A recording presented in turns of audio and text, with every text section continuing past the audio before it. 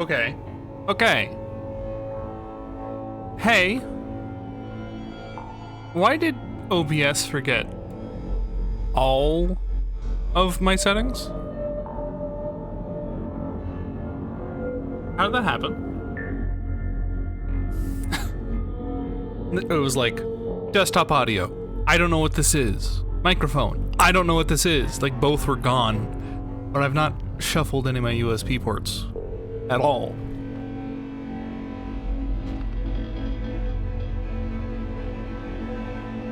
Must be an update. I do think I had that recently. You might be right. For Windows. I don't think I've actually updated my OBS in a... No. I think I did last. Hello. Hi, Eagle. Hi, Necro. Let me double check. How long does this game last? No one knows yet. Cool. That wouldn't have happened with Linux. Eagle, you're famous. You made it for the short of the week. It's true. Edited by Lou. Very, very generous of them.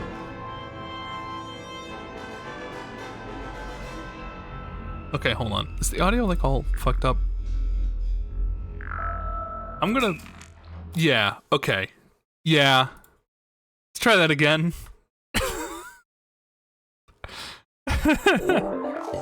Okay, wait.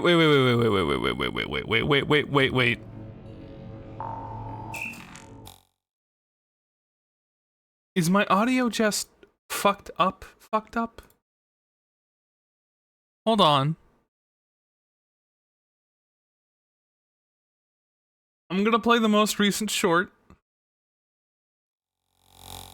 What the fuck was that?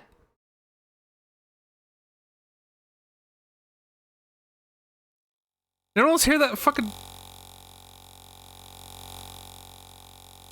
What is that? Literally nothing should be playing right now. What is that? Why is there like a fucking cricket in my computer?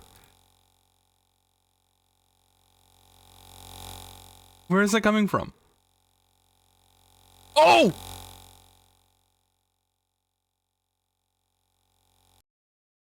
I think I got it. I think. Let's see.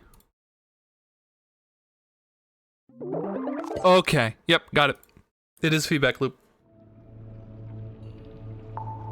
Yeah. I think you and I had the exact same track. Yeah, hey, by the way, OBS now has an ability to listen to yourself. I don't know why I would ever click that button, especially on the desktop that's already being looped. Okay. Hi, everybody.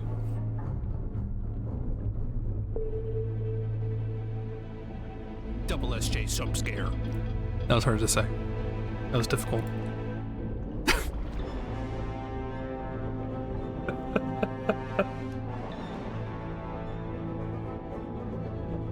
What a week it has been. Is that so? Got something to share? Oh, by the way, Necro, we watched the movie Goat. I feel like you would have appreciated it on a surface level. I don't know if there was a lot of crazy basketball references. The goat traveled in the game, and I got mad. You can rest assured, I also had a 20-minute phone conversation with Mitch. He's doing very well, and soon back to misrepresent his constituents like he loved during the past 50 years. Yeah, I had a phone call with him too. It was really weird because it was really spotty, and he said something like, "It's so warm here," and he said that Reagan was there. And I think some screaming. It was weird. It was a weird call. Political stream.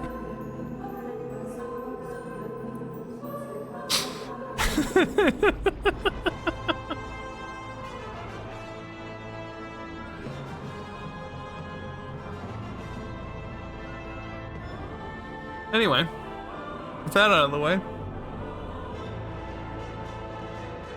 how about that World Cup?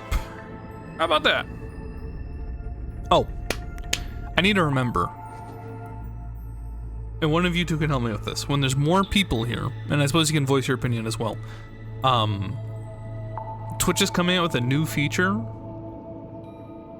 to auto clip parts of the stream, and I'm currently in the wait list. But I'm curious if we do actually want that. Because basically the idea is that they would like AI overview the stream and then like make a clip based on like a high engagement moment and like try to title it based on stuff within the stream. Or alternatively, I can say like, computer, clip it, and then it'll clip it for me because I don't have a button for that or people I can talk to apparently. But did you enjoy GOAT? It's such a propaganda piece. Stephen Curry really wants to put himself in the GOAT conversation. Was he someone in that movie, or did he just want that?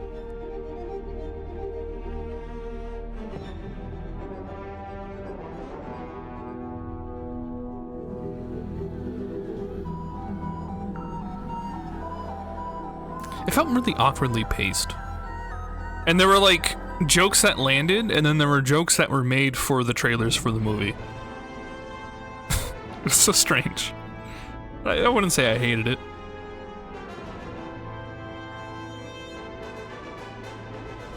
Wait, if you can remember the AI clipping. He's the greatest shooter in the history of the NBA, comparatively an undersized shooter. He's a medium.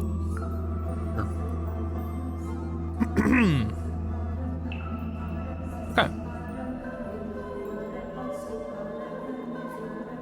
Let's go get the guy up.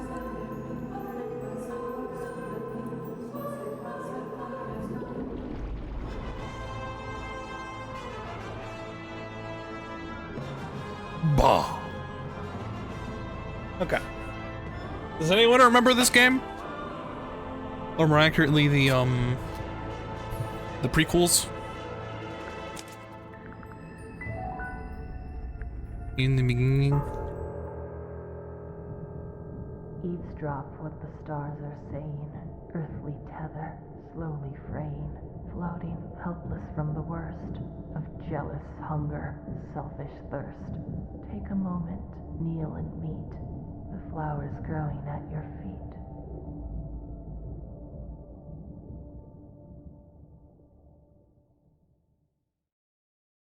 Yeah, I'm seeing the parallels, Necro.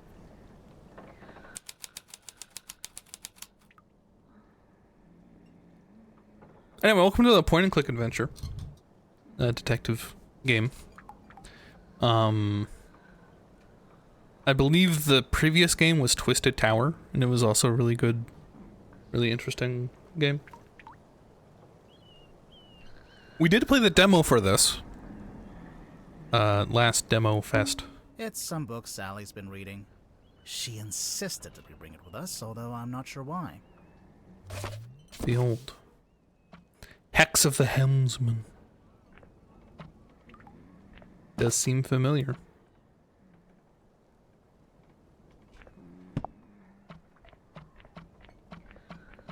Yeah, we played the prequels, and we even played this demo. Hex of the Helmsman by J.D. Werman. Yep. Looks like Sally's read through it a couple of times already. I wonder what's so interesting about it.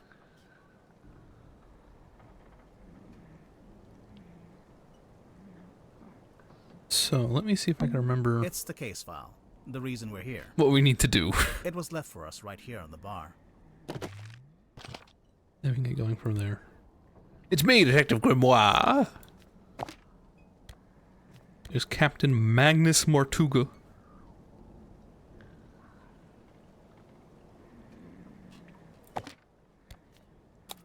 Murder victim, Captain Magnus Mortuga.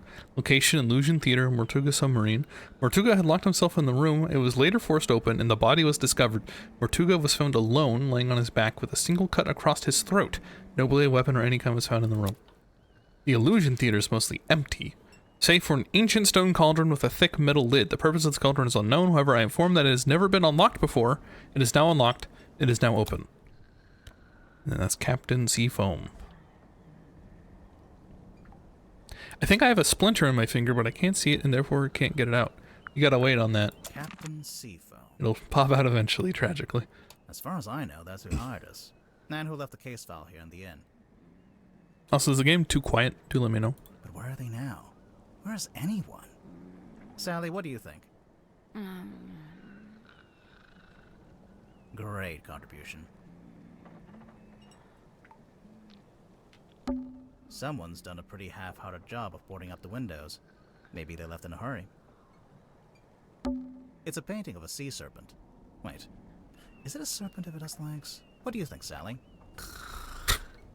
Ah, thanks for clearing that up. It's Sally. She's fast asleep.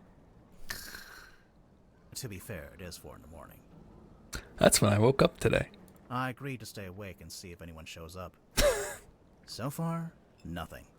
I thought I heard something outside. Hello?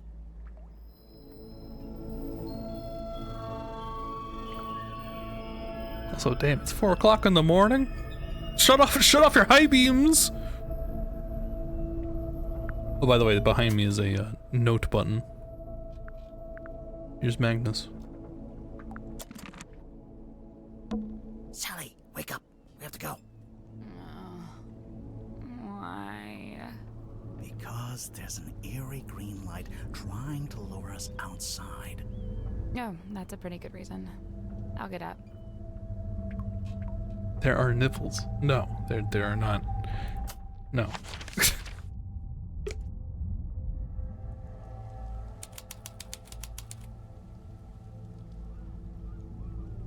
Magnus is a Swedish name. Are you awake? I thought I was, but maybe not. Maybe this is my dream. It's not a dream. You said high beams. Yeah, look. The light. That's exactly what Dream Grimoire would say. There's something in the water. What is it? I don't know. But whatever it is the source of the green light.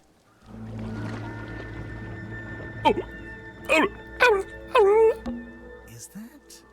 A submarine. I think I can see someone standing on the deck. Maybe we should go take a look. Yeah. See if I give a shit. No, it used to be Seafoams. Looks like it initially said Seafoam, but that got crossed out, and now it says Mortuga. I'm getting mutiny vibes from this. I don't know about you. Why would you board a submarine? Because that's where the murder Long happened. way around. What? Take another look at the case file. Yeah, his name was Mortuga. But Seafoam's the one who Looks like it reported initially it. said I'm getting mutiny It's vibes. the What? wrong. Take another look at the case file. An old wooden boy Oh, what a boy. with a face. We played this game before. We played the demo. Yes. Creepy buoy. Baba buoy. This is where the green light was coming from. Why would you board a submarine that just randomly appears? They told us to wait here. I noticed it started to fade as soon as we stepped onto the deck. They contacted us to do the murder, or to solve the murder, to do the solving. I'm here to kill.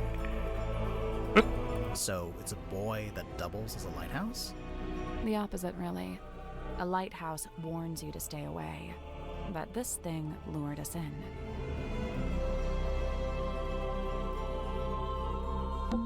There's nobody here. The door's open, though. Somebody must have opened it after the submarine surfaced. Does that constitute an invitation? Ready, Sally? Yeah, sure.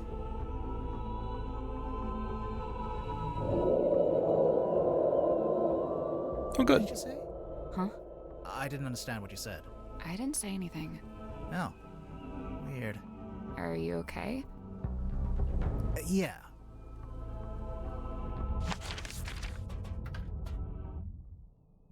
How do you think the chances comment? Do you think the chance of a comment about Spain's defense spending today is?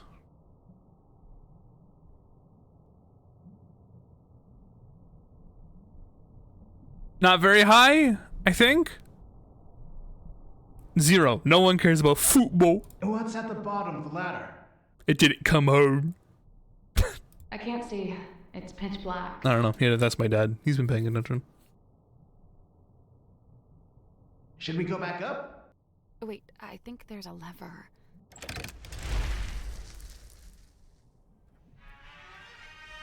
Lovely. I think this door leads into the control room. I want to go into the control room. Well,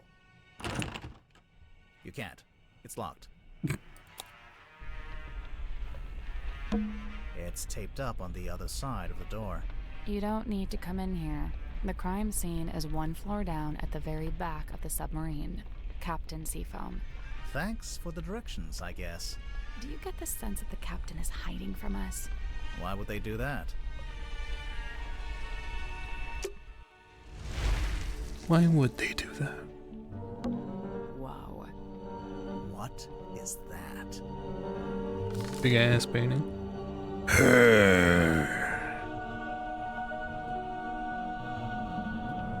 We got the something on the back. Two earrings and a shield from her. It's like an Hi, Weeb. old-fashioned drawing room. I don't see any drawings.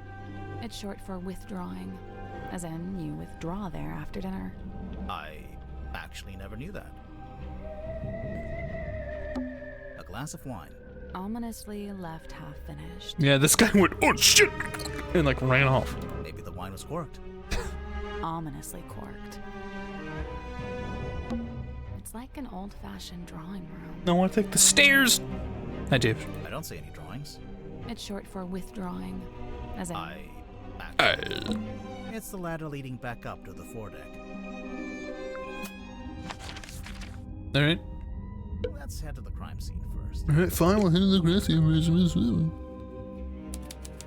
Can't do anything fun. It's a big metal statue of a serpent. There's a cabinet built into it, but I think it's locked. Oh yeah, we got this. Remember this one?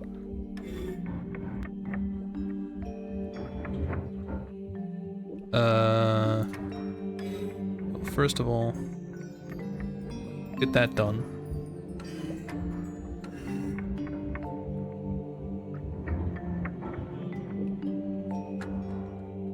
Yeah, I'll do that in a second.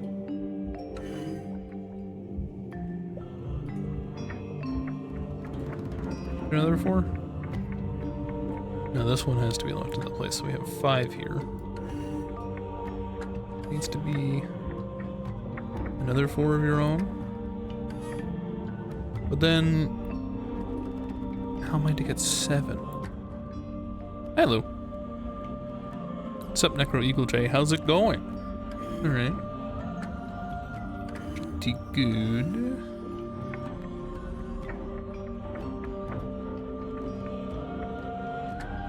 Nope. Yeah. 4 dials, with a window in the center of each one. Yep. Turning each dial Yep. rotates the shapes that appear in the surrounding windows. Yep. What do those numbers mean, though? Yep. I think it has to do with the sides. We got 4 down here. We do have 9 here. We have 3 here. Obviously, things aren't quite what they seem.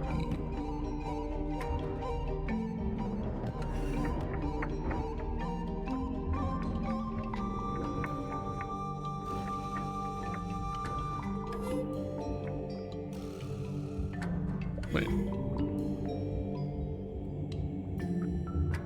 That's it. That was right. I'm impressed. Thanks. Yeah, good job, Blue. It was great. The little cabinet short. opened. Anything in there? Got the bottle. Sun bottle. Huh. You guys missing your meds? Hey, it's a kitchen.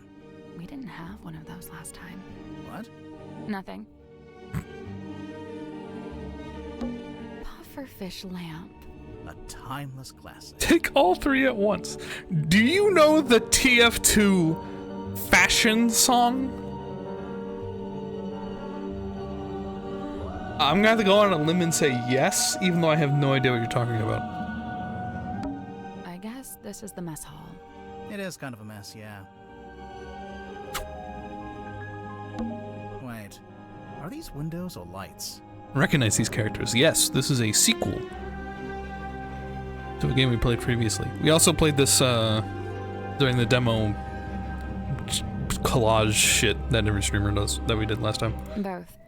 It's a good idea, since you'd never get any natural light down here.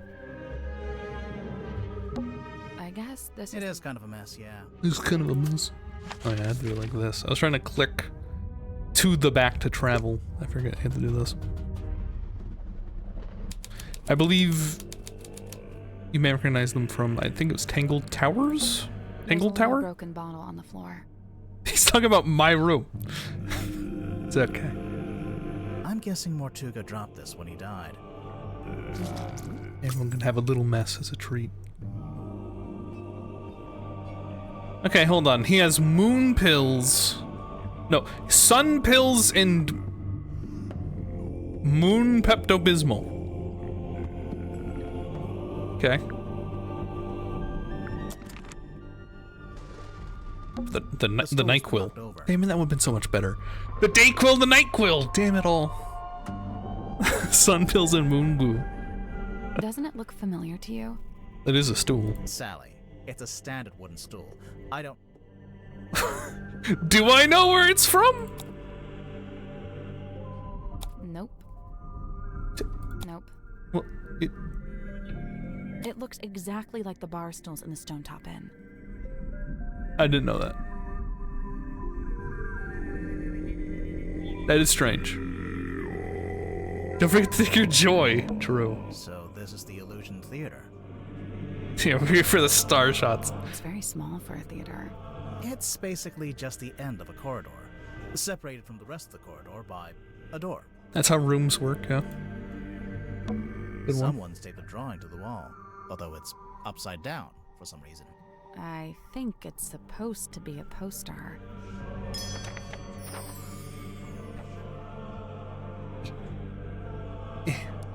Title here, Illusion Theater. Baroness Fortuna presents Lady of the Looking Glass. Unfathomable. Fortuna Hall. Interesting.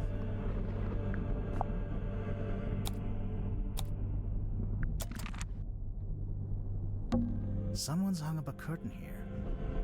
Actually, it always takes his joy. He does not want any attention from the puppies. It's tied to the wall right now, but looks like it could be drawn across the middle of the room. No, like a theater curtain. Finally, something to justify the name of the room. Blood. Trail of blood. Looks like it came from the wound in Mortuga's neck. It runs straight down the room towards the back of the submarine. No, it doesn't. Not immediately. It do pool.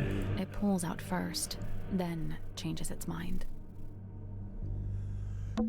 This is the cauldron? Not quite what I was expecting.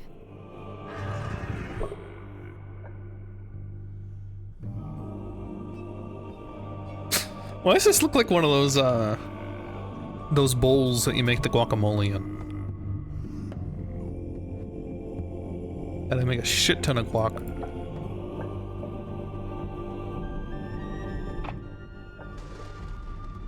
Interesting. The glittering interior of the cauldron is marked with several deep scratches. Exterior is spotted with algae and barnacles. The case file said it had never been unlocked before. It's true. And now it do be open. It's a little window. It looks out into the endless, dark void of the ocean. Why did you phrase it like that? I don't know. Someone's hung up a banner with the words Illusion Theater painted on it. What's the illusion, I wonder? You know, I think this room's had some kind of rebranding. Rebranding from what? What was it before? Possibly nothing. The cauldron A room. small room like this wouldn't normally have a name at all. There's a cloth hanging up on the wall. Don't, they're not gonna help create more funny clips. Thank you. Thank you for your service. I think we're still waiting to mention auto clip. But thank you for the pseudo reminder, even though you didn't do that on purpose.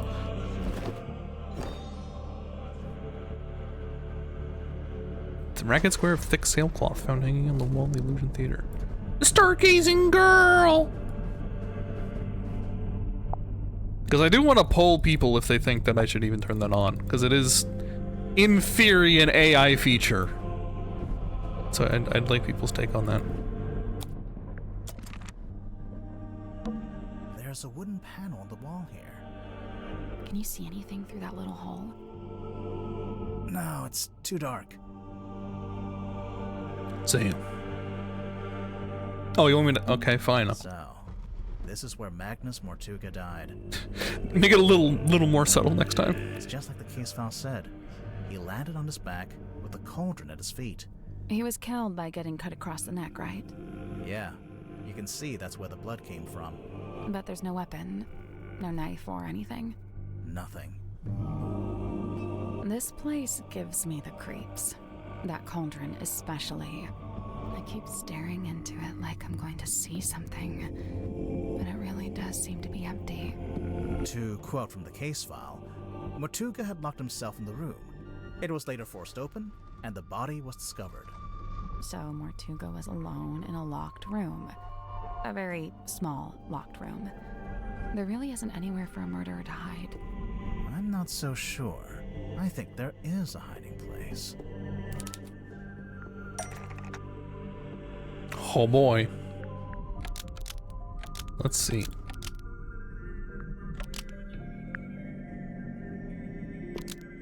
Let's see, he unlocked the cauldron. It was killed by what was inside. Magnus Mortuga unlocked the cauldron and was killed by what was inside. I really don't think a person would fit in that cauldron. And didn't they say it had never been unlocked before? If that's true, there couldn't have been anyone in there. Right, I agree. I don't think it was a person. Then what? I don't know. But you have to wonder why it was kept locked in the first place. I'm guessing there Some was kind of something pretty animal. bad in there. Look, I feel the Mortuga crab. died from a cut across his neck, not from some vague paranormal entity. Unless you're suggesting it was a vague paranormal entity with a knife? Did you get a good look at the inside of the cauldron? There was something I noticed. Yeah. It's the fucking claws. The scratch marks.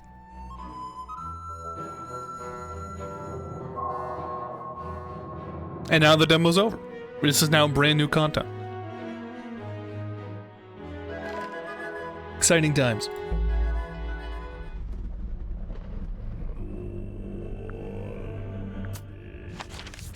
We're on our own.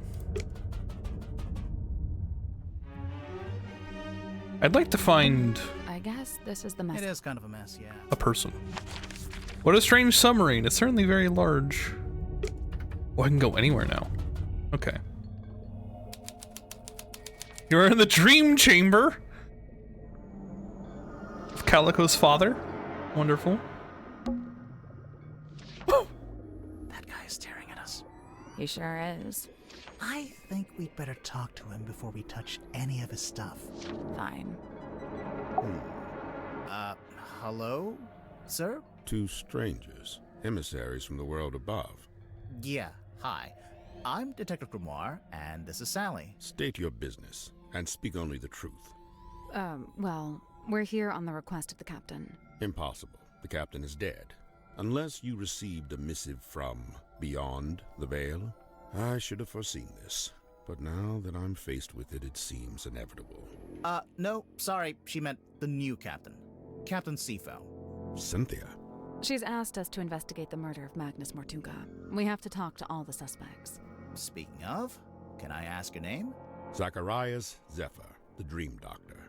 A dream doctor? I don't think I've met one of those before. That is correct. You have not. I alone hold the title. Because you made it up? Yeah. That is correct. Okay. Well, at least he owns it. I was gonna say you could be anything. So, Dr. Zephyr, what does a dream doctor do exactly? He studies the parapsychological qualities of dreams. Parapsychological? Yeah, that's like psychics and telepathy and stuff, isn't it? How does that relate to dreams? Dreams are transmissions comprised of spirit energy from another dimension. Oh, sure.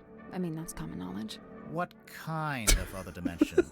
Spirit energy originates in the spirit realm, of course. Like the afterlife? That is but one of many names. So, have you made any kind of discoveries or breakthroughs?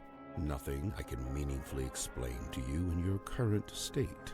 Oh, of course. What about all the stuff in here? What does it all do? Specialist instruments, most of them too complex or too subtle for you to comprehend. Oh, of course. I don't know. It mostly looks like a bunch of old junk. It is an unrivaled collection of rare artifacts. All right. What's the rarest thing you've got? My rarest items are not for the viewing public. Okay, now I have to see what they are. The pull of the unknown. I realized I should have lied and showed you something of middling rarity to throw you off the scent. Lesson learned, huh? How come there's a room like this in the submarine anyway? When I arrived, it was but a simple infirmary. After I set up my equipment, we renamed it the Dream Chamber. And how long have you been here? I was the first person to be invited on board. I joined Magnus here shortly before the submarine's maiden voyage. So, presumably, you know why Mortuga became a submarine captain? Why? Yeah, like, where was he going? What was he doing? He simply told me he'd acquired a submarine and would be living in it for an undisclosed amount of time. That's Oh. all he told you? Wonderful. Yet surely there was more to it. I don't doubt it. He was a man of secrets, every bit as much as I. Oh, So when you good. started off, it was just the two of you. But now it's, what, 8 people? We were 9 souls, now 8. I'm not counting either of you. Yeah, I figured. Why did Mortuga want so many people on the submarine? Only a few of them were invited on board by Magnus like I was. The others crossed paths with him merely by the winds of fortune. Indeed. When I was young, I had a game on my C64 where you were a fat mermaid that was chasing a diver so he would marry her. Interesting. Oh, this is... Oh, dear. Alright. The last dream before waking. A single phase. Non-lucid. Focus is soft but heavy. All is dark. The endless void. A low voice speaking a forbidden language. Emerging from the beshroudal of the night black sea. A face. Larger than I had known a face could be. I wake. The room is bathed in green light. A green light? Like from the wooden boy? Not dissimilar, but 1,000 times more potent. Oh, of course. I leave my chambers, heading for the airlock in which I have some business. I meet Cynthia in the parlor as she emerges from the control room. I notice she is clutching the ship's compass. She also appears visibly upset. Like me, Cynthia is on her way to the lowest deck. She departs and I follow behind. I wait as Cynthia converses with Madame Tadpole at the base of the second ladder. Madame Tadpole ascends the ladder. She is moving with haste and purpose. She requests that I go immediately to the storeroom at the end of the corridor. Did you go? As soon as I'd concluded my business. Which was? Nothing of great import. Merely Of course. something I needed to collect from the airlock. Oh, of course! So you went to the airlock, and then you went to the storeroom? I did, right after I stopped off at my chambers. You understand I first needed to return certain items to their designated storage locations. After Oh, yeah. which I truly did do as Madame Tadpole had requested. I did ultimately regret my dallying. As it transpired, she had wished to inform me of Magnus Mortuga's death. And there his body lay, in the shadow of his stone cauldron, his blood pooling beneath him. A potent unease was already germinating amongst the group. Doubts were beginning to be sown, and fingers were beginning to point. Magnus Mortuga was a man of great will and great strength. It is hard, still, to accept that he has left us. What is this? Interesting. Interesting. How did you meet Mortuga? It was on my first visit to Silkworm many years ago. I was merely passing through, so I stayed at the inn where Magnus was working at the time. So Mortuga was just an innkeeper at this point. Not even. The innkeeper was a woman named Felicia Stonetop. Magnus merely worked under her charge. The two of them split their time between running the inn and running a small sailing ship. Sounds like quite a nice life. Is he wearing the hand of Midas? Maybe. Hey, you have any idea what the hell's with this? Spotted sunlight. It appears somebody's looking to protect themselves from vampires. What? There's no vampire on board. What? Of course not. What about Mortuga? Bottled sunlight? I'll admit, it was a rumor for a time. What? Mortuga's rumored to be a vampire? Dr. Zephyr, is this yours? I don't immediately recognize it. You sure? It really looks like something that'd belong to you. Of course, I do concede that I have many similar bottles here in my dream chamber, so it's wholly possible that it originated in my collection.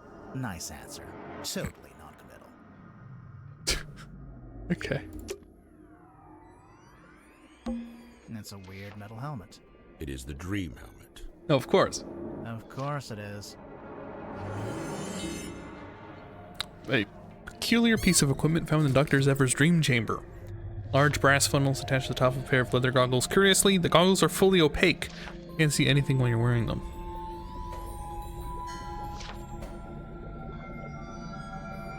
Huh. 12%.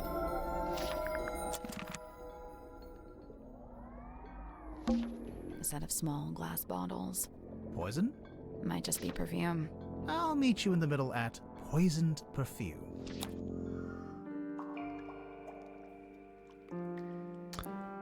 Uh-huh. Okay.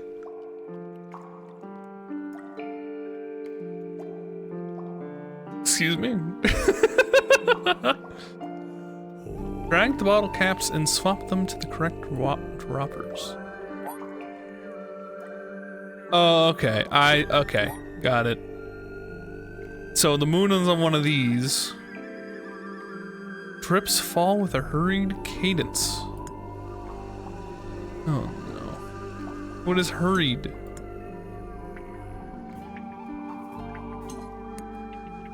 Okay, that's kind of hurried. Oh. Alright, there's some viscosity there.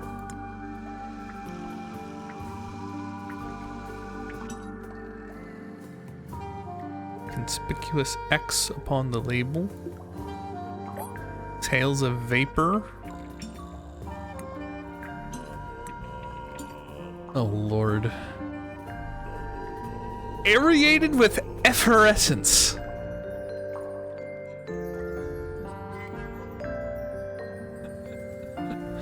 I'm running off of context clues. That means that it's bubbly. Let me double check that.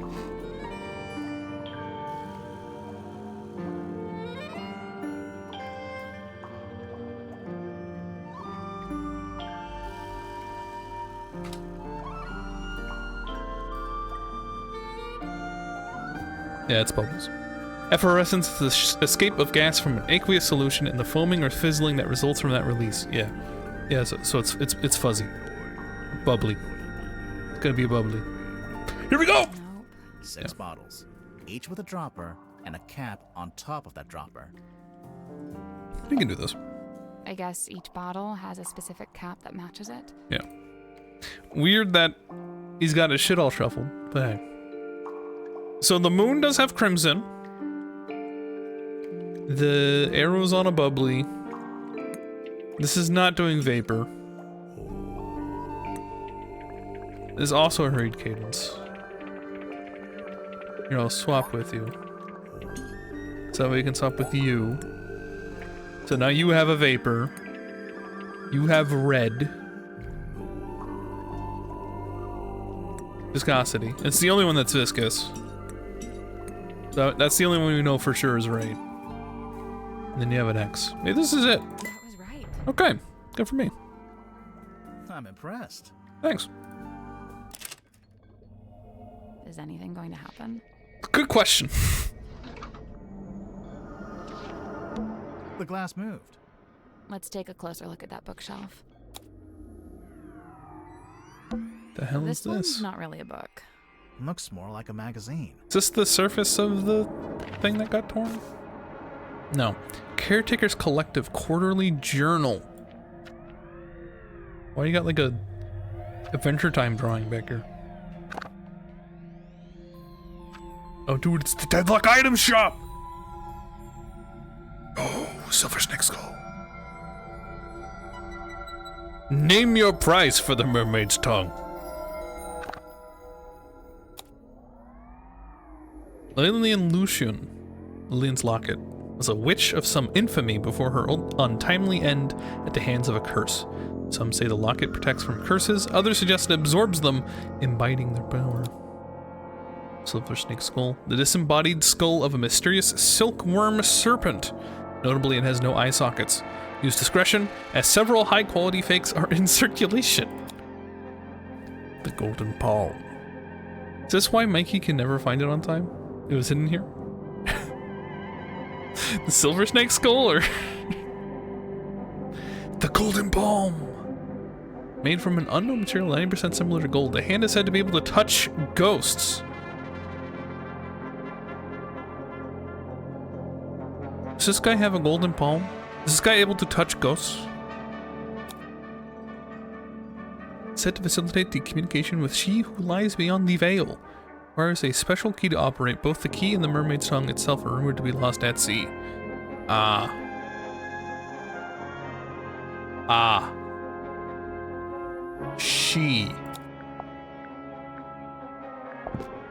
She. Yes. A mermaid's mask, you say? This one's not really. Looks more like a magazine. Mikey's not here, neither is Nemo. Not at this time. The Deadlock Item Shop. Mikey can find. Oh. Yeah. Well, Mikey's gotten a lot better since the last water review, actually. It's fine. It is Speaking, If You Are Listening, by Carl Cavendish. Hey, man. Got a question for you. What is this, anyway? It is what it says it is, a quarterly journal of listings and inquiries. I noticed the prices are listed as ounces, and that's gold, I'm pretty sure. These numbers are merely a way to ascribe a universal value. Most transactions take the form of a trade, exchanging items of equivalent worth. Oh, wait, so are these things that people have and they want to sell? Or is it stuff people want to buy? Both. What about that Oh, last of course. one? The mermaid's tongue. Likely the most contentious item ever to be listed in the journal. Desperately coveted by those who believe, and disdained by those who don't. Those who believe what? That such a thing could even exist. Let's try the dream helmet. It's a weird metal It helmet. is the dream. Of course it is. Wanna try it? Tired? I worry if I slept in that thing, I'd get transformed into a monster or something. I worry that sleeping at a 45-degree angle would be bad for my back. You are old. Tired? I worry. How am I supposed to try the dream helmet? It's a weird crystal orb, It is the fog ball. if you say so. The fog ball. Got a battery? What? And this key is fake? Interesting. It's a weird glass bottle. It is the hex bottle. Yeah, I knew that.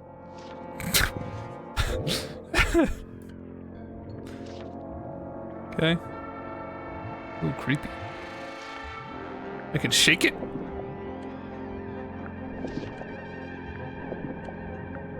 Has there always been a shake button? Am I blind? The hex bottle. It's a weird It crystal. is The fog ball. Shake it. Where's my shake button? I want to shake everything. What's on those wall charts? Sacred geometry. Is that a heavy metal band? I mean, probably. The cabinet's full of scrolls, but, Can't think of an excuse not to read them. they're too Fragile, maybe? Hell, just say they're blank. No one will know. The cabinet's full of scrolls. They're Hell, just They're say blank. big glass bell jars with creepy things inside. If I had a penny for every time we go somewhere and there's big glass bell jars with creepy things inside. I'll just take a look in this cabinet. Watch out for spiders. Yeah, I don't think there are any spiders. We're on a submarine, remember? I do seem to need constant reminding.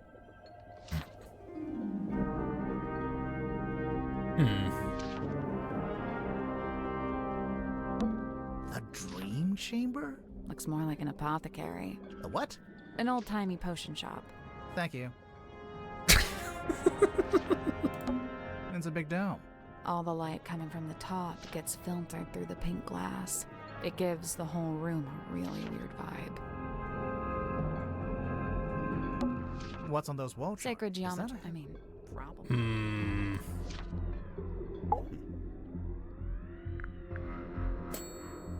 Let's talk to Zephyr. Might talk about you? So, Dr. Zephyr, I'm guessing you don't have an actual doctorate. Correct. I walk not the path of formal academic recognition, not for lack of trying, you understand. 8 separate institutions turned me away, asserting that my ideas were, quote, incompatible with our modern world. They forget, of course, that the modern world is a fleeting and ever-changing thing. Indeed, all of history's greatest scientists battled with such short-sighted stubbornness. So, you want to be one of history's greatest scientists and fundamentally change how we view the world? Is that so much to ask? I mean, yeah, it might be. So then how did you end up studying dreams? It was the result of acquiring a particular specimen. It opened up new ways to study the subconscious mind. A specimen? Like what? An animal? Yeah, I'm picturing like a lizard floating in a jar of formaldehyde. Something like that. So, what are you working on now? Here in your dream chamber? I'm studying subconscious spirit transmissions, analyzing their meaning, their intention. Do you need to be in a submarine to do that? Of course not. However, positioning myself here affords me other opportunities. Like what? The possibility of studying the most important specimen of all. If her transmission could be analyzed, interpreted, it would be an unparalleled discovery. Her? She is all that stirs in the minds of men that they shall never know. The being known only as the Mermaid. A person? I've told you all I know. Then apparently you don't know much at all. Correct. Lovely.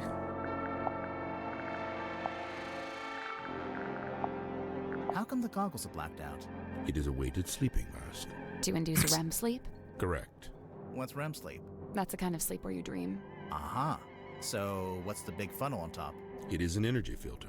So it filters the dreams as they come out of your head? The opposite. It filters the dreams on their way into your head? Correct. Oh yeah, dreams are transmissions from another dimension. I forgot. But what's the point of filtering them? What does it do? To study the transmission, it is first necessary to change the format of the energy signature. Oh, like when you change a WAV to an MP3. This is a syntax with which I am not familiar. Lovely. It's the ball. Where do you get this from? It is on loan from Miss Silkmoth. So it's for some kind of magic trick. I thought it was a crystal ball, like a fortune teller would use. Indeed, it is a divining orb of a sort. However, I am not using it to see into the future, for such a pursuit is naught but folly and nonsense. Right. But I'm sure whatever you're using it for is totally rational and sensible. Do not question the orb. I'm always telling him that. Okay, I'll bite. What's a hex bottle? It is a glass container with a hex inside. A hex like a magic spell? I've been forthcoming thus far, unusually so for a man of my nature. However, certain things I shall be keeping to myself, especially if it has no bearing on your investigation. What if we can prove it's got something to do with the murder or the crime scene? Ah, well then you'd have forced my hand, wouldn't you? That's strange. That's a very strange thing to say.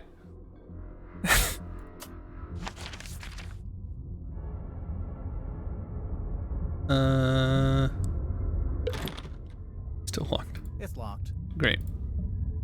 Wonderful. What?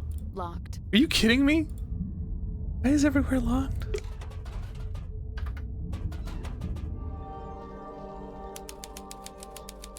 Except for this trial. A walking stick, standing up by itself. I think it's part of an illusion. What illusion? Invisible man, maybe? I don't see it.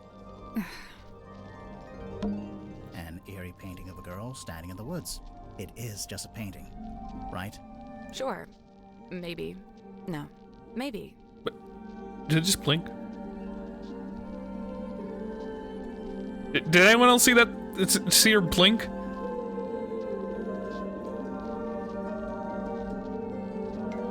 Ah! An eerie paint is. Sure. Maybe. Alright. It's a magic vanishing cabinet. I think it's just a wardrobe. Let's take a look inside. Oh, it's empty. Vanished. A page ripped out of a newspaper. Lady Looking-Glass enchants audience. Catch of the day. Mysterious sea serpent hauled ashore. Interesting. The youth illusionist, who goes by Symmetry Silk Moth, because why not, begins the show with her signature act in which she somehow holds parlance with her own reflection in a large antique mirror. The two symmetries, who seem to move independently of one another, speak upon their morbid anxieties and intrusive thoughts, which, it transpires, form the themes of the— shut up back there? Themes of the show at large. Even though I have my theories about how the trick is achieved, to a less cynical eye, it would be present a thoroughly convincing spectacle.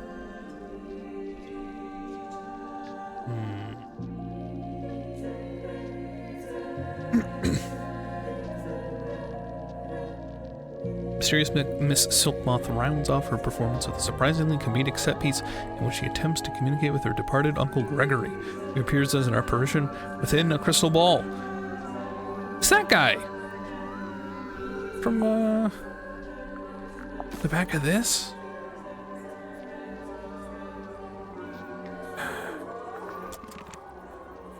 Shit.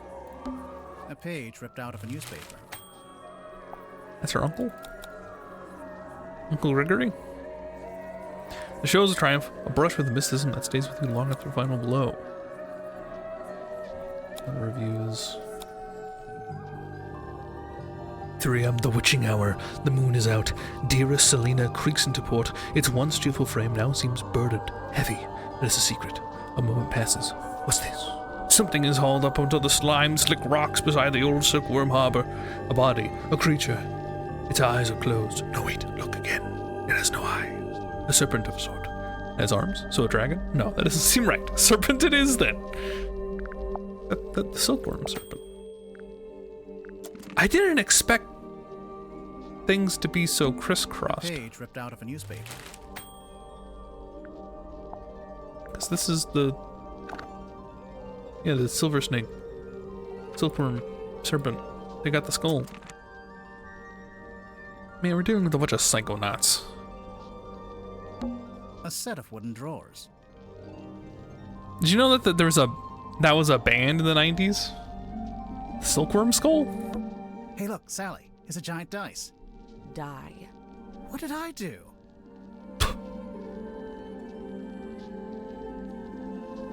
Crisscross. They were wearing their bands front to back. It was really idiotic. It's a model submarine. Hold on. I think it's a doll's house.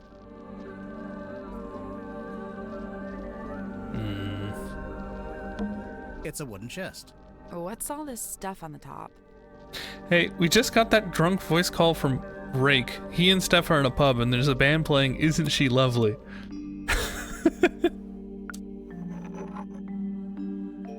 Well, there you go.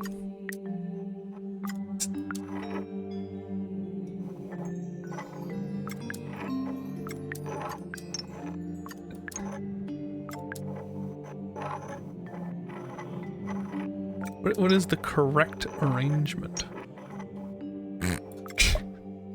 Oh, and I can also move the cards. Oh, lovely.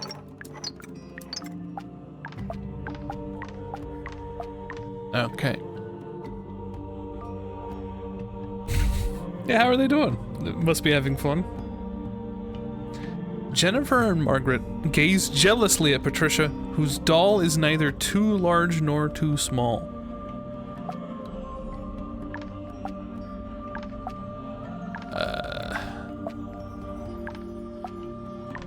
Okay, let's see what I can do.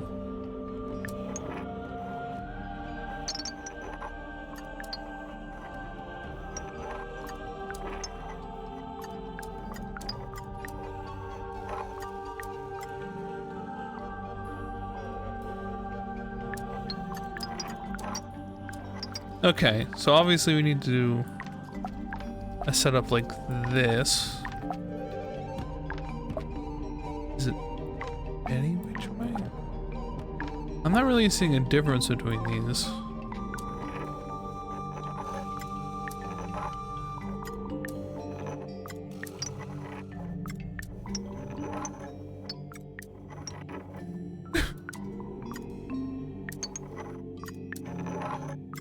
Nope.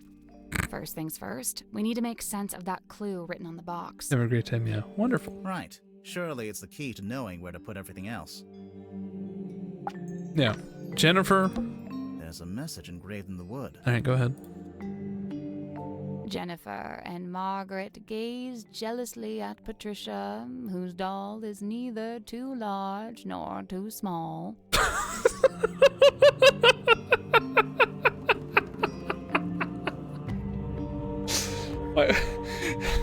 Why'd she hit us with the Kennedy? Is that your best creepy voice? Yeah, It wasn't creepy at all. They gazed at a doll. And it were not too small. Obviously, this is the face of jealousy. That's not it. so the 6 cards can be put in pairs to make 3 images of the same girl. Correct. And then the glass lenses change and warp those images. Correct. Obviously, this makes the doll too small, and this makes the doll too large. It's a question of what the hell's with this? What's with the zoomies? And worse yet, I would have kind of expected a, like a lock-in somewhere. Well, they're just kind of free-form floating.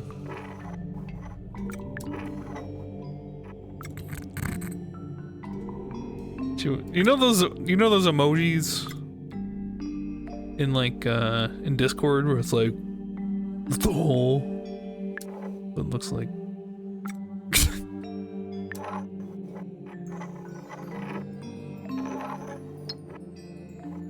Oh, there you go. There's a jealous gaze. Surely. Nothing. 2 of the lenses use magnification to make things larger or smaller. Uh-huh. And the other 2 use a kind of fisheye effect, which bends the images in different directions. Oh my. Yeah, my bad. Oh, that was it. Yeah, my bad. My bad. Nice work. Thanks. It opened. What's in there? Oh. Of course, an eyeball. That should be had in any little girl's the chest of toys. Where's my jiggle button? Get this key out of here. This wind-up device. It smells musty and unpleasant. Who lost their fake eye? Alright. I'll come back to you, you little shit. What? Told me to look in here? Excuse me? Hello? Who solved the crime? We're doing it. Did you talk to Sim yet? Sim? Sim! Symmetry! Where is she? She'll be in the room nearest the illusion theater. The child's room? The one with that weird painting? We checked in there. Yeah, no, there's no weird painting in that room. Just a weird girl. Tell her to knock it off and start taking this seriously. I knew it.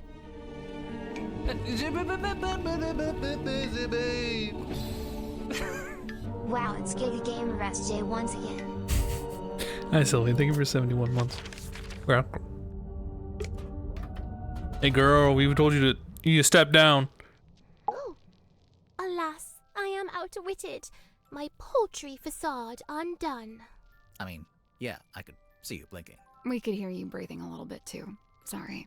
Bound are we by limitation of the flesh. Your symmetry, is that right? Symmetry Silk Moth, illusionist. And you? Are you not detectives both, in service to the captain? Pretty much, yeah. And should thou find me guilty, what punishment awaits? We don't really plan that far ahead, to be honest. Will we find you guilty? My heart is burdened heavy, true, but not from murderer's guilt. Okay, glad to hear it. Technically, she just said she isn't feeling guilty. She didn't say she wasn't guilty. That's fair. Alas, I am outwitted. My Oh, paltry no, facade. no. We don't need to do that again. So you're an illusionist. What kind of tricks do you do? My magic act is theatre-born and played upon a stage. Oh, like with big props? Smoke and mirrors kind of stuff?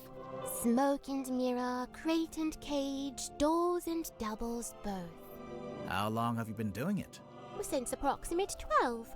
I'm now approximate 18. Approximate? My sum of years I cannot say.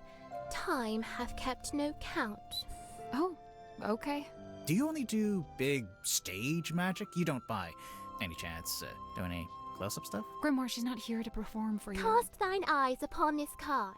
Oh. On its back an image clear, a duck or rabbit's form. Think hard and choose with steady mind, and I'll predict the course of fate. Check case file. Why?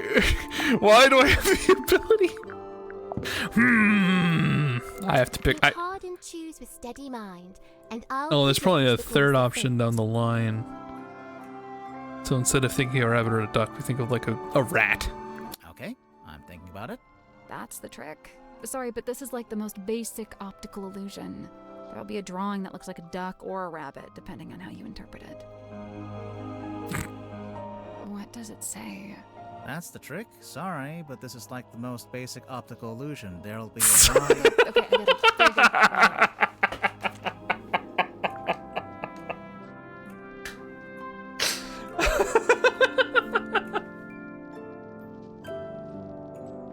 It's pretty good.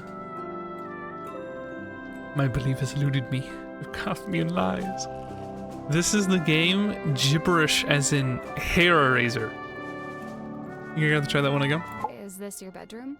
My chamber shared with Cynthia Fair. Take a left down the hall. Oh, so this room is, what exactly? My place of toil. What are you toiling on? Many a thing, all a manner of things. Keeping busy, huh?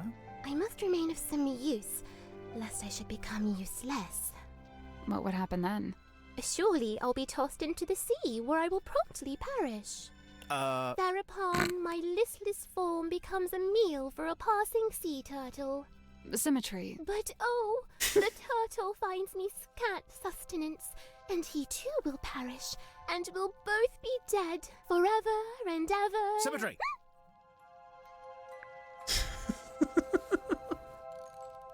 Scene opens. Submarine interior. Oh my god. Symmetry lies awake in bed. I thought you were a magician, not a theater kid. She Okay. is restless, wrought with guilt.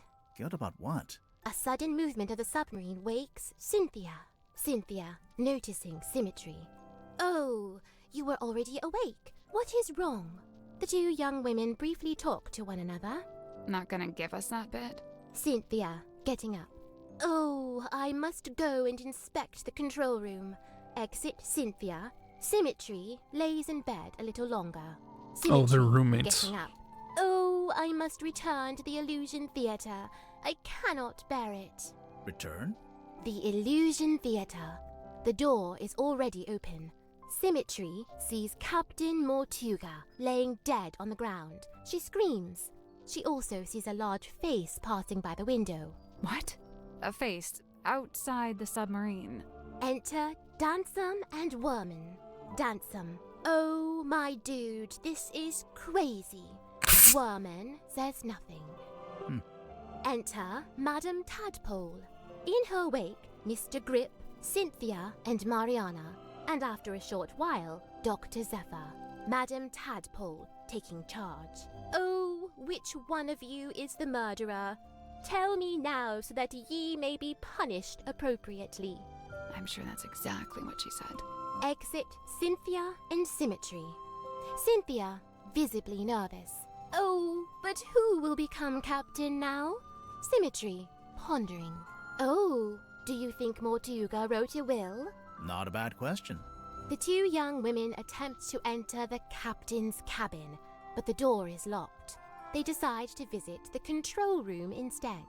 Cynthia is now moving with urgency, and Symmetry is lagging behind. Cynthia emerges from the control room. She is holding several sheets of paper and the captain's logbook. Cynthia goes down the ladder. Symmetry follows behind.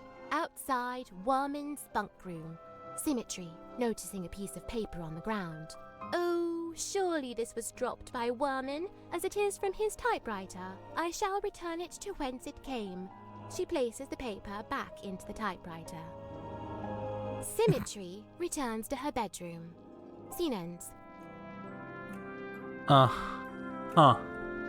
I'm like sitting right on top of her there, huh? Good luck, Nemo from SJ2. Indeed! Best of luck. I hope that's not like you're doing it today. But it's better than not doing it. This game is a job interview.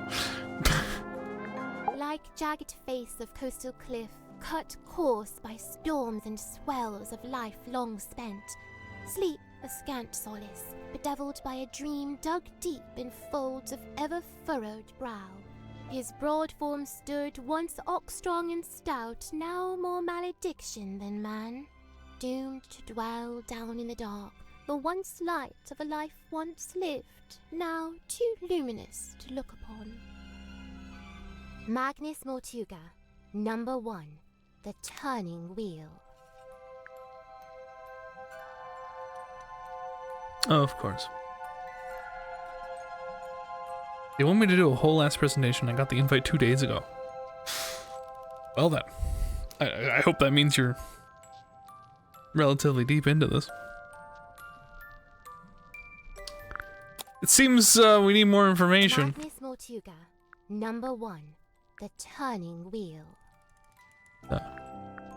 Change of fate. Change of fate? Nope. Nope, that did not impress her. For a PhD in my field, so kinda, but still. Wait, are you doing your like, defense dissertation? Are you, like, beginning to be taking a PhD?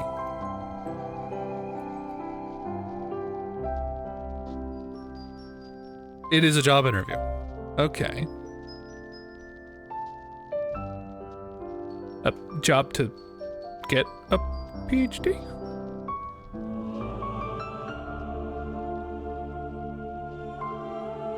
Yes. Damn, what kind of country you in? His life's long hope to pierce the veil and breach those blackest bounds. Solitary once, no more, for help is found in frightened form of fair and freckled face. She means herself. I'm following. A time is spent in chamber dream and chained to lofty quest. Then lo, a shock! Dismissed, bespurned, rejected. My lonesome purpose lost. Why'd he do that? Zacharias Zephyr, number 3, The Entangled Dream. Overambition. Overambition? We need to find tarot card shit. You look kind of pale. Are you getting enough to eat? Alas, by flesh and frame and bone and blood I set but little store. Yeah, that's what I thought. So what do you set store by? Oh, like, what are my interests? Yeah.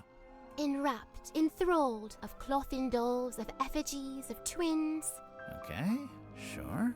of glass and gleam, of mirrored eyes, of phantoms falsely cast. Fine. Mirrors, okay. Oh! Of what if aught doth lay beyond this fleeting form of flesh?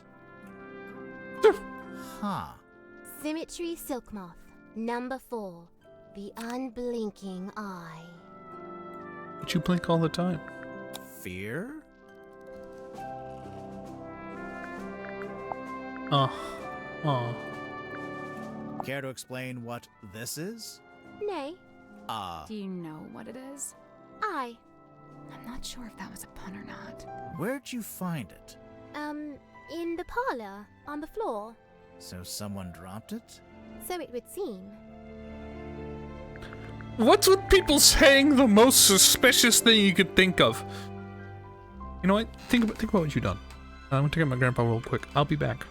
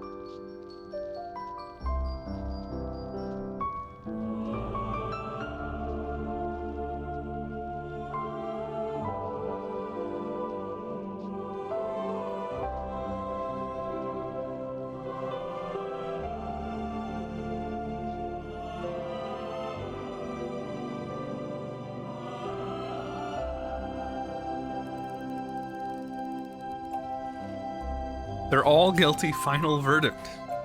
Good call. Couldn't do shit. I think he's asleep. He's sleeping a lot recently. Let's say my dog. By the way, I'm home alone. Smile. I alone care. Wait, why is escape like a full screen button? See you later, Nemo. I'm assuming.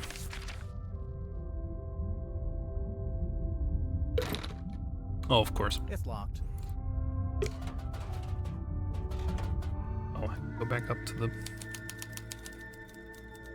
Oh my. Oh, and they were roommates. Good luck, Nemo. Look at their vegetative state. Sir, if you have a minute, I'm Detective Grimoire, and this is Sal... Two detectives, one short, one tall. Tried and true. Hey, I'm really not that much shorter than But which of you is the funny one? I'd say it goes back and forth. You still haven't told us who you are. The name's Werman. J.D. Werman. He's an author. Author, journalist, let's see, what else? Famous, successful, some kind of genius, even. Oh, sure, that's why I got myself trapped in the murderous submarine. I know who you are, Mr. Werman. I've read your book. Oh, joy, your fans. Of all the places. I never said I liked the book. Maybe I hated it. There's no way you hated it. The arcs are too tight. Each chapter leads to the next, beginning, middle, end, and bang, not a line wasted. Damn, he's right. So, Mr. Werman, you're a famous author. That's what they tell me. How did you end up on the submarine? I came of my own volition. Why? I wanted somewhere quiet to work on my next novel. Minimal distractions. Not saying it's worked, but You're writing a sequel? trying to. Trying to. Hang on. A sequel to what? Grimoire, are you not paying attention?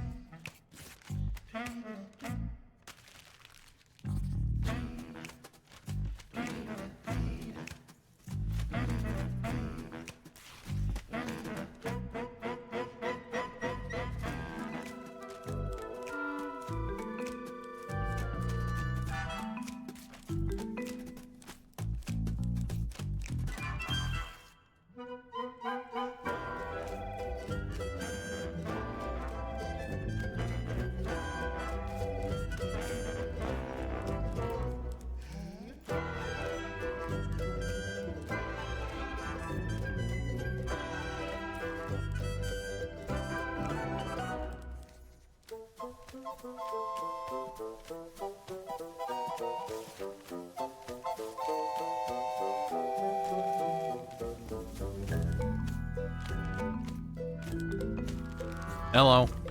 No, I'm not gone for 2 hours. Yeah, sorry, my dad called. Got some news I need to deliver to Grandpa. And then we just chatted because they're gone. Oopsie doopsie. Anyway. No, I'm not paying. Grimoire's not paying attention. Oh. There you go. Ah, there she is. Benefactor and burden both. Sally, how did you know to bring the book with you? Because Mr. Worman's local to the area. It says so right here. Hailing from a small fishing town named Silkworm-on-Sea, J.D. Worman moved to the big city to write his first novel. My publisher wrote that. It's quite true, but she made it sound so saccharine. So you're from the town, you moved away, and then you came back. Now, see, you've gone too far in the other direction. That's too utilitarian. I get going back to your hometown for peace and quiet, but then to end up on the submarine? How did you even find out about it? Did you already know Mortuga? Oh, I knew of him. He's a figure of some infamy, submarine included. In fact, it was good to finally put a face to the name after all those years. Yeah. So, how'd you like living on the Mortuga submarine? I will say, as a writer, it's a boon to be aboard this thing. And the whole place is dripping with human narrative, stories practically leaking out of the walls. It's also a lot noisier than I thought it'd be. I couldn't have guessed Mortuga would basically be running a bed and breakfast down here. It was already busy when you arrived? Mm-hmm. Before the arrival of Mariana Moon, Dirk and I were the last two to join the game. It's kind of surprising there was still a bunk room free at that point. Well, I wouldn't look a gift horse in the mouth. What's it like sharing a room with Dirk? Oh, we get on like a house on fire, 2 peas in a pod, that's us. And what about everyone else? It's a fascinating little microcosm, utterly discordant and yet somehow harmonious. At least that's how it felt before the captain was murdered. Uh-huh. Night rolls around and I can't sleep, as usual. I say night, I'm referring to the indistinctive block of time we on the submarine have agreed to collectively refer to as night. Anyway, I'm wide awake, so I stay up to get some writing done. I don't want to deprive Dirk of his beauty sleep, so I took my typewriter out into the mess hall. Was anyone else in there? Godric came up a few minutes later, brought some kind of busy work with him. So there we were, whiling away until I look up and see this woman, Mariana Moon, apparently. Good name, probably fake, but good. She got straight to work trying to extract my entire life story, but then Mortuga shows up and we all go quiet. The guy looked miserable, and he passed straight through the room like a ghost. But before he leaves, he asks us to show Mariana around the submarine. I really didn't have the energy, so I made an excuse and left. I slept for barely an hour before a big jerk wakes me up. I'm not talking about Dirk. I mean, the submarine, it moved, tilted. Anyway, I tried to get back to sleep, but no. Now there's a scream. Dirk and I follow the sound all the way down the corridor. Symmetry's frozen in place in the doorway at the end. And behind her, Mortuga, dead, laying in front of some ancient stone cauldron. The lid of the thing flung open, like something had just burst out of it. The whole scene was otherworldly. Wait. Like a painting. Then Madame Well, hold on. with just about everyone else trailing behind her. It opened in front of you?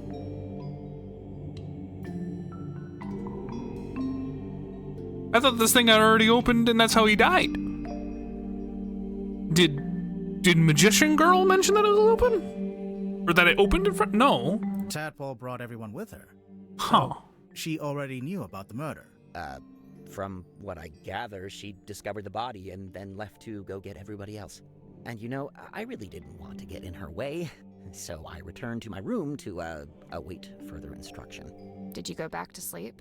No, I couldn't. I went back to work. Figured I'd be better off keeping busy, you know.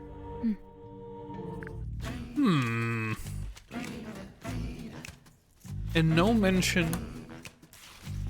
of the lost or returned note from your typewriter.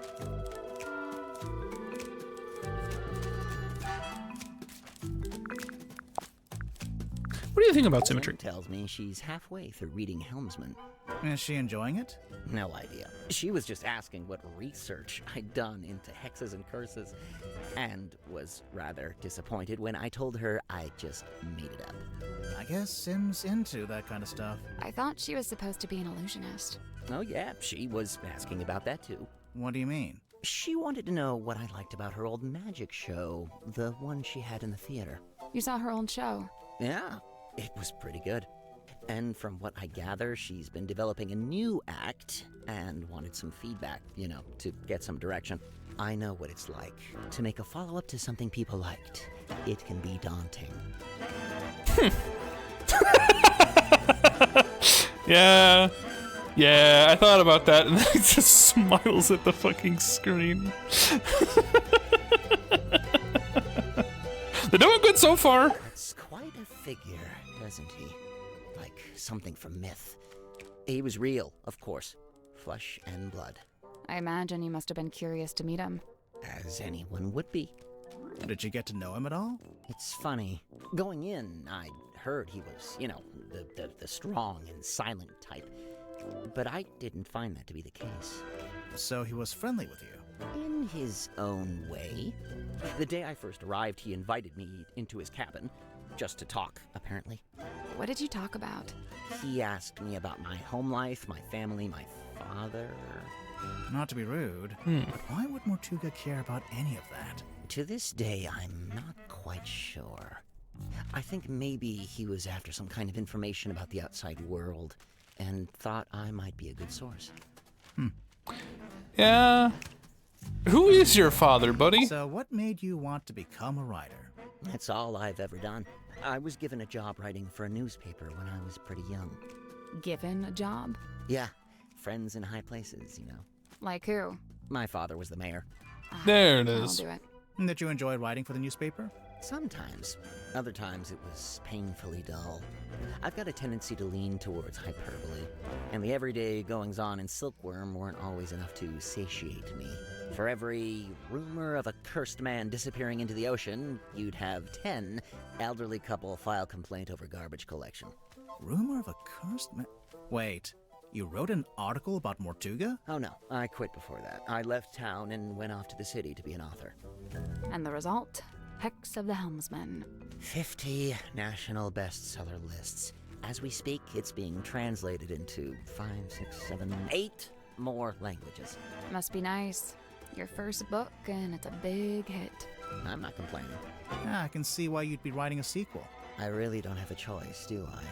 This is how things go. If you get a success, you have to keep it going.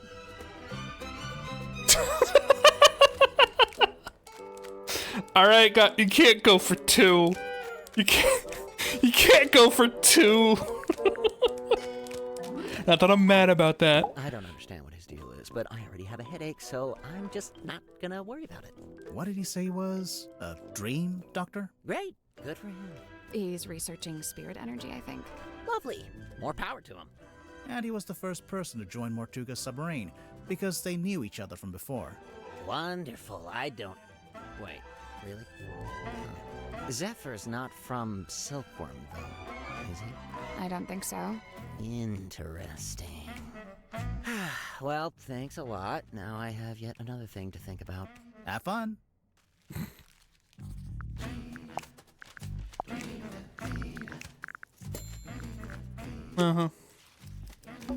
It's some kind of doll. Sally. No. That's an action figure. It's a collectible action Oh, figure. for fuck's sake. Same thing.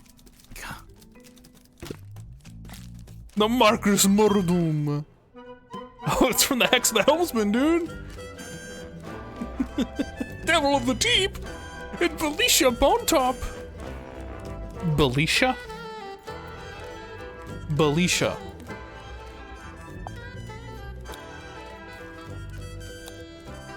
Uh-huh. Includes the Reaper Scythe. Series 2 coming soon. Look out for Hex of the Helmsman 2, only in theaters. Wait, you're writing the sequel book, but it's going straight to Are you writing the movie script? A bunch of discarded paper. There's something typed on it. Yeah, but I can barely make sense of it. Kinda looks like an attempt at the first chapter of a story. Hey, Chad. Hey, what's up? How's it going? It's going good, I think. Awesome. Yeah. I'm Dirk, by the way. Who are you guys? I'm Grimoire, and this is Sally. Oh, cool. Cool. So you're the detectives? Yeah, we're here to investigate the murder of Magnus Mortuga. Oh, yeah, it's a major bummer, honestly. He was a pretty stand-up guy. I mean, you know, sure, kind of an oddball, but like in a good way, you know? I mean, he was Dirk, you didn't tell us your surname. Oh, right. Sorry. Dirk Dansom. Actor. So, yeah, anyway, hi, and what can I do for you folks? He's adorable. Can we keep him? No, you'd forget to feed him. I would, yeah. There'll be a Blu-ray? No, they've been mostly Green Rays. So, Dirk, you're an actor. What kind? Oh, well, so for ages, I just did commercials, and then about a year ago, I finally got cast in a movie. Nice. Anything I've seen? Well, it's called Hex of the Helmsman. I play the helmsman. Marcus Mordum? Oh, you've seen it? No, but I read the book. Oh man, the book is gnarly. I mean, I'm not usually one for reading, but I actually finished it. Yeah, the whole thing. Congrats. The author's a stand-up dude, too. J.D. Warman. You know him? Well, yeah, he's sitting right over there. You should go talk to him. Super friendly, loves meeting new people. I bet. Was your movie a success, Dirk? Yeah, man, it's making megabucks. Are you going to make a sequel? Well, you know, they want to move on that ASAP, but, you know, we're not ready to start filming yet. And what? You're taking your vacation on a submarine while you wait? No, I'm just tagging along here with Werman. Yeah, he wanted to take a trip out here, and I figure, you know, the more the merrier. Uh-huh. You know, initially, I didn't think anything of it. That's a little weird, isn't it? What are you doing here? What do you make of the Mortuga submarine? Man, this place is wild. It's like something out of a weird old book. Nobody back home is gonna believe any of it. How do you like living here? Honestly, mixed bag.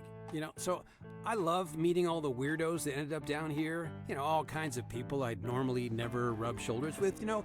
But man, is it dark. I mean, there's no sun, no day, no night. You barely even feel the time passing. Listen, if you're not careful, it'll get you. No, for real. You seem to be holding out.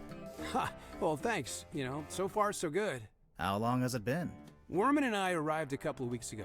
We're the most recent arrivals, aside from Mariana. It's lucky they still had this room free. You ended up with pretty nice living quarters. Yes, I never really thought about it. Dirk, you're basically just a passenger, am I right? You don't have a job here on the submarine? Well, you know, I set myself personal goals. Like what?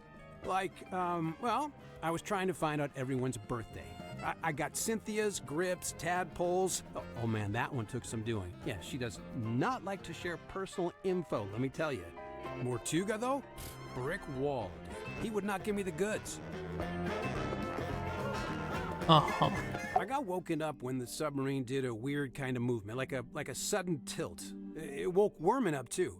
So yeah, we were both sitting there, awake, not sure what's going on, At some point, I got curious what time it was, so I looked at my watch. But, as I was looking at it, it freaked out. Oh, the hands moving all over. And like they were trying to point in all directions at once, if that makes any sense. Huh. I didn't have any more time to think about it since then we heard this scream. Yeah, Werman and I left our room, went through the mess hall and towards the storeroom at the end. It was unlocked. Sim was standing in the doorway. Mortuga was on the floor, totally dead. I tried to help Sim, pull her away. Werman, though, he just stood there, staring. Didn't look away once. It was like he was trying to commit it to memory or something. Although, I don't think he noticed the person outside. Sorry, what? Outside the submarine. Yeah, I saw someone swim down past the window. I couldn't tell who it was, though. Okay. What did you do next? I wasn't sure what to do, to be honest. Luckily, Tadpole showed up a short while later, and she kind of took charge. Grip and Cynthia showed up next, then Mariana, then Zephyr. Tadpole wanted to know what had happened, but nobody had any answers for her. It was bad vibes all around. Sim and Cynthia left first, then Werman, then me and Mariana. We left around the same time. So, yeah, I went back to my room. Werman was there already. He'd gone straight back to work. And, that's all I got. Can I stop talking now? If you want, man. Listen, I heard the dude died because of a curse. Is that true? No, there's no evidence of a curse. Oh, still. Did you get to know Mortuga before he died? Man, I tried. Dude was not much for conversation. I tried explaining how I'm an actor playing a character that's kind of similar to him. Figured he'd be stoked. Let me guess. He was not, in fact, stoked. Actually, I tell a lie. There was one thing Mortuga wanted to talk to me about. Oh, yeah? He was super curious about contracts. Like the legal documents? Yeah, he wanted to know how they work. Like, how they can be used to make people do stuff or not do stuff. Weird. What do you know about Sim? Well, she left the theater she used to work at to come onto the submarine, Then for a while, she worked with Dr. Zephyr in his lab. But not anymore. Nope, she's working on something by herself now, in that room that looks like an old-timey kid's bedroom. Do you know what it is she's working on? Not exactly, but get this. One time I looked into that room, and there were 2 of them. What? 2 Symmetry silk moths. Uh-huh. Werman's my good buddy. Yeah, he's like the cranky older brother I never had. How did you become friends? Oh, it was mandated by the film studio. What? Well, I played the lead in the movie version of Werman's book, so the studio figured we needed to be friends.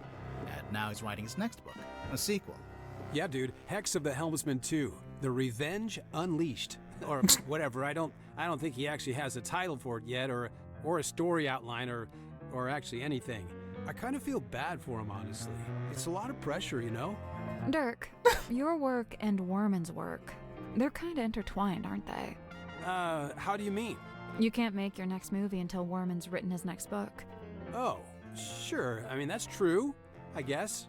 Interesting. Dr. Z? Oh, man, I love this guy. Hey, did he show you his Curiosity collection? I don't think so. Dude has some seriously rad stuff in there. Plus, it's all real, Worth a lot of money, you think? Oh, totally. The guy's sitting on a gold mine. There was this one thing. It was behind glass, like this spooky mask kind of thing. I wish I could remember what it was called. Anyway, Dr. Z said it was priceless. So, obviously, I asked what that meant, and get this. It means it's worth a lot of money. Good work, Dirk. Dirk Dansom, 6'2", blonde, athletic, passionate, adaptable, amenable. Okay, you're hired. Please stop. And how long have you been an actor?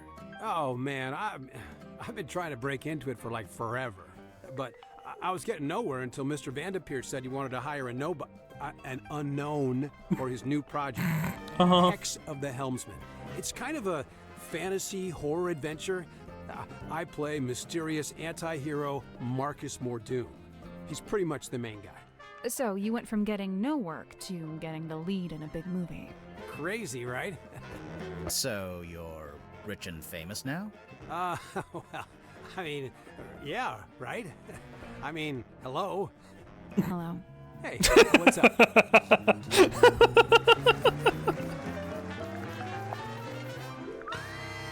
Where does Zephyr find this stuff? I'm pretty sure they don't sell this magazine at my local newsstand. Maybe on mail order. I think it's more of a black market thing. Huh. Some of the listings in here, the prices are in ounces, and there's a symbol. It's the alchemical symbol for gold.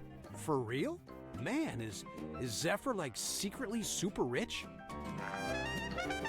Uh-huh. I should have shown Sim the illusion poster.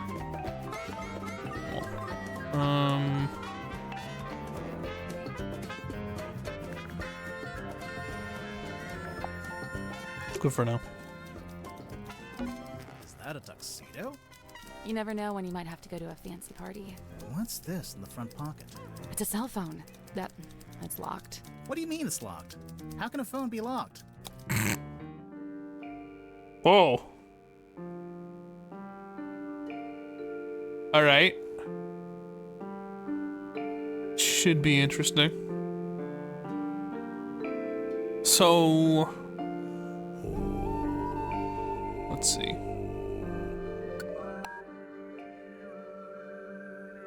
What was it? Is it just like that? Half-Life! Okay. Alright. I thought it'd be taking away stuff. No, it's just building it. Okay. No.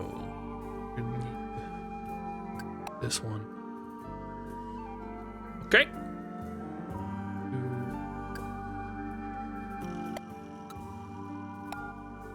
These.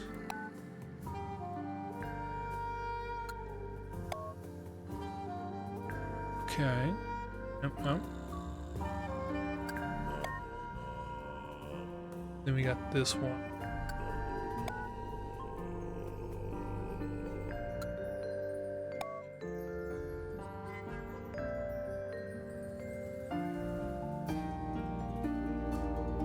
Ah. Okay. All right. That. And that. There we go. Easy. Nice. Thanks. It's unlocked. So now we can look at it? What the? Whose phone is this? Why you got like a...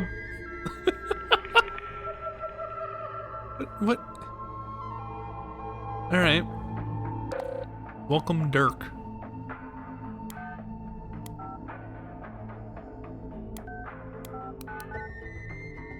Interesting. Try to call someone twice. Who is 202-555-178? We don't know.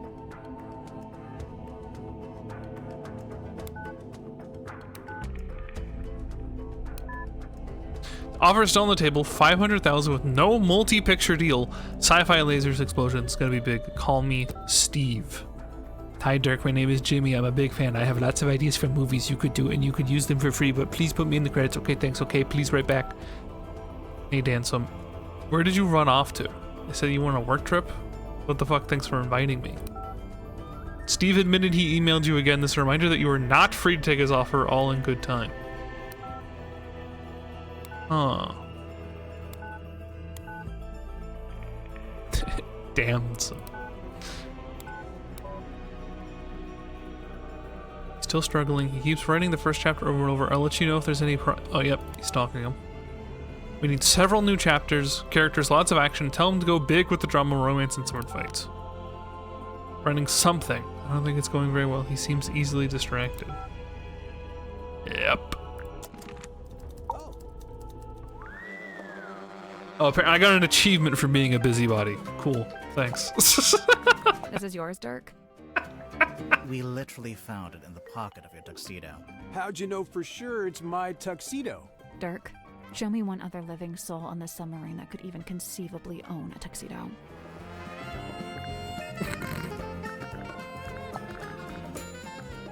Not confirmed. I see you met Dirk. How do you know? Hi, Judy. He's the actor they found who played the lead in the adaptation of my book. Did you not get a say in that? Oh no, that's several notches above my pay grade. It's all decided by the executives over at Wit and Whimsy. Sure, they keep me around as consultant, but I found that to be a pretty hollow title. Do you think he's a good actor, at least? Dirk? He was a good fit for the kind of film they ended up making. How's that? So, how come you two traveled to the submarine together? I traveled to the submarine. Dirk's just taken to following me around for some reason. Maybe he just wants to be your friend. He's got plenty of friends back home. Oh, I can't stand these things. A procrastinator's worst nightmare. It's why I use the old typewriter. No distractions. Does Dirk spend a lot of time on his cell phone? Not in here. He goes up on deck to do it. Why? Who knows? It's not my business.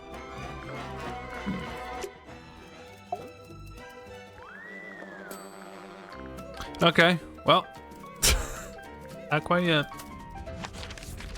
We can't go outside right now. What? Damn. Can I help you? You spoke with Sim? Yeah. Yeah. And? In the detective game, it's true. I'm not about to declare her innocent right here, right now, if that's what you were hoping for. Aw, come on! Do it! We haven't even spoken to all the suspects yet. Oh, which ones are you missing? You. Open the door, Cynthia. Yo.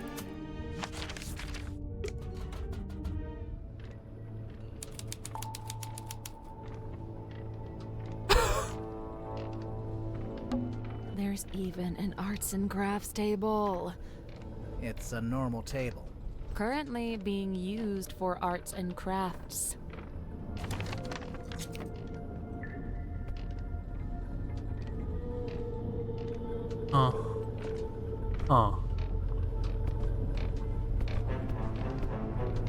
Seems you have big plans, lady.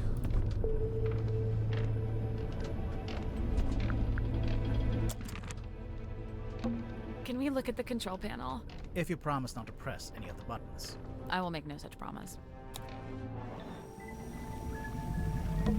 These look like the dials on my oven. You don't have an oven.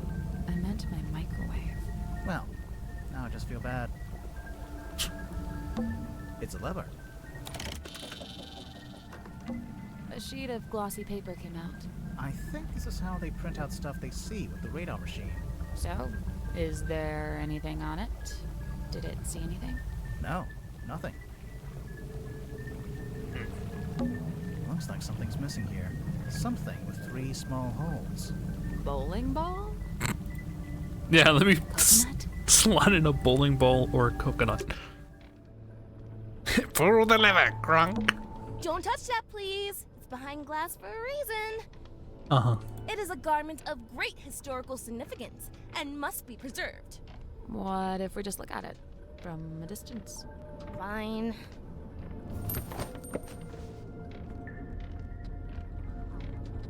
Ooh.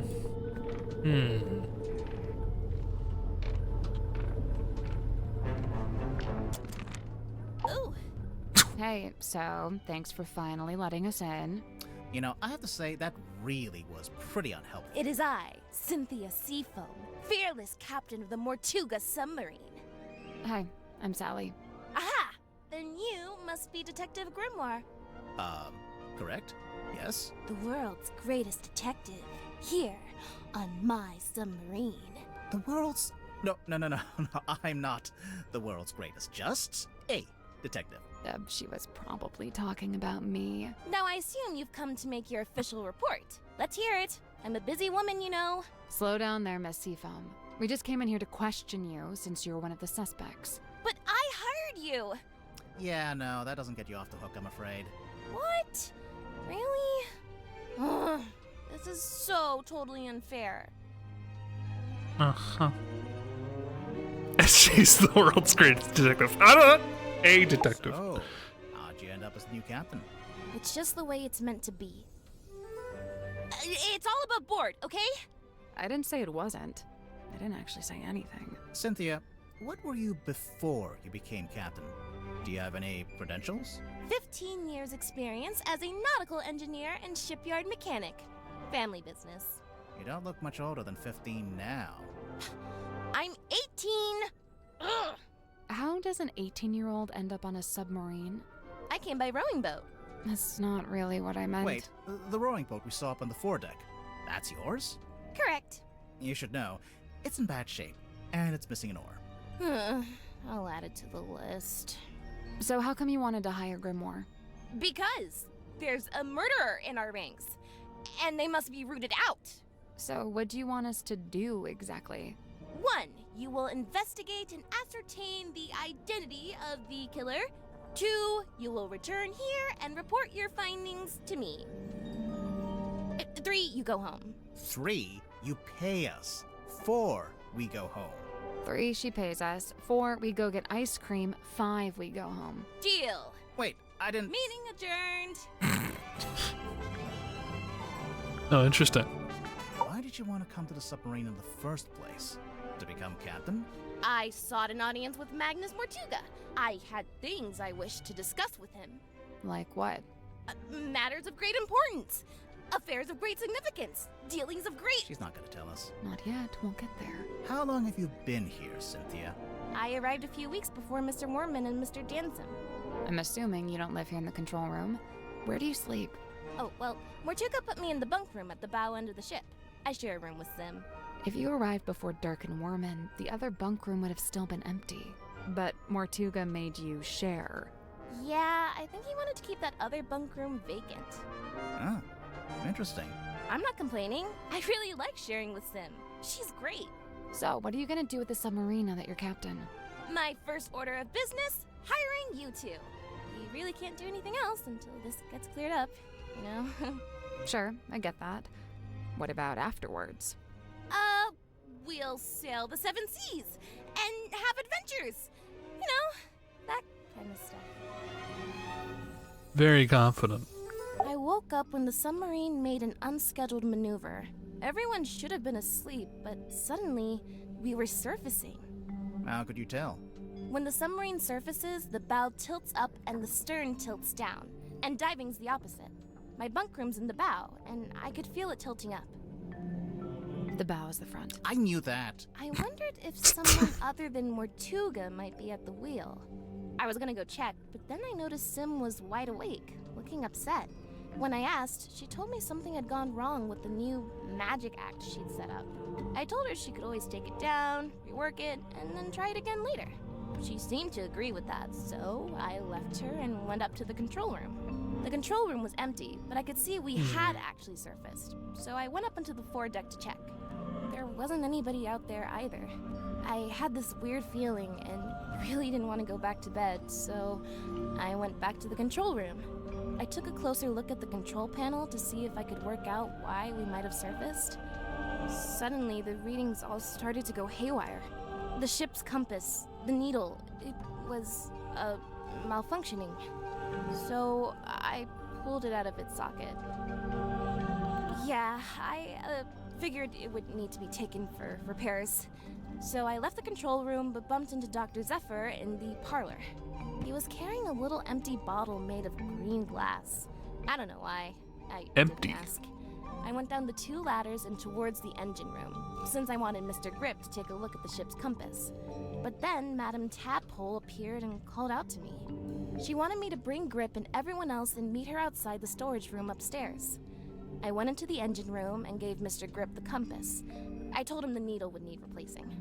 Did he agree to fix it for you? Yeah, of course. He even said he had a bunch of replacement needles he could try out. Anyway, then we went to the cargo hold to fetch Mariana Moon, and the 3 of us went up to the storeroom like Tadpole had asked. We went down the corridor.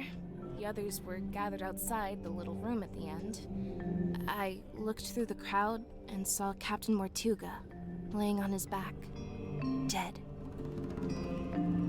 Everyone was trying to work out what had happened.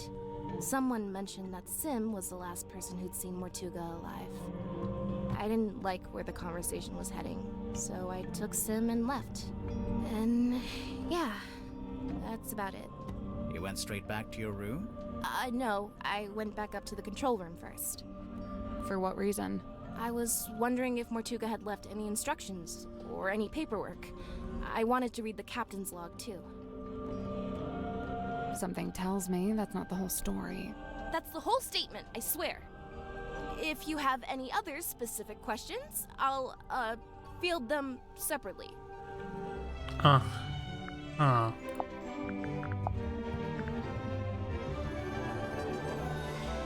Is this the thing? Sim's fog ball. What's this weird little antenna thing? Is that not just part of the design? No, I don't think so. Oh, good. Hey, it's that bottle I saw Dr. Zephyr carrying around the submarine. Smells kind of like flowers or something. Weird. What about the thing in the bottle? I don't really want to know what that is. Okay. It's a work in progress, okay? What are you trying to do, exactly? I'm trying to get a handle on the exact form of the submarine. Is that difficult? Given its messy history, yes it is. So, I noticed you're the captain, but you're not wearing the captain's jacket. Is the crime you're I investigating? have my own jacket.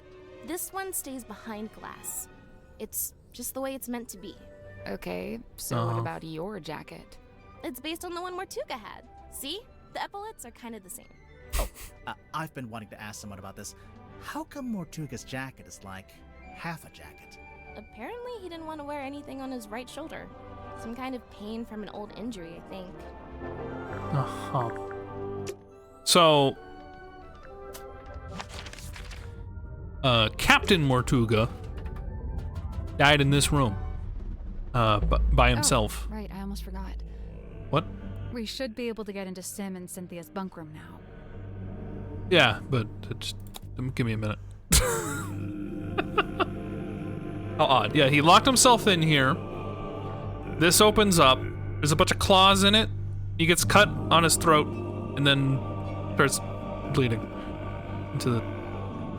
Yeah, this is the illusion room. And the thing is that Captain Magnus Mortuga, yes. We're kind of piecing together the odd collection of people he's elected to have on board. It's definitely fishy.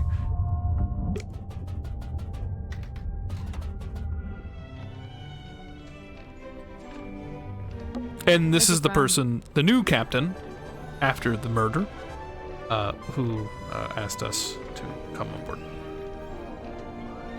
It's not a throne. Well, what is it? Well, it's, the captain's control chair. Of course. There's a label taped to the back. Maybe it's... That's not a label. That's a whole document. Let's look. What? Command contract? What? Contract represents World Cup spoilers? What? A boat? It's a submarine. The contract represents an agreement between two individuals in contention over the ownership and command of the Mortuga submarine. For their own safety and privacy, these two people shall only refer to as Party A and Party B. Previously, Party A has been considered the legal owner of the Mortuga submarine, and thus its rightful commander. However, recent development has exposed that Party B is in fact the legal owner of this vessel. You mean like the thing that reads Seafoam that he painted over? This proves Party B is the rightful commander of this vessel in all its operations.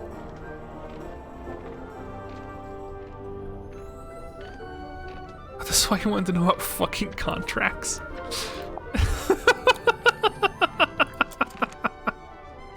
Okay. Hey.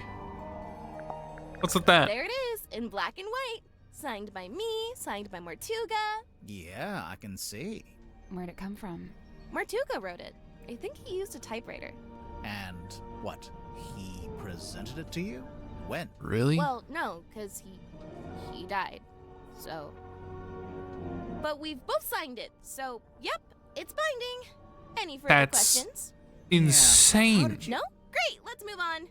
That is insane. What is wrong with you?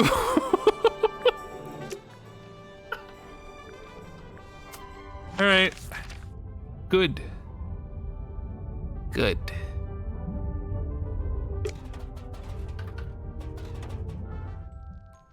Oh, Hi. What do you think of this? Ian's locket. Looks familiar, don't you think? I didn't know it had a name. Kindly close the book. I have no desire to look upon it longer. Oh, sure. Here you go. That face! You know what it is? Mine eye but chanced upon it. Nothing more. Oh, please. You drew this, Sim? I did. And you hung it up on the wall? In the Illusions Theater? I fully meant to take it down, but never had the chance. What is it exactly? Imprudent plans gone swift astray. Plans for a new magic act? Why'd you hang it upside down? Upside down? Yeah, I thought maybe it was part of some kind of trick or an illusion. I didn't hang it upside down. I hung it right side up. Really?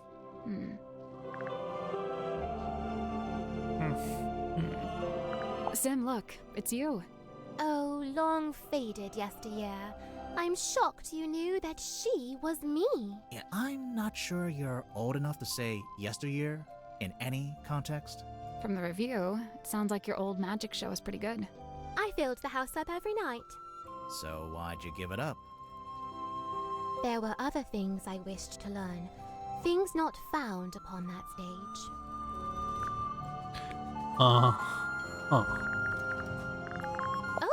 my fog ball. Your fog ball? As carved and crafted. You made it? What for? Well, thou mayst use it to speak with Gregory. Sorry, Gregory? We never met a Gregory. You wouldn't have. He lives inside the ball. Oh. And he's my uncle. Oh. And he's dead. Oh. And fictitious. Oh. Of course. All right. Hey, doctor. How you doing?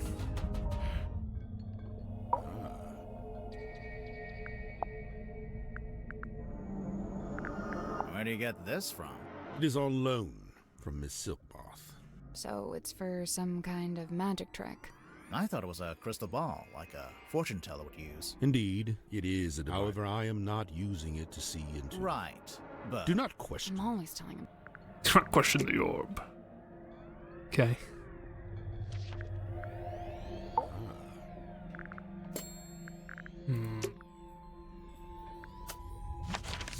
Why do you have it?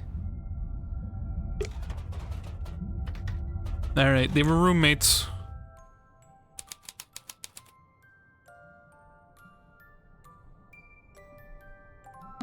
It's a magazine. Hey, this is pretty recent.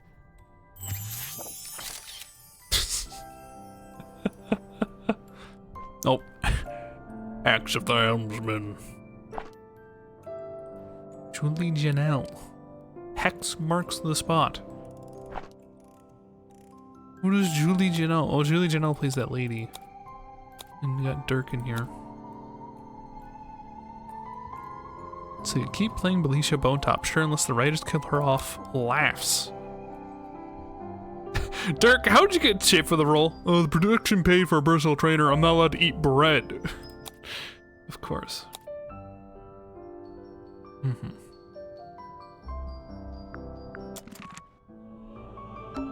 Oh, cool. A board game. Wanna play? We don't know the rules. You don't normally let that stop you. A few drawings. A mouse, a girl, a leaf. They're, not good. You're right. They're great. Look at that little wooden house. Aww. Looks like it'd be a nice place to live. On top of the hill. The sun hits it just right. It's Sim's bed. How can you tell? It just has her energy. It's Cynthia's bed. How can you tell it's hers? Process of elimination. A framed photo. It's been hung from the pipe, so you can see it from the bed.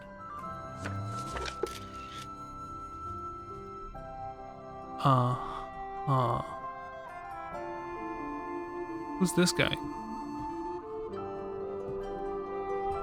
Other than an implied father figure. So how did... Instant photos. The kind you have to shake. That's a myth, actually. You shouldn't shake them. It damages them. Oh. Well, that's my life turned upside down. It's a pig. It's a safe. In the shape of a pig.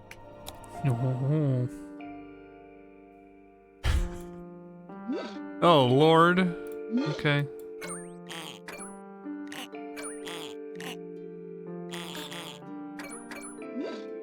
Oh. Okay. 1, 1, 2, 1, 3.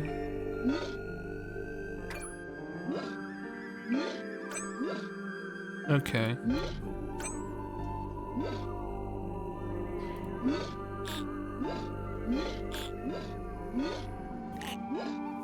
Okay. So it's just these numbers. So first of all, this needs to be a 1 for sure. Because this lines up as 2. I'm assuming. How are we gonna get... These ones aren't buttons. 8. It's just some kind of display. Yeah. Thanks. Oh. Oh, it shifts it. Oh. Fuck me. Okay.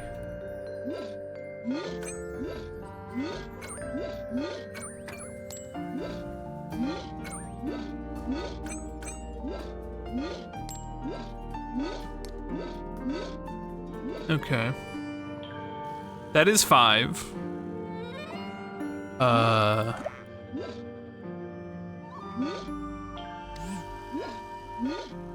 Okay, we can increase this. Okay, we can get up to 4. So that's 8.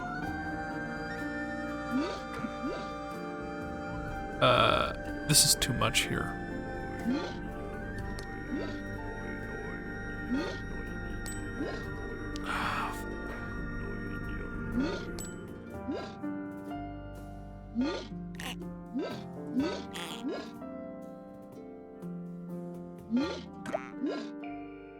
Uh-huh.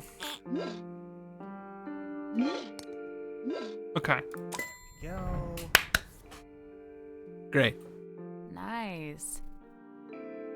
That was convoluted. What's inside? Oh. Of course. Congratulations on the baby. What the fuck is this?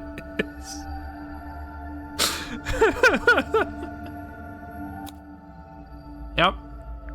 Sure is. What is it? I don't know. Well, I guess we can start by asking Sim and Cynthia about it. Yes. That would be my goal. Pregnant with mysteries. That's what they call it these days. Hey man, look at that. I locked it in the safe. I didn't think... What is it?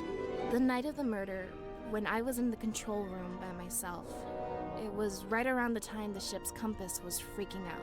You used the underwater imaging system? I don't know why. I couldn't resist. But then this came out. I wish I hadn't done it. I put it in the safe so I wouldn't have to think about it. I can understand that. Really? Yeah.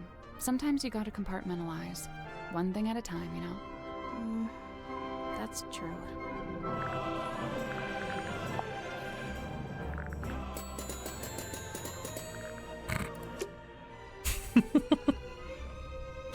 That's a face. Yeah, 100%. Yeah, I'm not kidding. Down periscope. Down periscope.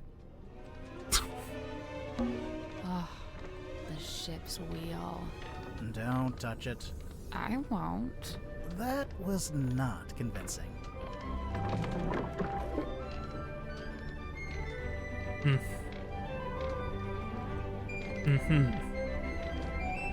Is it not locked to the left? Alright.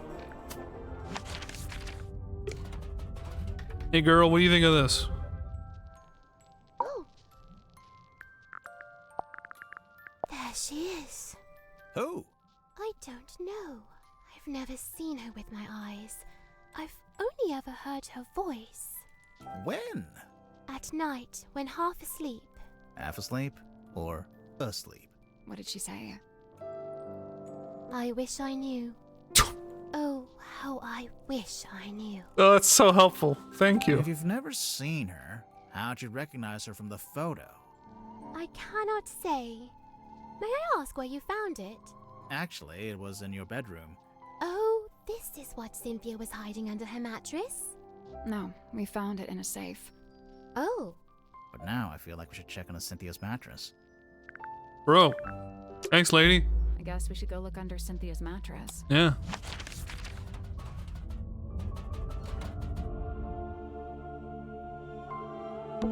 I hate to pry, but... You don't hate to pry. We're detectives.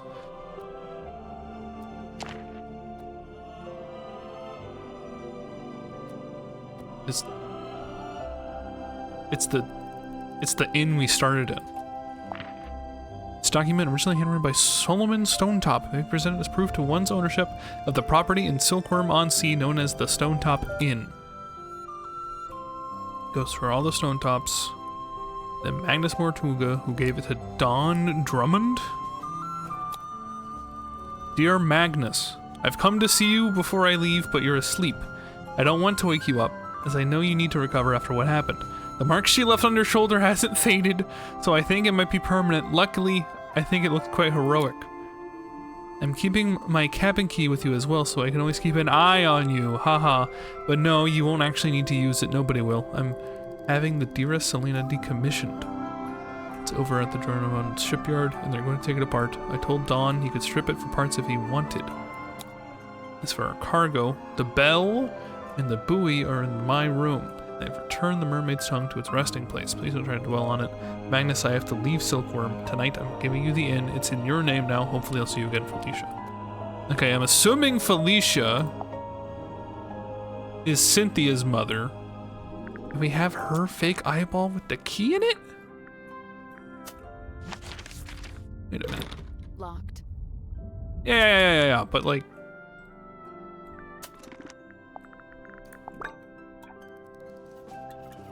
Give me that. In fact, actually, that implies you know what it is. Hey! Hey, your mom have a fake eyeball? Do you know what this is? I don't know. Does it belong to Madame Tadpole? Oh? Seems like the kind of thing she might have fished out of the sea. I don't believe you. Anyway. You found it, huh? We did indeed. Indeed. We did indeed. Yep, we got it. Good joke. Let's move on. Why did you hide it? I'm allowed to keep stuff under my mattress. Is it yours? It doesn't have your name on it. No, it doesn't. That's exactly why I brought it with me, actually. Go on. No. I'm done talking. Indeed. Oh, shut up. Oh, I can't. No, you're not suspicious for hiding a fucking Indeed? Eagle. So crazy.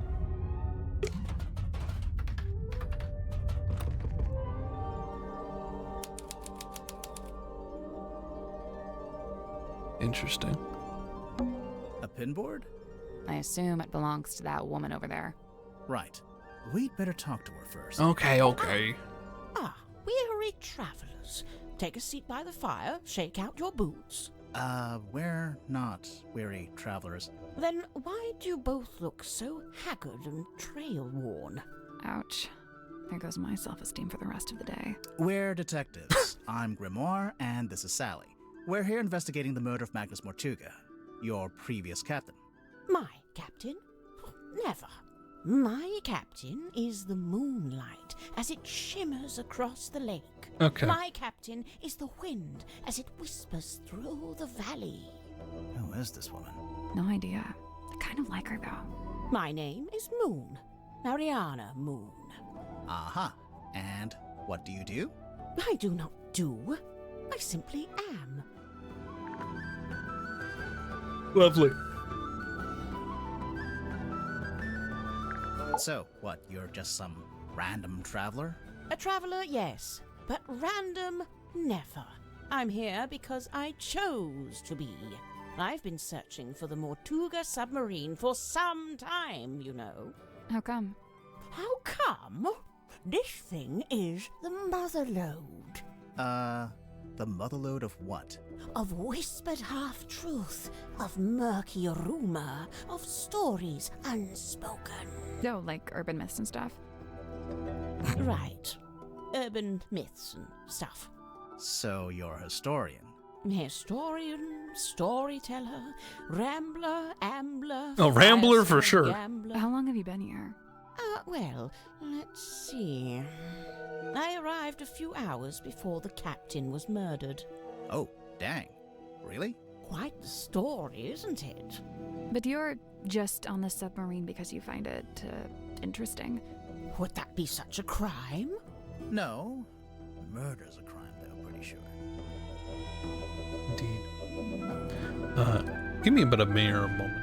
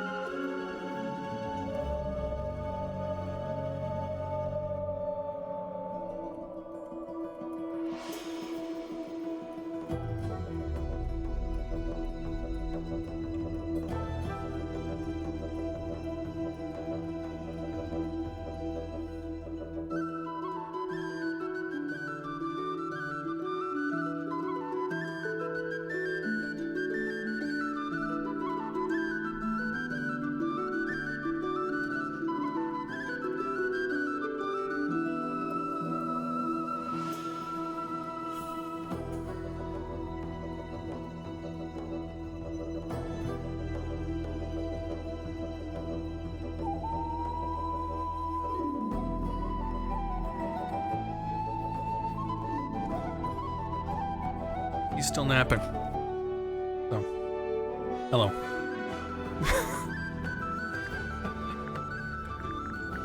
Is this yours? It carries something of the cadaver about it. Yeah. Maybe the smell, rust and stagnant seawater. Perhaps it came from the ocean. Have you asked Madame Tadpole about it? Oh, God damn it. I thought you... Okay. A merciless wind rattles the rotting wood of the old Silkworm Harbor. The shadow of a vessel lurking low in the night-black water. A mysterious stranger steps onto her foredeck. Cloaked in darkness, she slips inside the submarine. Who is she? What is her dark purpose? It's you. We get it. A mysterious stranger, I said. She descends into an ornate parlor, empty, save for a lone figure standing by the fire. So, not empty. He turns, his face still half hidden in flickering shadow. It is Captain Magnus Mortuga. What was he like? Nice guy. Stoic, but polite. Kind. He tells me to wait in the control room and then disappears off towards the back of the ship. After a little while, he comes back. But now, he's a slightly different man. What do you mean? The light is gone from his eyes. He seems sad, angry. He avoids my gaze as he crosses the room to take hold of the wheel. He tells me to head down the ladder towards the mess hall. Doing so, I encounter two gentlemen named Mr. Werman and Mr. Grip. Neither of them look like sailors, so I know they can't be crew. I assume they must be guests like me. And true enough, it transpires that Mr. Werman is a writer and Mr. Grip is, some kind of watch repairman. Captain Mortuga reappears, descending the ladder. He asks the two men to show me around the submarine and introduce me to the others. Then he disappears through the rear corridor. It's the last time I see him alive. Mr. Werman apologizes, explains he's too tired, and leaves through the opposite corridor. Mr. Grip, unable to come up with such an excuse, agrees to show me around. Now, I wrote this down in my diary, so I may as well let you read it. Okay. Imagine my excitement to finally get a good look around the Mortuga submarine. I was even given a tour by one of Mortuga's subordinates, a Mr. Godric Grip. Oh boy. We began by visiting a bizarre laboratory known as the Dream Chamber. It smelled of dried herbs and dusty glass, but was devoid of its dream custodian. Why are we with a board here? An early disappointment. The captain's cabin was locked. Mr. Grip explained how Captain Mortuga mostly keeps this room locked when it's not in use. We climbed down into the living quarters, where a pair of bunk rooms sat at the end of a corridor. The first smelled of crane dust and unwatered flowers. A young woman was laying in her bed, poring over an old document. She hastily hid the document away and introduced herself as Miss Cynthia Seaford, a name to remember, dear reader, as she will shortly become quite important. The second bunk room smelled of aftershave and desperation. Two men within, Mr. James Werman and Mr. Dirk Dansom, both appeared to be asleep, so we decided not to intrude. Next on the tour, a room inhabited, by the looks of things, by a young child who is also a stage magician. Sadly, this mythical child magician is nowhere to be seen. The room at the very end of the hallway was sealed with a heavy bulkhead door. Mr. Grip dismissed it as a storeroom that only Captain Mortuga makes use of. Perhaps you'll agree with me, dear reader, when I suggest the peculiarity of a simple storeroom being sealed off with such a significant door. True. Mr. Grip took me down to the cargo hold. It smells of damp wood and tarred rope. Yes, I describe it in the present tense, for it is here I sit as I write this very diary. Next door, the engine room, burnished bronze and tea-stained parchment. I learned that it's something of a nest for Mr. Grip himself, and thus was currently unoccupied. Outside, I encountered a Dr. Zacharias Zephyr, the aforementioned keeper of the Dream Chamber. Surprised to see us, he nearly dropped the empty glass bottle he was carrying. Clearly wishing to remove himself from the situation, the good doctor muttered something inaudible and disappeared up the ladder. We continued on into the next room, which I was amused to discover was some kind of shimmering mermaid grotto. I smelled her before I saw her. The unmistakable mix of salt, seaweed, and sequined spandex.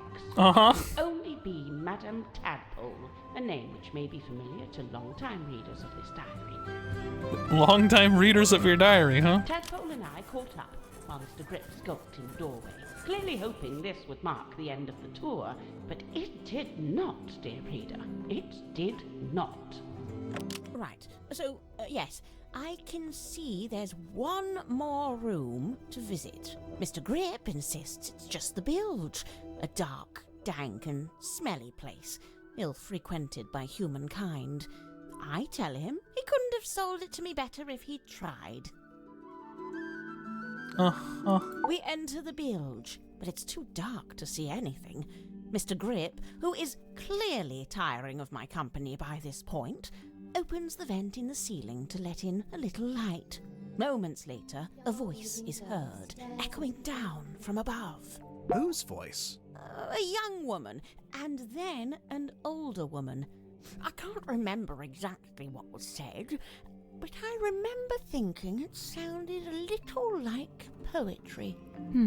What happened next? The sound of a scream, and then a dull thud.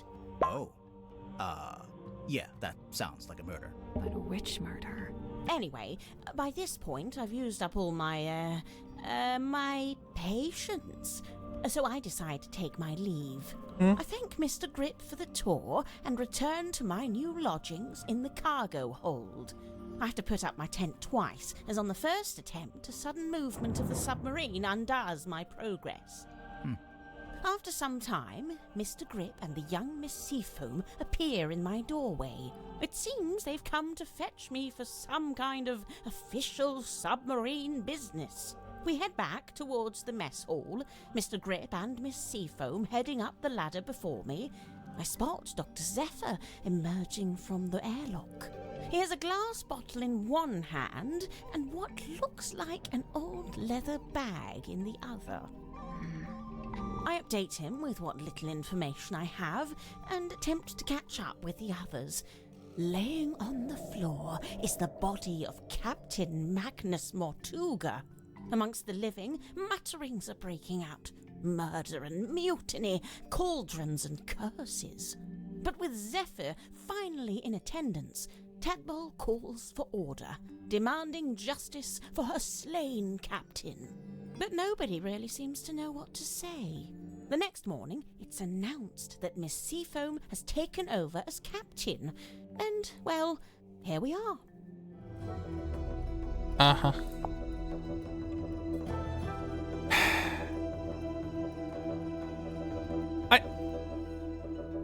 I'm more trying to figure out...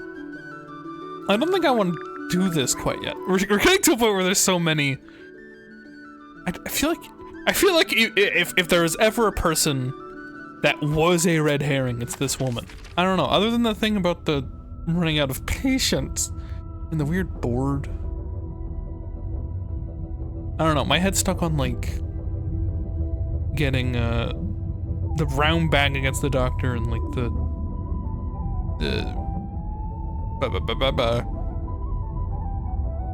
compass for the main deck.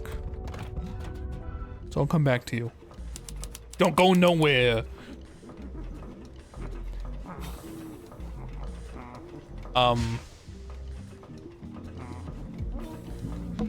Hello?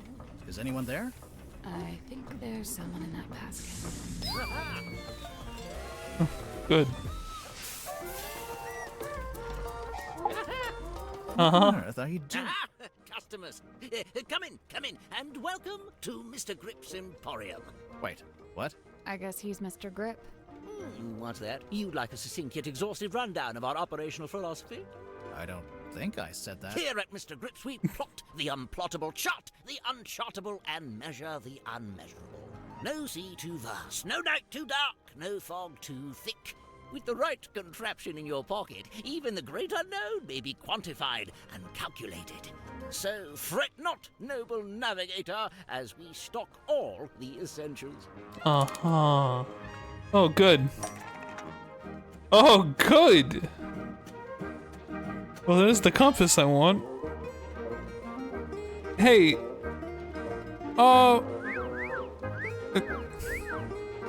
Grimmore, you don't have any money? I don't have any gold coins, no. I'm sorry, you can't afford this item. I don't want it. I'm afraid you don't have enough money. I know! I'm not trying to buy anything. Apologies, you can't afford that. Mr. Grip, we're not customers. We're detectives. We need to talk to you. Why didn't you say so? Now, what is it you wanted to know? Oh my god. Can I get your full name? Godric Grip of Mr. Grip's Emporium. And that's this little shop you run down here in the engine room, for some reason. This is merely the newest branch. The flagship site is back in Silquem-on-Sea. Yeah, we saw it. It's all boarded up. As well, I can't make a living selling compasses to the ghosts in a ghost town, can I? So that's what you do? Sell compasses? Seems kinda niche. We buy, sell, and service all manner of nautical navigation equipment. What's that? Ah, yes, we also provide cartographic consultation. We'll analyze and decipher any map, all for a low, low fee. Some maps may be invalid. Fee to be decided on a case-by-case basis. Sorry, did you just talk to your stick? You mean Cornelius Kane? And he's given it a name. Great. Don't ask any follow-up questions. Maybe he'll let us move on. How'd you wind up here? I crashed my hot air balloon into the ocean. Whole thing came down. Dreadful. And of course, I've never been a swimmer, don't have the upper body strength. How'd you crash your balloon? A rather spirited disagreement with a flock of migratory pelicans led to an abrupt Sure, okay. And the actual reason? storm. There we go. Wait, so you're an aeronaut? I thought you were a shopkeeper. Yes, well, you're quite right, of course. But I'd been inspired to leave my shop behind and head out on a journey of discovery into the great unknown. That was the plan, at least. As you can see, I didn't make it very far at all. So there's a storm, the balloon crashes, you fall into the ocean, then what? Enter Captain Mortuga. He finds me adrift, fishes me out of the water, and promptly places me here. In the engine room? Was every other room taken? On the contrary, only Mortuga and Zephyr were living here when I arrived, so I rather had the run of the place. Cornelius and I just agreed this would be the best place to set up shop, as it were. Why did you set up your shop again? You just said you'd been inspired to leave it behind. I had to make myself useful somehow, didn't I? I want to call you useful. Let's see. I'd taken Cornelius up to the mess hall. Poor fellow needed a little repair work, you see. Were you alone up there? Aside from Cornelius, I mean. No, Werman was there, working away on his typewriter. Then, all of a sudden, somebody new came down the ladder. A woman by the name of Mariana Moon. Werman and I conversed with her for a few minutes before Mortuga himself entered the room. He passed through towards the child's room and the storeroom. SJ, certainly you noticed that I was not in chat for around 3 minutes, but I can assure you that that was a planned absence as I was switching to my bed PC. Thank you for this announcement. I noticed you were missing for 3 minutes, of course. But before he left, he asked us to provide Mariana with a tour of the submarine. Werman feigned a sudden fatigue and slithered off back to his room, leaving me as the solitary tour guide. You do kinda look like a tour guide, to be honest. As well, I won't bore you with a blow-by-blow. I'm sure Mariana will cover that in her statement. Suffice it to say, we ended up in the bilge at the very back of the submarine. Indeed. And there we were, standing in the dark, when all of a sudden, a voice echoed down from above. Not two? Mortuga's voice? No, a young woman's, possibly two different women. The voices were followed by the sound of a blade, and finally a dull thud, like something hitting the ground. I have not been missing. I have quietly been enjoying the stream. Mikey is missing. You post some sexy emotes. No, you do not need to post sexy emotes. Sounds like a murder to me.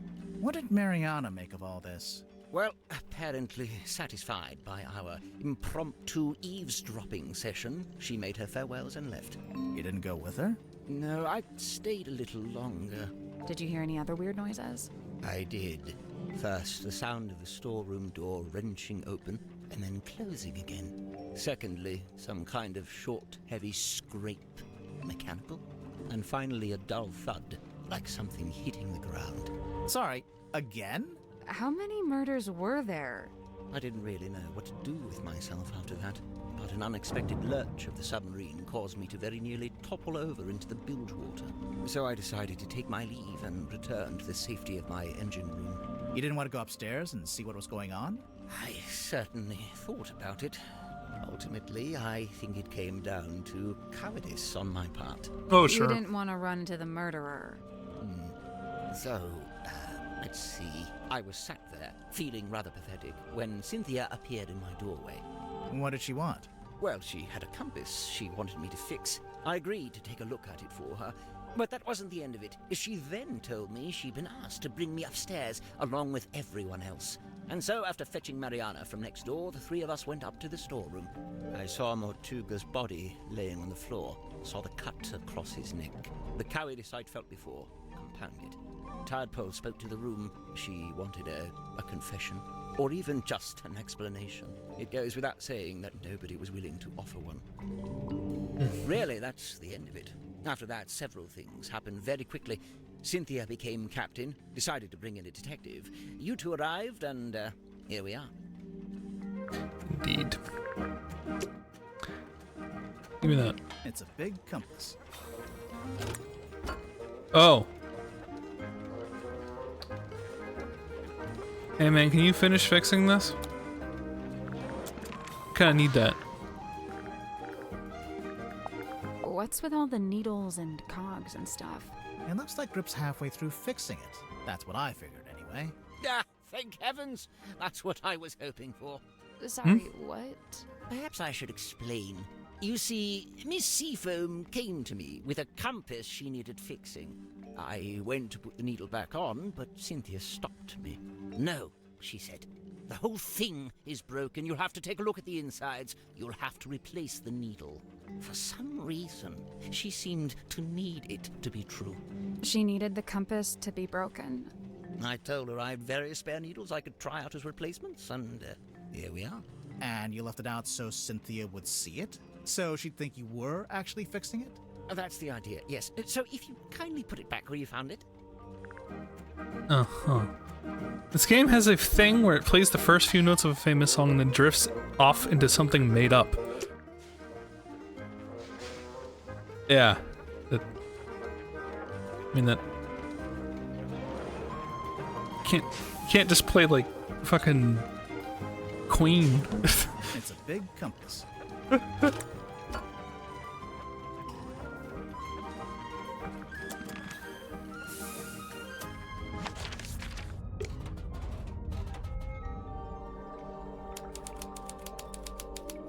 You are much larger than I anticipated, madam. Old glass bottles. And she looks to be an actual mermaid. Looks like they've all been salvaged from the ocean. Hey, this one has a message inside.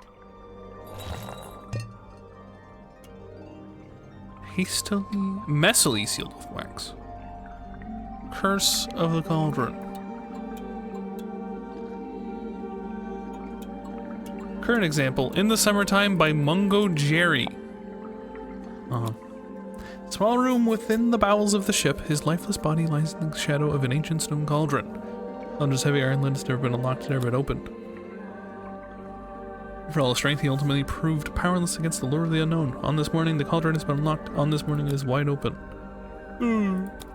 Yeah. Okay.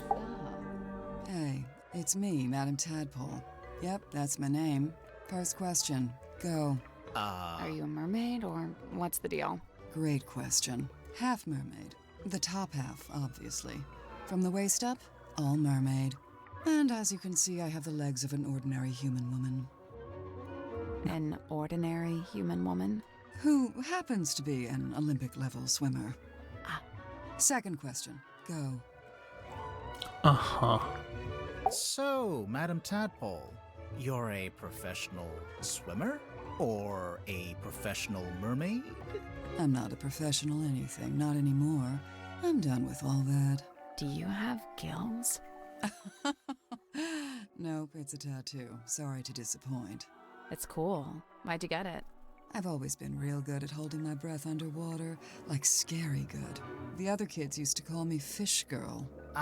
Kids can be mean. I'd say they had it right. How come you're here on the submarine? Okay, so I like to go diving. In the sea, deep. Oh, like with an oxygen tank and a mask? No. I don't use any of that stuff. Anyway, so one time I went too deep. I wasn't going to come back up. I was pretty much done for. True. Somehow Magnus found me, pulled me into his submarine. He brought me back. I owe him my life. Wait, so are you from Silkworm? Were you living in the town? Nope, I'm from far away. Then how come you were Convenient. diving into this bit of ocean? Oh, well, yeah, I was visiting the town. For work. What kind of work? Performance art. Kinda.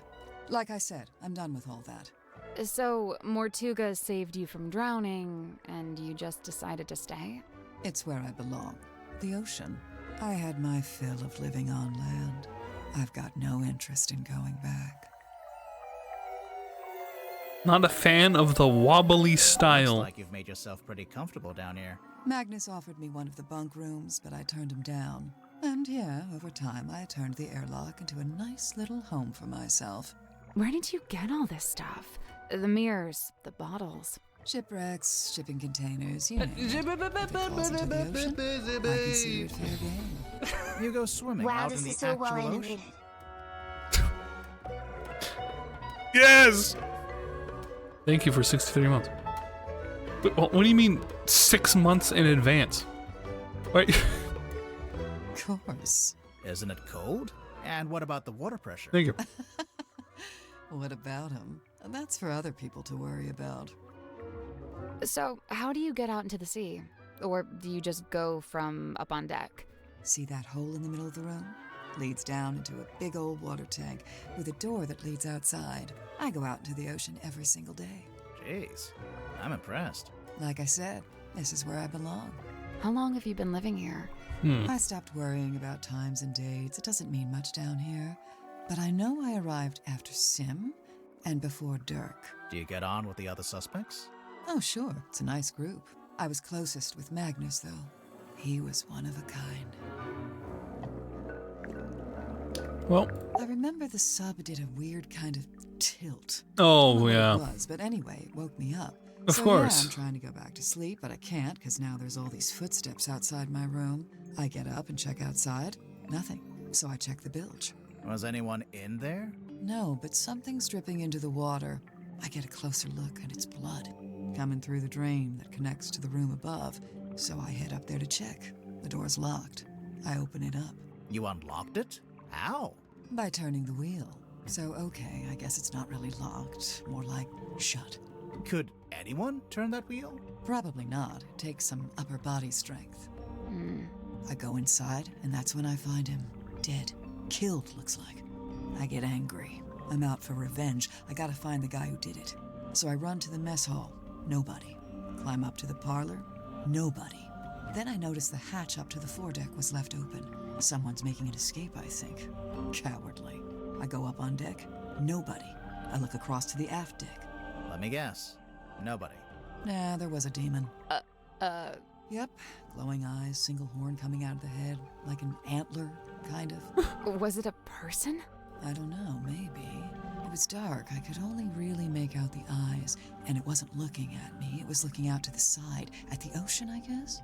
Then it starts talking. And what did it say? No idea. Alien language. What? Okay, even I'm making notes now. This is the best statement we ever got. So, oh yeah, there was this big green light. Not sure where it was coming from, though. It can't be anything good, I figure. Better put a stop to it. So I took one of the oars off the old rowing boat and threw it. Hard. Direct hit. Its head came off, pretty sure. I saw it fall into the ocean. Suspect vanquishes demon with improvised javelin.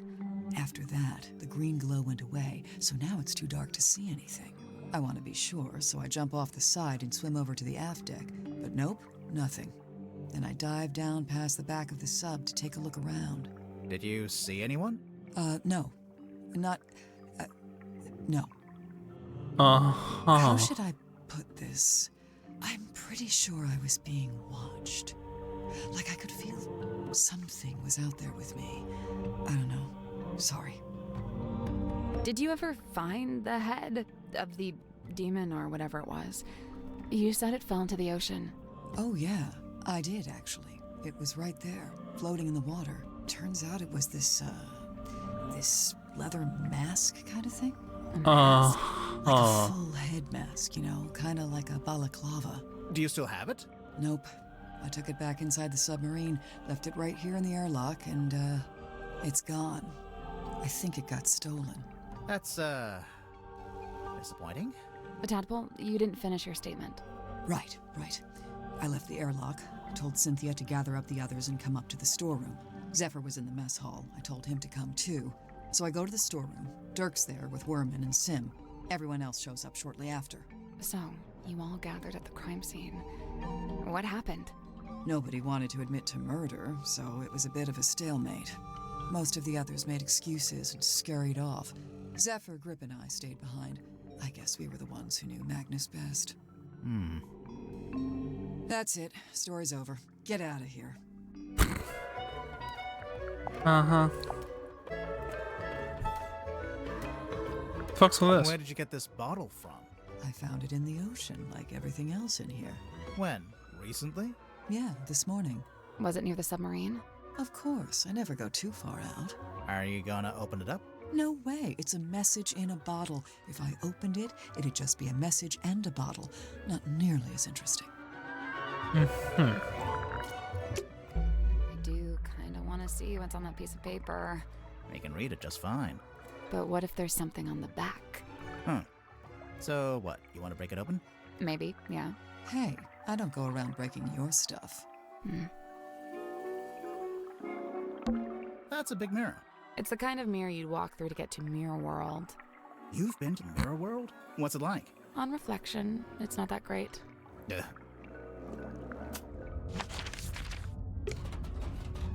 Okay, and this is the here from upstairs room. Oh, this is nice. It's almost pitch black in here. I'm guessing you didn't bring a flashlight.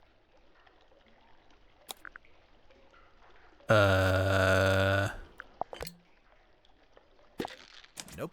No, not the sun tablets. Bring in the buoy. That's not right. Okay. Simple. We can use Dirk's cell phone. Do you think he'll mind? Probably not. Oh wow, I was expecting to actually be able to use that. You're not pointing it at anything. Well, where should I point it?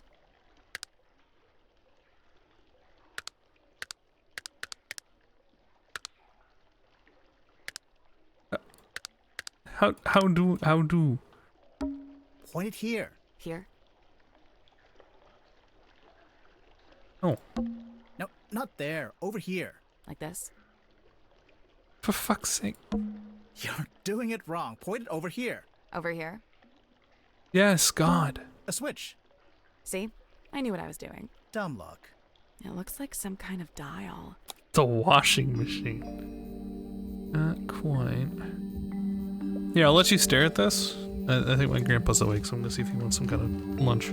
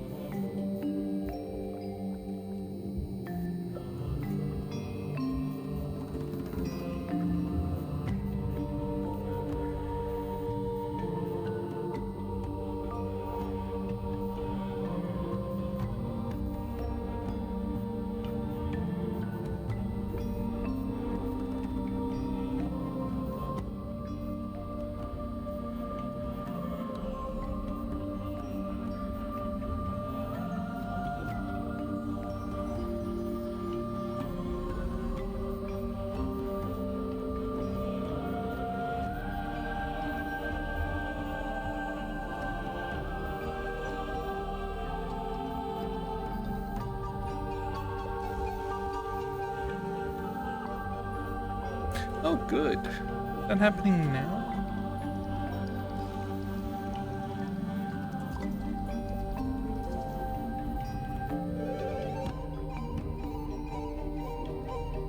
That's weird.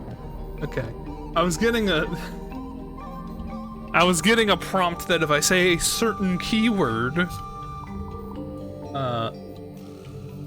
it will make clips. But I was under the impression that that was not available quite yet.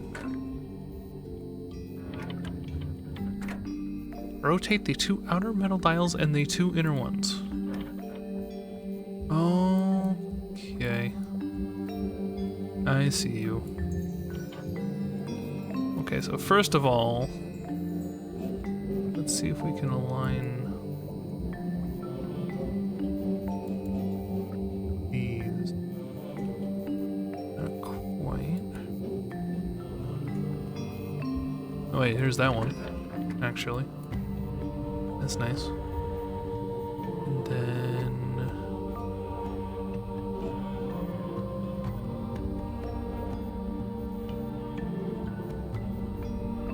there we go.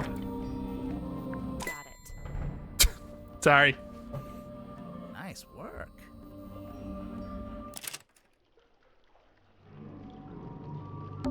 What's this?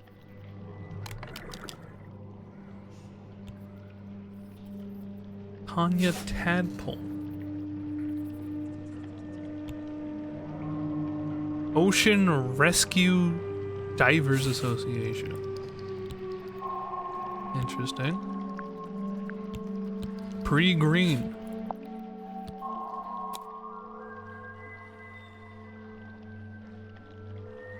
You have your moments. Well done. What is that? I have no idea. It's some kind of strange device. What should we call it? Nope. We just have like a ray gun? Why do you sneeze so? A glass bottle. It's just trash. And don't be so quick to dismiss it. One man's trash is another man's... Oh yeah, no, it's just trash. So, the bilge collects excess water. Sure. Meaning water is getting into the submarine from the outside? Best not to think about it. Mm-hmm. Well, I think that's good for now. Hello, madam. Interesting license. Where did you, Does this belong to you? We found it in the bilge. You dropped it, maybe? Ocean Rescue Divers Association. Is this an organization you used to work for? Maybe. No. We're trying to glass out. You know something about this? Oh, that's right. In Sims. Oh, we just found it lying around in a corridor. What is it? It's Magnus's key. It unlocks his cabin. Really? Yeah, you just gotta push the iris, and the key pops out the back, see? That feels kind of violent. So, you need this to lock or unlock the captain's cabin. Uh-huh. Magnus only locked that door on rare occasions, but whenever he did, he used this key.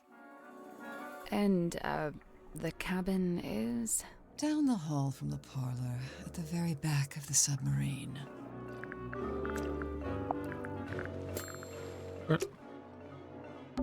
Sally, how do you feel about swimming? Nope, not happening. It's chest? It's a treasure chest. We can't reach it while it's underwater. What a tease.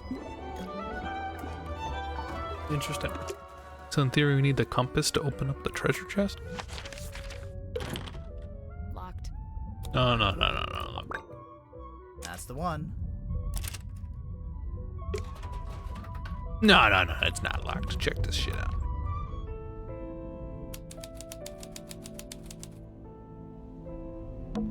It's a painting. It's beautiful. Probably haunted, but beautiful. Her. It has matching symbols. And Mother finally let me have the map, most of it anyway. The important bits are all still there. Problem, I spent last night trying to decipher the actual coordinates. I couldn't do it. Magnus couldn't do it either, but he said he could pay us someone to do it for us. I put him in charge of what we need to make a bridge for the ship. Want to turn around, go back to Silkworm. Empty-handed? Never. So all the way there, he was sulky and moody, even more so than usual, I mean. He'd be such a baby sometimes. It didn't bother me, because I say no one it would. The moment we got the green light, his curiosity got the better of... Curious got the better. Hauled it up, took forever. It's super heavy, and I really didn't want any of that to get damaged. Once it's on the deck, Magnus put his arms around it to turn the things. You can just about reach, but I told him not to do it like that. Might not be safe since we don't know exactly what will happen, so I said we should do it together, one each. That worked just fine, but we. Okay. Is that Elaine Marley? So, who is it? Grimoire. Let's make sure to ask everyone about this. Everyone. Everyone. Yeah, I'm curious to see what kind of responses we get. Interesting. Mortuga's desk. Someone hiding in here? Anything in the drawers? Just dust. Hello? It's a treasure chest. Someone's peeking out from inside. Hello? What the you kidding me? Lady, why do you have a fucking radio hidden in here?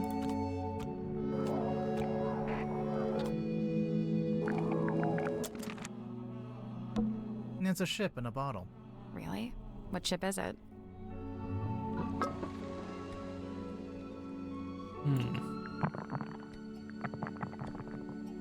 And it has the dye.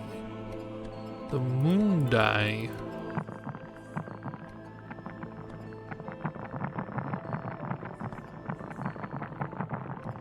Same as the... Would you not shake it like that? You're gonna break it. I think it already is broken. Listen. Yeah! Something got loose on the inside. Yeah, it's the same as the moon vial. What? Why are you blinking at me?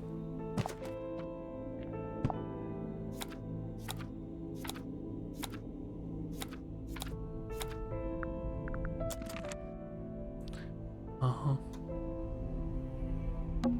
There's a globe. With all 7 seas. Alright. Let's get started.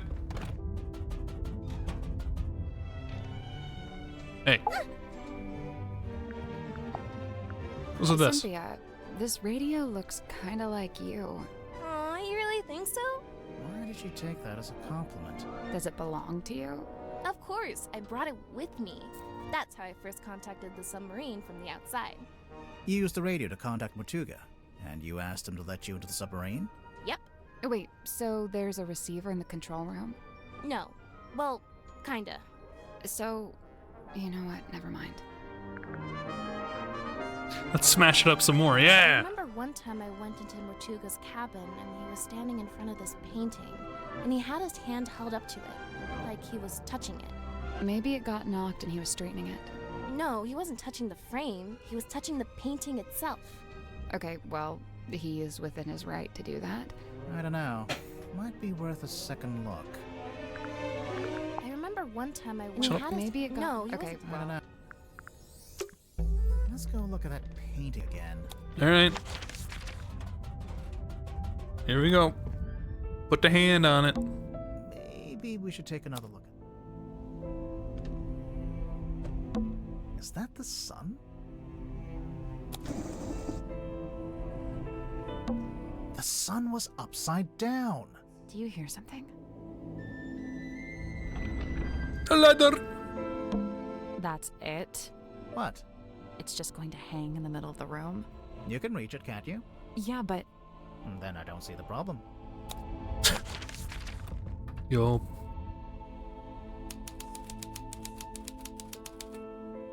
The true captain's quarters. What is that? It's a model town. Are there still eyes in the chest? Did we take the radio? No, we took note of it. Guy likes making models. Who's this guy? So what's his face's, what's her face's uncle? Hey, there's a panel at the front. And it slides out. I guess that's the ocean. You can put the little model boats on it. Huh. There we go. Oh. 2. Okay.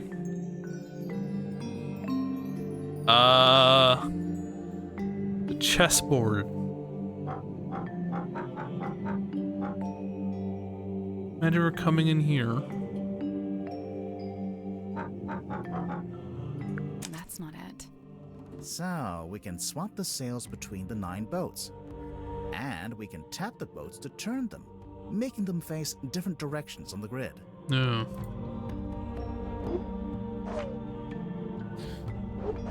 Okay. 2, 3.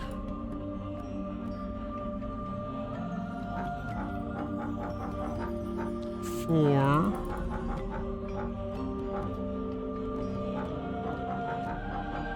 No, wait. 3, 4, 5.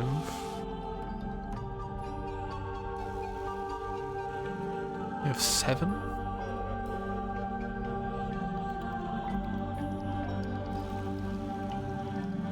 We have a lot of 2s. 2, 2, 2, 2, 2.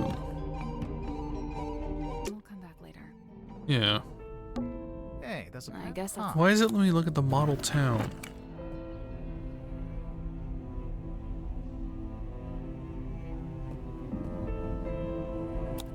What a strange game of battleships. Hey, I guess. God damn it. No, I didn't mean to look at it again. Hey, I guess. I thought maybe there'd be a hint there. Okay. Coming as 2. So I'm assuming essentially this is some Pokemon slide puzzle. Wait. 2, 3, 4. And land on the X. That's not it. So, we can swap the sails between the 9 boats. Yeah. And we can tap the boats to turn them, making them face different directions on the grid. Yes.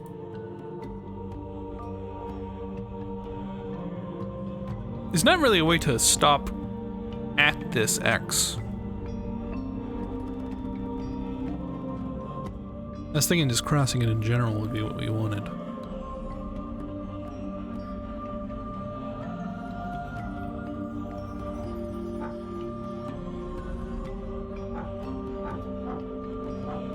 Try this.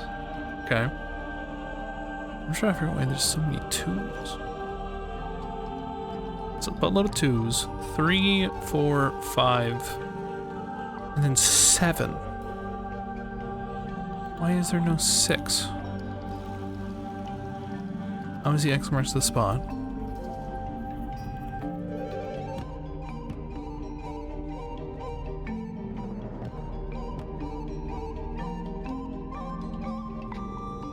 The left bottom boat, turn it up and give it a 3.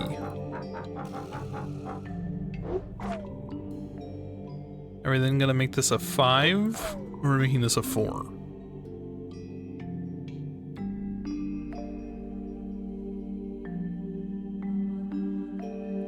Because I don't know if it's counting or addition.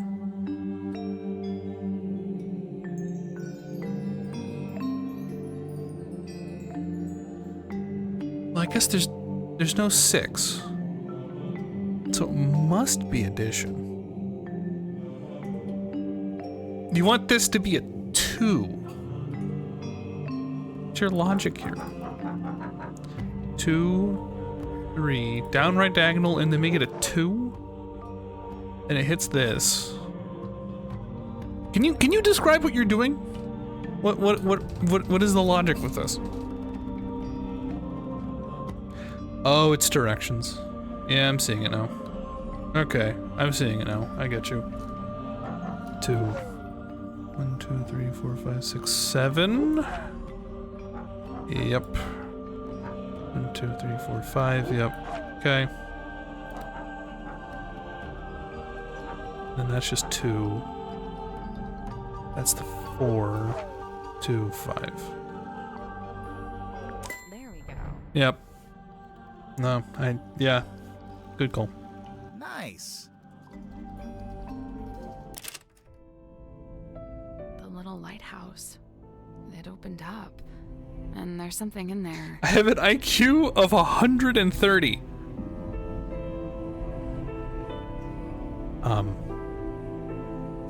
With all due respect, alright.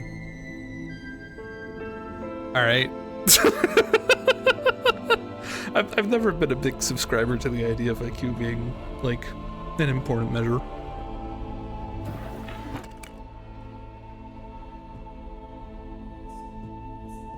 Is that smart? I can't tell. Yes, that objectively, by the nature of an IQ test, 130 is, I believe, 2 sections. I believe they're like separated by 15. So he's like, yes, he's a smart individual, is what he's saying with 130. But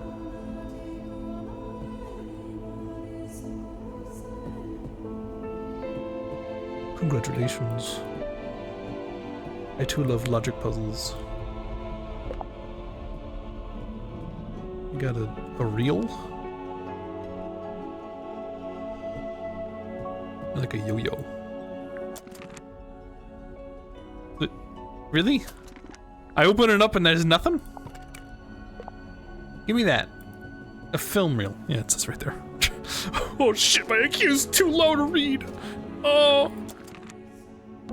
A wine bottle. The wine is long gone. There's an old curtain hanging up here. Wanna take a look behind it? Most of the room is made of wood, but this door is made of thick metal. My age makes me dumber. I don't know.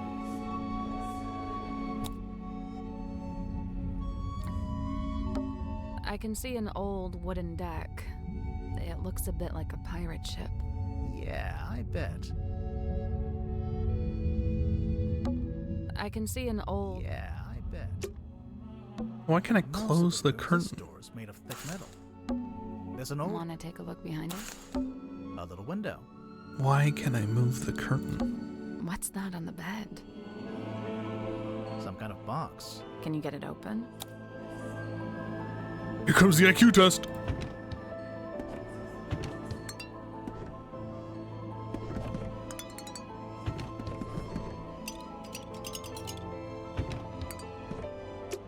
There's no way to open it. Yeah, you're missing something. Seems that way. Well, that was disappointing. Yeah. Yes. Need some kind of gem.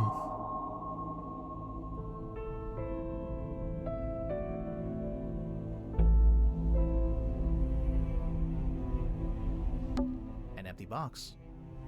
Okay. Simple as.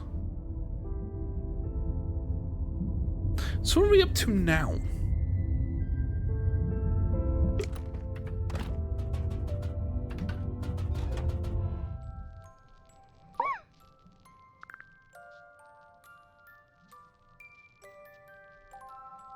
You're my short list, lady.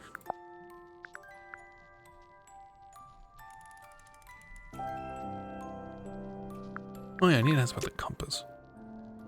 Alright, I'll be back for you.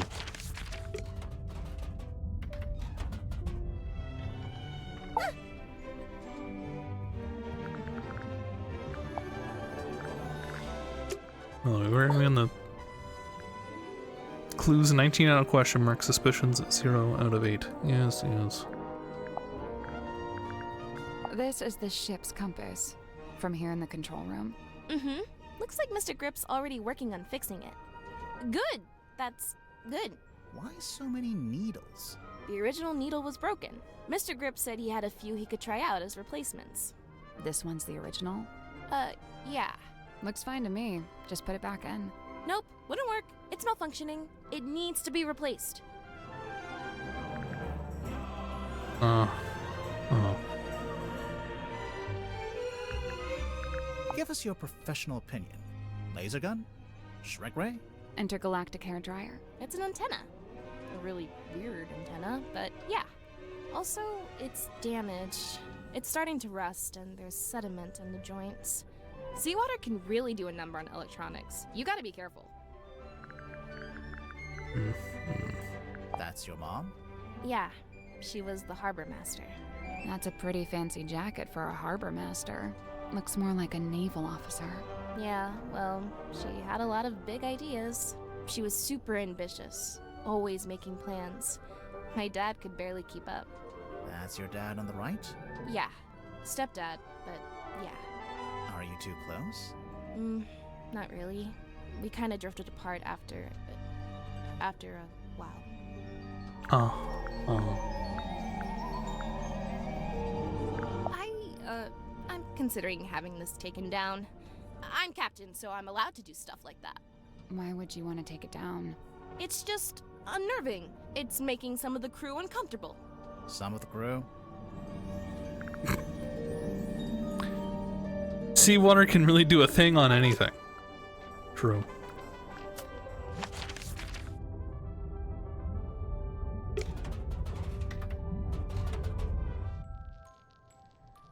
Hey, hey, you little shit. What's this? How should I know?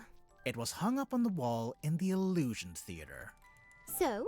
So, we thought maybe you were the stargazing girl. I am Symmetry Silkmoth.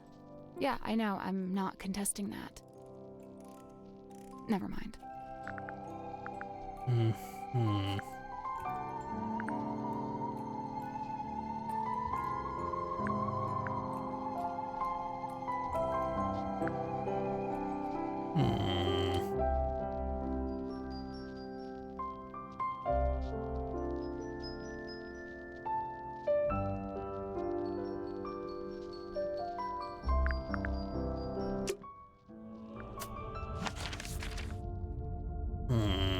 We can't go outside right now.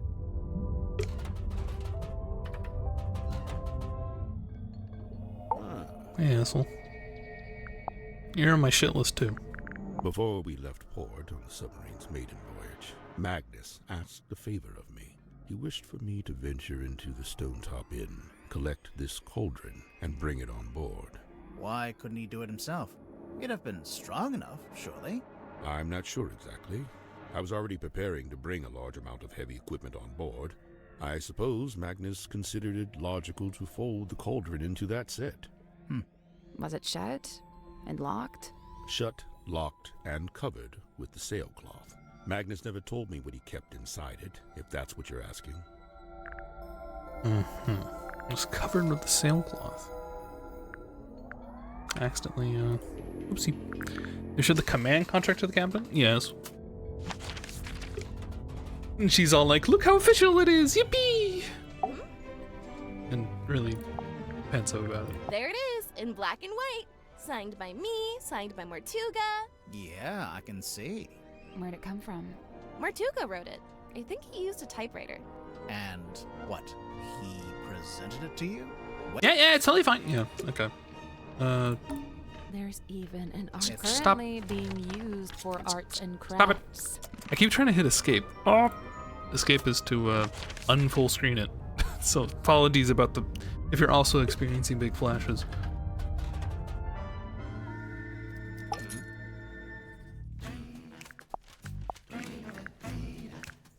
You part of this? So, I noticed Mortuga's contract has been typed.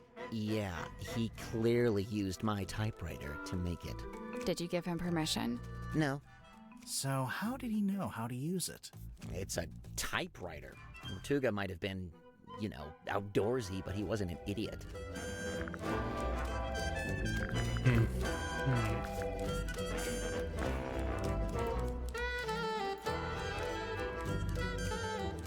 Now this is a throwback. I cut my teeth writing local interest stories like this. You wrote this? The review of Sim's old magic show? I did. But it says theater review by James Dusk. Oh, wait. And she finally works out what the JD stands for in JD Werman. Sorry, your name is James Dusk? And you changed it? Yeah, that's...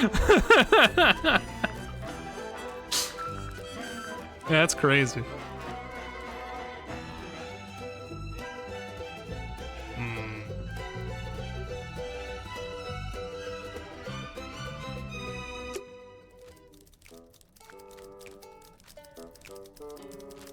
Okay, fine. It's Werman's typewriter. Yeah, well, look at his typewriter. It doesn't shine so bright at me.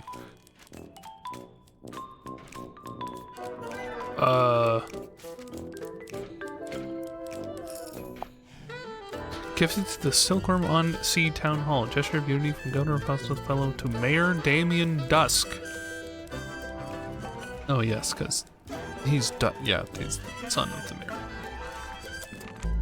something strange about this typewriter? Yeah, no shit. Did you notice the weird mechanism on the back? Oh, Lord. Rotate the 300 dice to the 3 outer rings into the correct arrangement.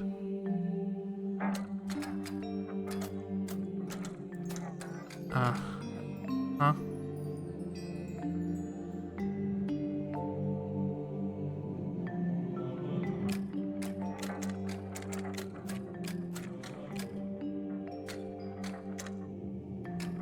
I was thinking last week why we do WAS.ESDF, which would be a much more logical choice if you did 10 finger typing.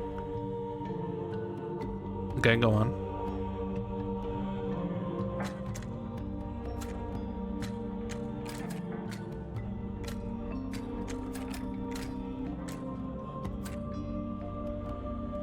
Then we can change the other ones. Also, I'm noticing it needs to be circle, diamond, T spot. So let's start on that.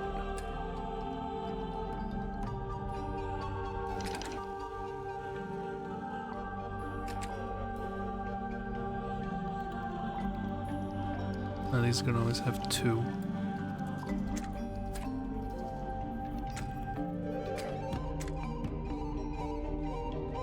Clear circle.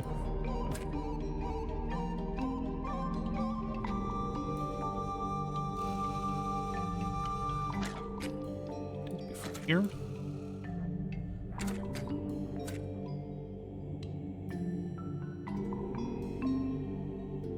Yeah. And this one.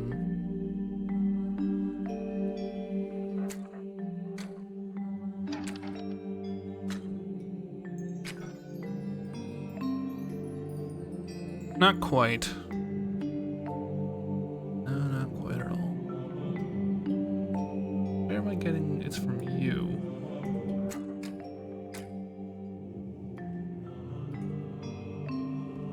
So you're not the circle. You're the T.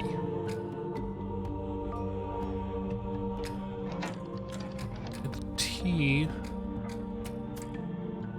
Oh, there we go. That's not it. No, not quite. There's 6 different things we can rotate. Yes. I didn't rotate it right. Need to go one over. There we go. Nice. The little hatch opened. You gotta blame that one Quake Pro. He's the one that popularized WASD over arrow keys. What's this? A letter? Oh, good.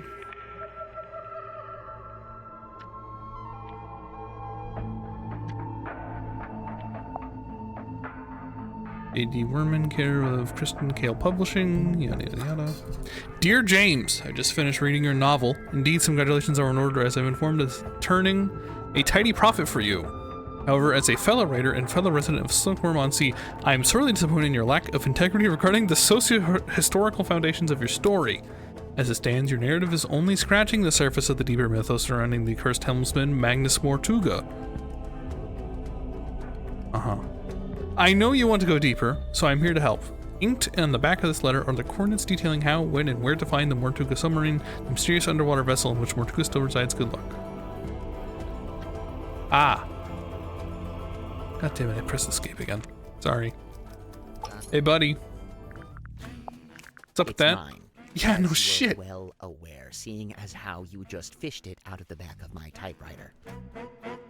That's right, I was watching. I don't disappear when you stop talking to me, you know. The envelope's addressed to you, but it says, Dear James at the top of the letter. Yeah. Congratulations, you've sussed out what the J in my name stands for. If that's the height of your investigative prowess, we're all in trouble.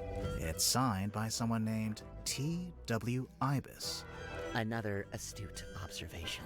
You know, of all the detectives I've met, you two really are the most recent. Grimoire, he's being mean to us. I noticed.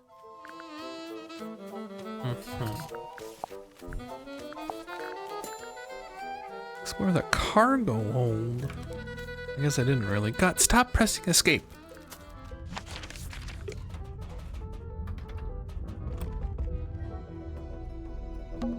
It's a pinboard.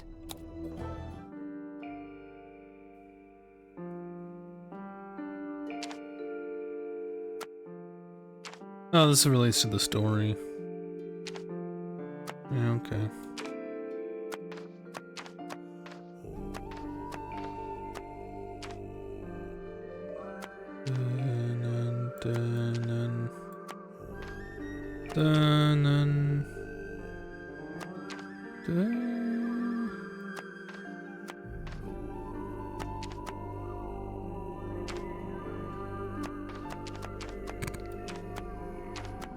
Go with that.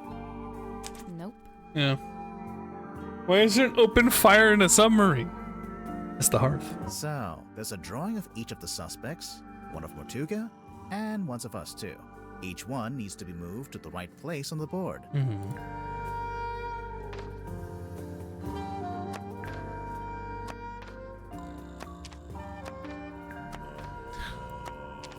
Really doing this?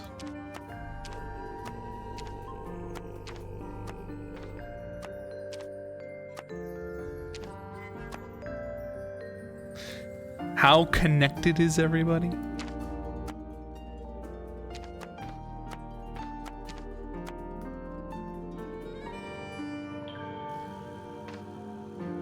We're not related here at all. I have no idea what the hell you're doing here. You're chasing this guy.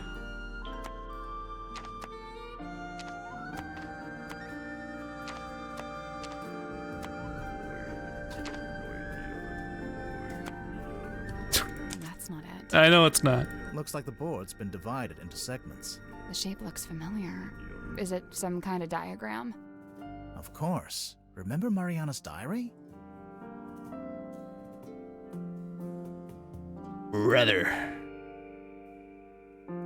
Stop hitting escape. Back later. Can I see your diary? It's a big traveler's backpack. It smells like soil and grass. When you're done smelling it, there's something in the pouch I think we should take a look at.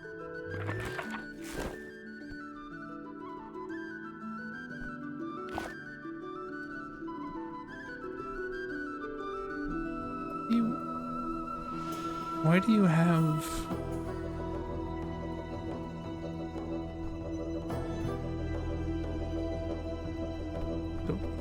Magnus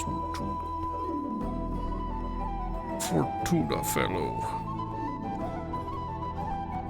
Oh dear, everyone's related.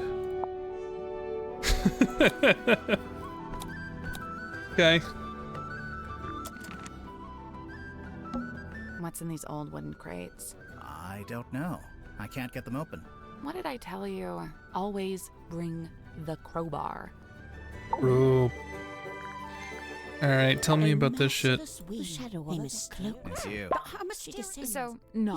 It is. What was he like? Nice guy. He tells After me a little what while, the light seems he tells doing so. neither of them Then looked true Captain enough. Mott. He asks Then that he it just is the last. Mr. Worman. Mr. Grip now.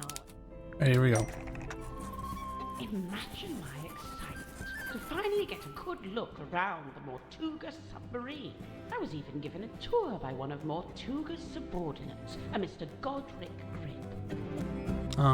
We began by visiting a bizarre laboratory known as the Dream Chamber. It Not ready for smelled this shit. of I'm about to dry screenshot earth all and of this. rusty glass, but was devoid of its Prepare true yourself. custodian.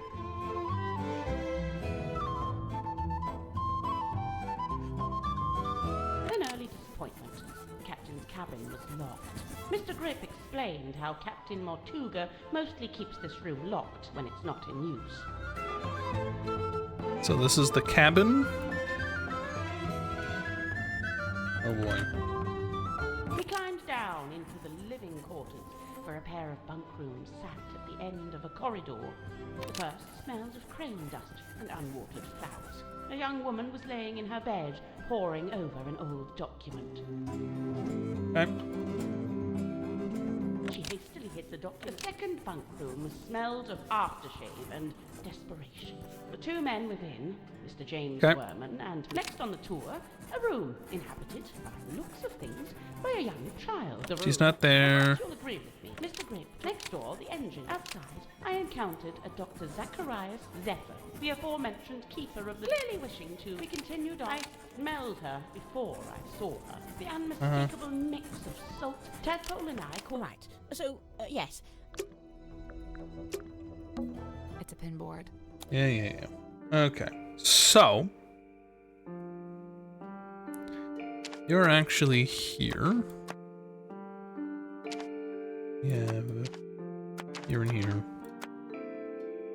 We have you here. You're here. It's the yellow strip. Yeah. So now, those allegedly the captain's quarters. Here.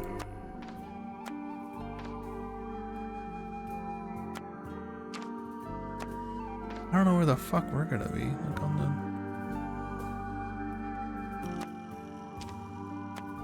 the... Nope.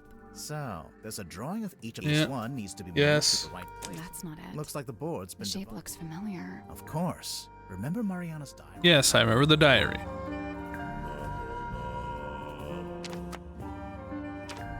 I mean, in theory, am I supposed to put them where they were at the time of the murder?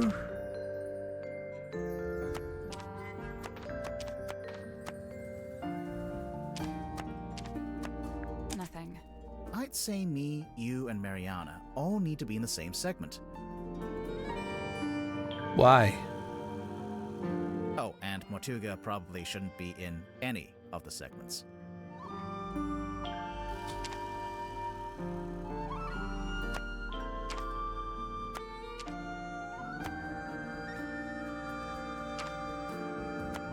Are we to just do this? Is this what you think of me? Nothing. I'd say me, you, and Mariana all need to be in the same segment. Oh, and Mortuga probably shouldn't be in any of the segments. So is this not based on where they're currently at?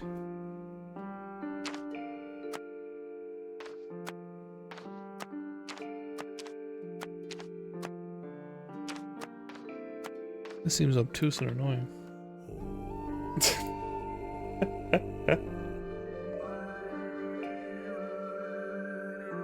Nothing. I'd say me. Oh, we need to be on the same segment. Yeah. Okay.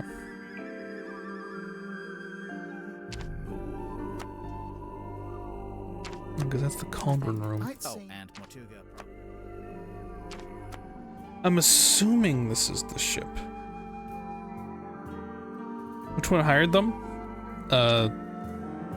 Miss Seabody over here. I understand that this looks like it's like a relations connection board, but like, why would we specifically mention the diary? Why would the diary specifically take place on the board?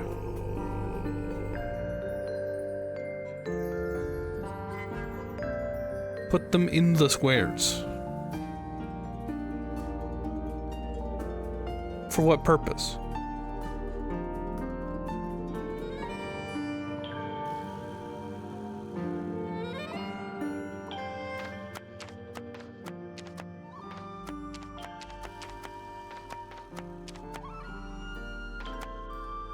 Nothing. I'd say me. Oh, and Mortuga probably shouldn't be in any of the segments. Nothing. I'd say me, you, and Mariana all need to be in the same segment. To solve the problem, use your 130 IQ to pick the correct words to describe to me your thought process. I believe you can overcome this. Oh, and Mortuga probably shouldn't be in any of the segments. If it is to be that the segments is the area instead of the line.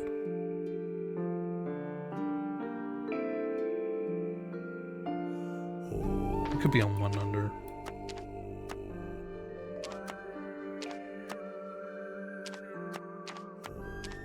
Everything need to be raised by 1. Nothing. No. I'd say me, you, and Mariana all need to be in the same segment. Oh, and Mortuga probably shouldn't be in... No, don't worry, he's in none of these segments. Again, I was under the impression this would be,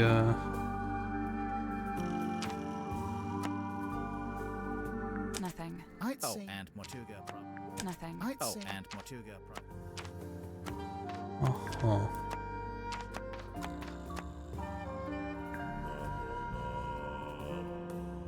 This just looks messed up, doesn't it? You, me, fucking Margaret, or burn in. Nothing. I'd say me, you, and Mariana all need to be in the same segment. Oh, and Mortuga probably shouldn't be in any of the segments.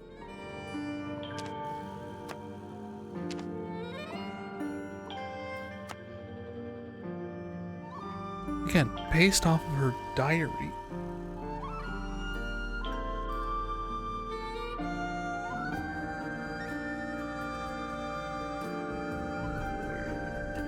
Because in theory, this is the bunk room. So now we're back to everything getting lowered by 1. Nothing. I'd say... and Mortuga probably...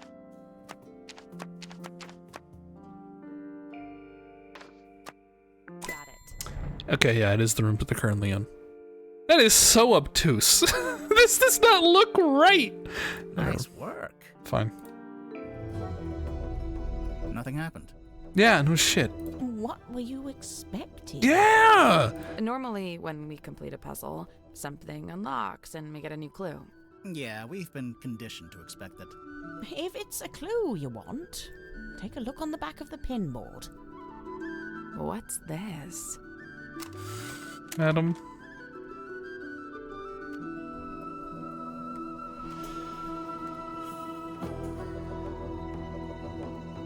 Uh-huh. Assuming that's her uncle. Why are you like this?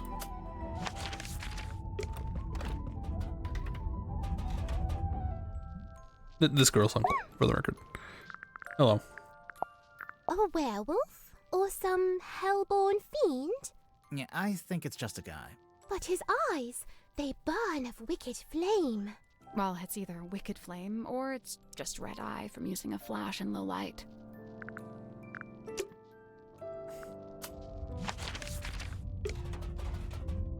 Yeah, see, it's their positions. What do you think? A photograph of a divine moon ritual. The man holds the orb aloft, and the being within is imbued with rays of mystic light, granting eternal moon wisdom. Eternal moon wisdom, huh? I have that. I skipped the ritual, though. I was just born with it. Impressive. Also, I can shoot moon lasers out of my eyes. Now you're just being ridiculous.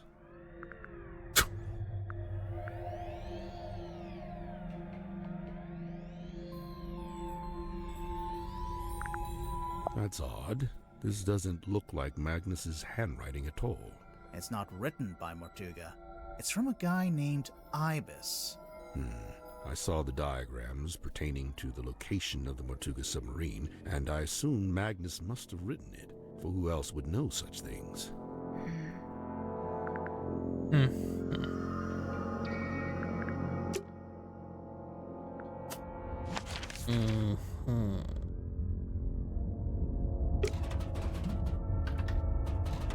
You know what?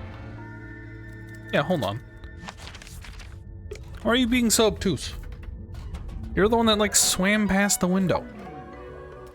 And everyone's thing, they're talking about you swimming past their window. You know, I think this painting is the answer. Fell asleep, oopsie. To what? Everything Magnus Mortuga, what he was doing, Good what morning. he was thinking, even maybe how and why he died. I swear, there's always a painting with a secret in it.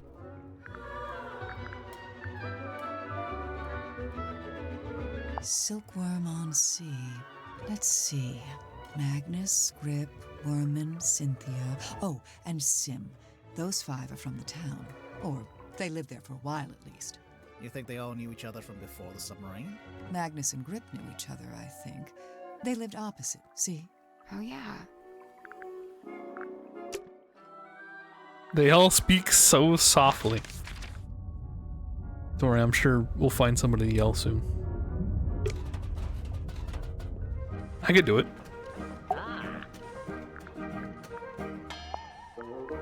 Remarkable. There we are. Cornelius, look. I told you all our hard work would put us on the map someday. How come your logo is a hot air balloon? I thought you sold stuff for boats. Officially, we deal in the nautical and aeronautical. But in truth, the blue motif was mostly just for fun. I'm not sure there were ever any aeronauts in Silkworm. Uh-huh. Do you know what this does? Doesn't appear to do anything, does it? Perhaps it's broken. Could you fix it? I only deal with the mechanical, the clockwork, and, at a push, the hydraulic.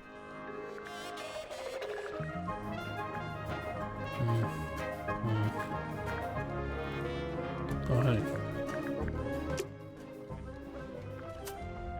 Don't judge, I was running around for hours playing dodgeball. No, I'm not judging. I am not judging.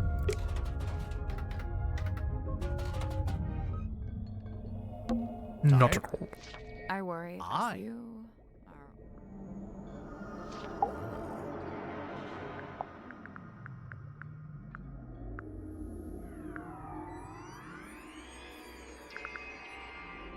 I believe this is a painting of Magnus's old boss and landlord. Is that who she is? Felicia, her name was. And you met her? I laid eyes on her briefly when I first visited Silkworm. What happened to her? I couldn't say. Mortuga never told you? No. Maybe he didn't know either.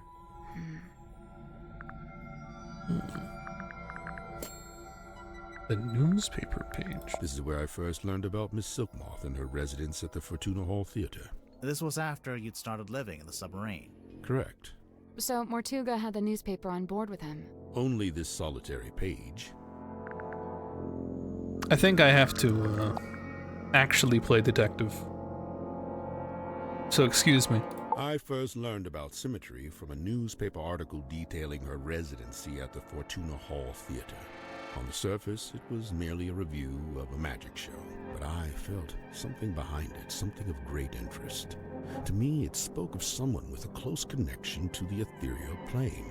Taking an excursion from the submarine, I attended the performance. Afterward, I requested an audience with Miss Silkmoth herself.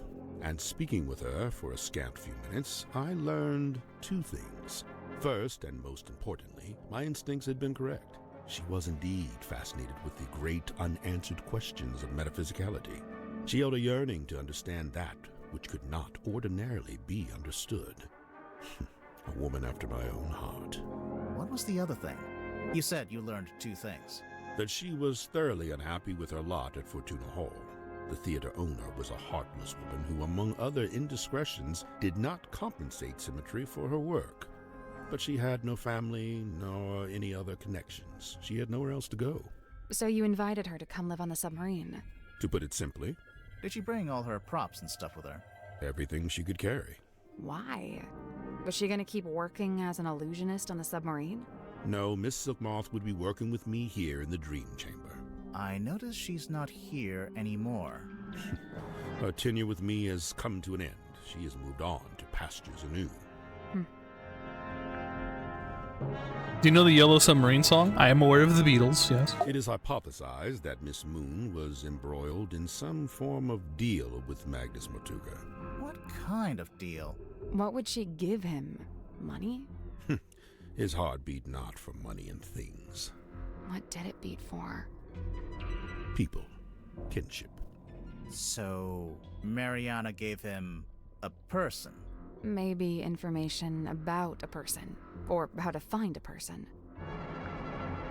It is no mark against Cynthia's character. She is a sharp young woman and capable engineer. But I was wholly surprised to learn that she had become captain. Did she never say she wanted to be captain? On the contrary, I was aware she'd held such aspirations, initially. But I was under the impression that her campaign had ended in failure. Meaning? That Miss Seafoam had made her ambitions known to Magnus, but he had shut them down. And yet... It rather seems that Cynthia is using the contract as a talisman. A talisman? Like, as protection? I did notice she taped it to the back of the chair in the control room, so it's like you can't go in there unless you acknowledge it. Correct. The contract is a shield behind which Cynthia hides. I have a curious observation about Mr. Werman. Unfortunately, I haven't had the time to perform an analysis, let alone propose a hypothesis. That's okay. Just tell us anyway. I observed that he did not seem at all saddened or sorrowed by the death of Magnus Mortuga. You can't know that. Some people don't always show emotion on the surface. Of course, quite true.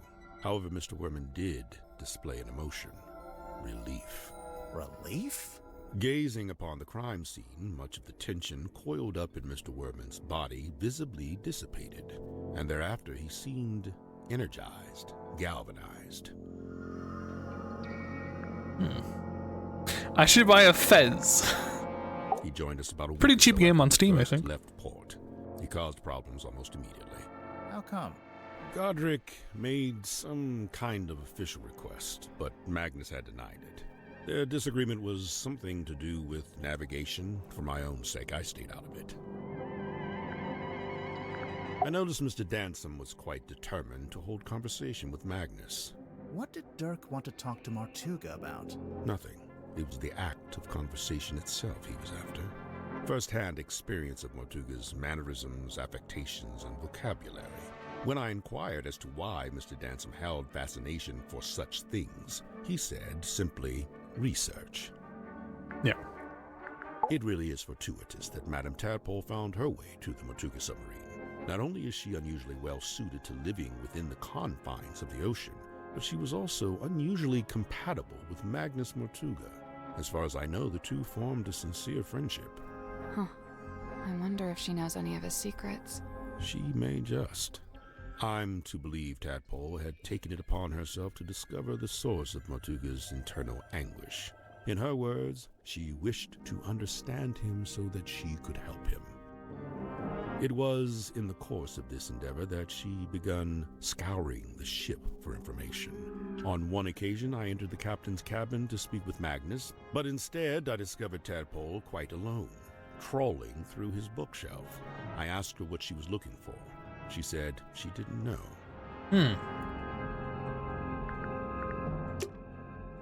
Yeah, I need to talk to all these people about all these people. It is good information. Who would have thought? When did you first meet Mortuga? When he let me into the submarine. Oh, it's just, you're both from Silkworm. I thought maybe you'd have run into him before that. My parents did. I know that much. Remind me. The harbor master and the shipyard mechanic. Ah, that tracks. So Mortuga lived an active life back then. He wasn't like a recluse? I don't think he's ever been outgoing, but from what I gather, he was very loyal to the few friends he did have. In fact, I'm pretty sure he was trying to reconnect with someone he once knew from the town. Who was it? Did he say? No, I never found out. Madame Tadpole's so cool. She's super strong and she can swim super fast. I bet. She knows all about the different kinds of fish. Wow. And she can hold her breath underwater for like ages. Of course. Also, she's traveled the world, she's had all these different jobs, met all these different people. I haven't done any of that stuff. Well, she's a bit older than you. Yeah, I guess. Dirk's okay, I guess. I've not got a lot in common with him. He grew up in a big sunny city. I grew up in a little gray fishing town where it literally never stops raining. I guess he's pretty wealthy now, too. From his movie. I don't know. I heard he didn't get paid that much at all. Really? Something about his contract, his agent. I'll get my violin out. I'm sure he's doing just fine. Oh, let's change the subject. I prefer to not speak ill of my crew behind their backs. I think Cynthia just remembered she's supposed to be the captain.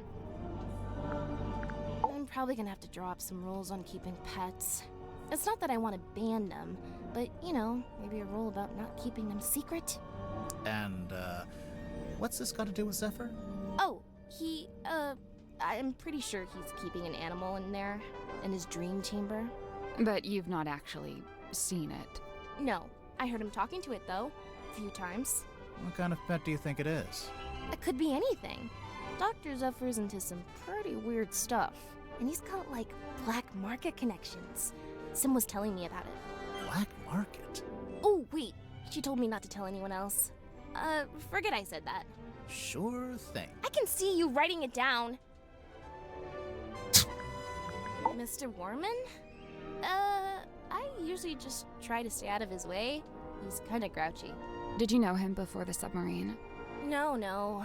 He did grow up in Silkworm, but he lived uptown in a big fancy house. And I, didn't.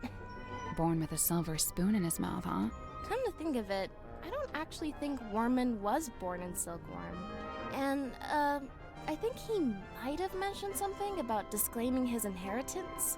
I guess he wanted to make his own money. Which, by all accounts, is exactly what he did after he left town and wrote that book. So why would he need to come back? He just really wanted to meet him, I guess. Meet who? Who else? Captain Mortuga. I found out Mr. Grip wanted to be the submarine's navigator at one stage, but Mortuga never allowed it. After I became captain, I half expected Grip to come and ask about taking on the role. I have a question.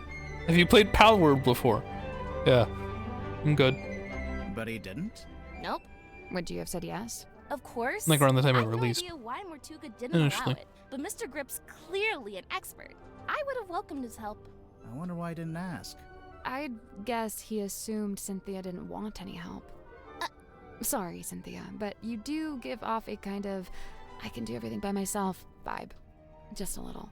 I don't think so. Feedback duly noted.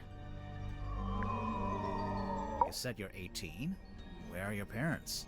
My stepfather's still in Silkworm. He's too stubborn to leave, even though the town's pretty much dead. Whereabouts? The shipyard beneath the lighthouse. That's where I live, too. Sounds like it might have been an interesting place to grow up. It used to be. Nowadays, it's basically just a big pile of rust. What about your mother? I'm sorry. It's okay. So, Cynthia, why did you want to become captain of a submarine? Not a submarine. This submarine. Like I said, it's just the way it's meant to be. Uh-huh. Mariana Moon? I've barely known her longer than you have. Do you know why she's on the submarine? I have to assume she was invited. So, what? Nobody's allowed on board without being invited? Naturally. Who invited you? Okay, maybe I'm an exception, but Captain Mortuga granted me access and he let me stay. So it amounts to the same thing. You know, now that you're captain, you could tell Mariana to leave if you don't like her. I never said I didn't like her. I think she's very interesting. Wow. Sim's my best friend. Well, that's nice. She's really cool and weird, and she knows all kinds of stuff about illusions and magic and curses and psychics and haunted dolls. What a ringing endorsement. Curses? Oh yeah, Sim's obsessed. She's convinced that she's cursed. Or even that she is a curse. That's why she wears that locket. I don't know. This sounds like kind of an unhealthy predisposition. Oh yeah, totally. I'm actually pretty worried about her. Especially since, you know. No? So it's looking like Sim was the last person to see Mortuga alive. They were both in that storeroom the evening he died. The Illusion Theater. I wonder if Sim would let us take a closer look at that locket of hers. Can't hurt to ask. Right. Hey. Sim, could we take a closer look at your locket? I suppose so. Please be careful. I'm gonna break it. You really think we should open it? Yeah. I don't know. Maybe. Yeah, open it. It's up to you.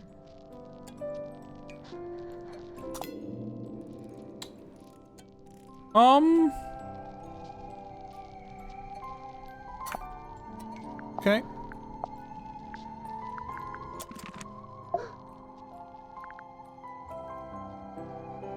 I got an achievement that says a witch of some infamy. I'm not sure who that was inside that.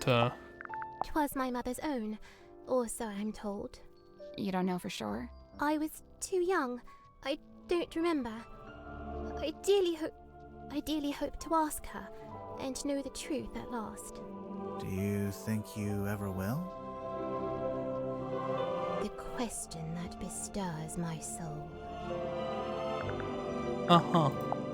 Likened to the orchard oak, sturdy, stout, and towering tall, but bears she a quietsome grace, like a windless night on sail-still sea.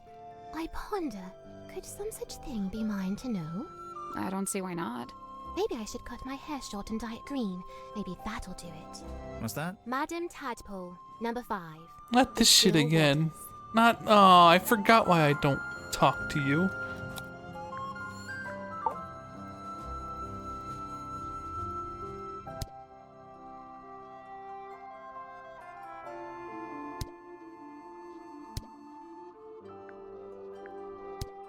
Madam Tadpole, number 5. The Still Waters. Still Waters. Hiding a dangerous secret. God. An actor or a mage in guise who sways men's souls with artful feigned truth. You, think Dirk might be swaying our souls? Fret not, as dwell he in this deep-sea womb, his strength's divorced from skyward source. Skyward True. source? The sun, I'm guessing. No. How do you know he likes the sun so much? Alone he's oft espied, atop our ship, and stood enrobed in warmer light. They speak so Shakespearean. Goes up on Yeah. Dirk a lot, huh? Just put this person in the fireplace. Dirk Dansom, number 8. The Shiny Penny. Capitalist greed? Despite all his whims and wayward ways, his heart beats hopeful, kind, and keen. His whims? Like how he talks to a wooden stick? When first we met, when first I came, he had not yet his cane beclaimed. No. So, where'd he get it from? The cane. Wrought it he by his own hand, composed of cast-off scrap and scrounge. Really? Did Grip live down in the engine room, even back then? Verily, he seeks it out, that engine's heart, for clank and clamour calm his core. He likes how noisy it is. What's wrong with him? Godric Grip, number 2, The Broken Compass.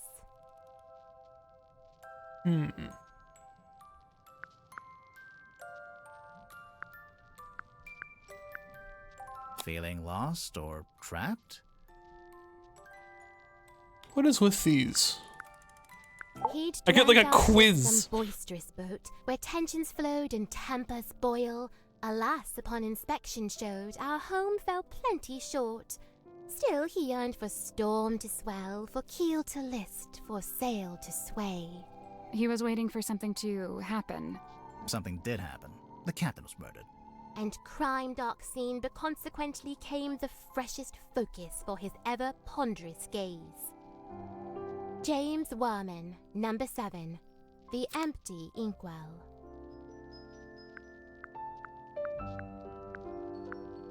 Amorality?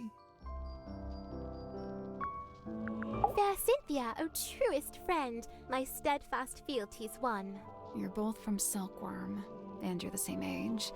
Do you know her from before? Though kindred bred neath sullen skies, now we met out with this sunken silver shell. You really never ran into each other in the town? She is bloomed from deepest silken soil, whilst I, mere wandering weed by a wild wind blown.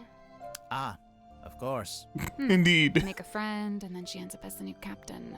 Must have been, you know, a nice, unexpected bonus. 'Twas no sudden thing. Full well she plotted thus her course of fate, to helm this vessel next by rightful claim, for she, in law and title, holds its name. Is that so? Cynthia Seafoam, number 6, the Leaden Crown. Poison chalice. Still estranged, this moon and I, but she and me befind ourselves in newfound kinship joined. What kind of kinship would that be? The kinship of wearing a big yellow locket around your neck. We may need to workshop the name. Mariana's moon necklace? That's a locket? Must be. I've seen her open it up and peer concernedly at its internals. Huh. Mariana Moon, number 9. The half-hidden moon. Number 9. Number 9 Lodge. Reclusiveness. You don't believe what just happened. I talked to this girl. I wonder if Grip would let us take a closer look at that cane of his. Can't hurt to ask.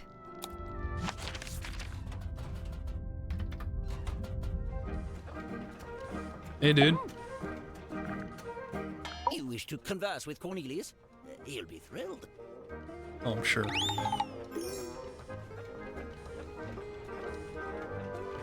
Remove what? The bandage around the middle. Why? I'm just curious. Oh. It is broken too. Oh. The shock. I'm just waiting for the ticker to say end of regulation, but they keep playing extra time. No, it's World Cup news. Don't fret.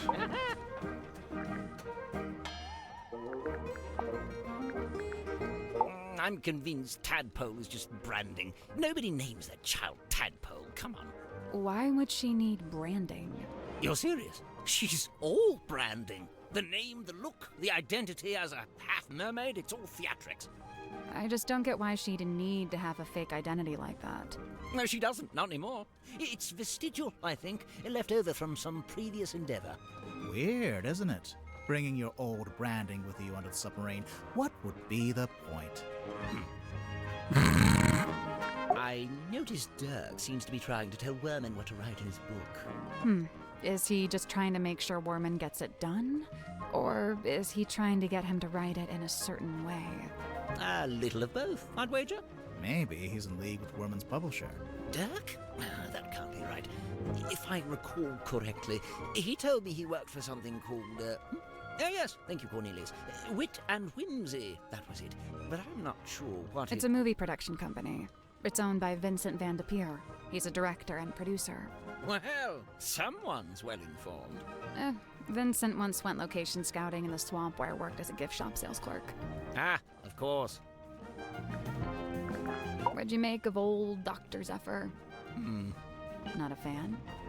There's been some speculation that his experiments may be dangerous or even harmful. Although it's hard to be sure, since he seems so reluctant to admit what they actually are. You don't even know? I would have thought, since you've both been here for a while. Well, yes, Zacharias was one of the only 2 souls aboard the submarine when I arrived, but he never made me feel especially welcome, and he certainly wasn't keen on me poking around his dream chamber. In fact, he always seemed somewhat wary of me, like my arrival was going to scupper his plans in some way. I guess Zephyr and Mortuga weren't expecting anyone else to show up. I never got the details out of either of them, so I can't confirm this, but I believe Werman was invited onto the submarine by Mortuga himself. Really? Why? It's very strange. I can't for the life of me imagine why Mortuga would bring a journalist on board. Werman's an author, not a journalist. Well, he used to be a journalist. He wrote for the local newspaper. And I will say he doesn't seem to have lost the instinct to always be on the lookout for a story. He lived and worked in the inn opposite my emporium. I'd see him when I offered my custom at the inn, and in return, he'd come by my shop. As a sailor, Mortuga shared in my interest of nautical navigation. He even hired me for a job once. Did he tell you he was planning to go live on a submarine? I don't think he told anybody. After his disappearance, all I had was several largely unsatisfactory rumors. They said he disappeared into the sea. whatever that was supposed to mean. The first time I laid eyes on his eponymous submarine was when it rescued me from my fallen balloon. I can't tell you how surprised I was to see Magnus Mortuga step out into the foredeck, although he wasn't quite the same man I'd known before. How do you mean? The light in his eyes was dull, like he wasn't really there. What had happened to him? Well, I'd never found out, but you know, perhaps the rumors were true after all. Perhaps he had disappeared into the sea. Before this thrilling little jaunt on the Mortuga submarine, I'd lived in Silkworm all my life. I worked for my father and eventually inherited his business, Gorman Grip's Nautical and Aeronautical Precision Measurement and Navigation Instruments. Snappy title. I eventually trimmed the name down to just Mr. Grip's Emporium. That was around the same time I hired young Cornelius here as a much-needed second pair of hands. My neighbors get audibly loud every now and then during the World Cup games. We'll be happy when that's over. Mine do fireworks every time someone scores. Oh, Jesus. He's a stick. He does not have hands. Yes, running that business was my whole life for many years. Slow, sometimes tedious work, but I was extremely good at it. I especially relished in the task of deciphering and restoring old maps. The more decrepit they were, the more I enjoyed it. And now you live in the engine room of a submarine. Must be a big change. Yes and no. Young Cynthia seems quite convinced that she should be the new captain in the wake of Mortuga's death. Sounds like you don't agree. Well, now, I didn't say that. It's just... You don't think she's up to the task? On the contrary, from what I've seen, Cynthia is a remarkably bright and capable young woman. So much so that I bemoan seeing her spend her best years hidden away down here in the dark. No, it doesn't have to be permanent. She could be captain for a little while and then go do something else. You know, there was something I noticed while giving Mariana a tour of the submarine. Soon after we entered the bilge, she whipped out her tobacco pipe with a strange kind of urgency.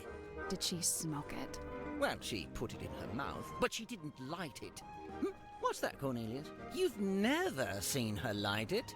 Well, now you mention it. Yeah, probably not a good idea to smoke inside a submarine anyway.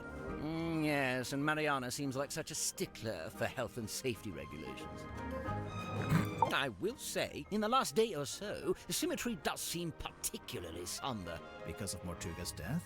Yes, the problem seems to be that she considers herself a kind of catalyst. Does she? Why? Well, I believe she'd been working on some new project, and shortly before Mortuga died, Symmetry shared this project with him. And then he dies. It's probably just bad timing. What kind of project was it? I really have no idea. What's that? Oh, yes. Cornelius tells me he saw Symmetry drawing something while in the mess hall. A poster, apparently? This poster. Cornelius tells me he spotted Miss Silkmoth drawing this while she was in the mess hall. What's it a drawing of, exactly? Let's have a look, shall we? That's Symmetry, I assume. And she's sitting on the cauldron, facing a window? Yeah, no kidding. Thanks. I wonder if Mariana would let us take a closer look at that pipe of hers. It'd be nice.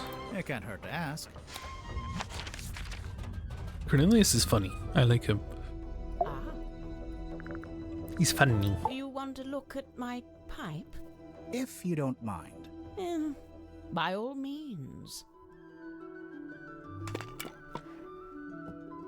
What? It's a recorder? Sally, despite what you may have read in popular detective fiction, this is no time to smoke a pipe. I'm not gonna smoke it. I want to listen to it. You... what? It's a little tape player. Come on, give it up. Just let me take it. I'm sorry, Tanya. I cannot. But why'd you even need... I've told you before. No, you haven't. All you've ever told me is that you... I'd like to request that you return to your room. I have something I must attend to. The face painting, this is not a pipe. True. Esther, do you feel intimidated by only Germans in chat? No. Hey, listen, why don't we just kill him? Now, that helps both of us. If he dies, we're both free, right? Come on, I know you don't have any better ideas. Oh. The stargazing girl stares into the ink-black void. Upon her trembling lips, a question born. A forbidden query of what may be and what may not be. The void, unyielding to the girl's plight, stares back. It speaks. Close your eyes, my love, and be still, for this is the end and the beginning.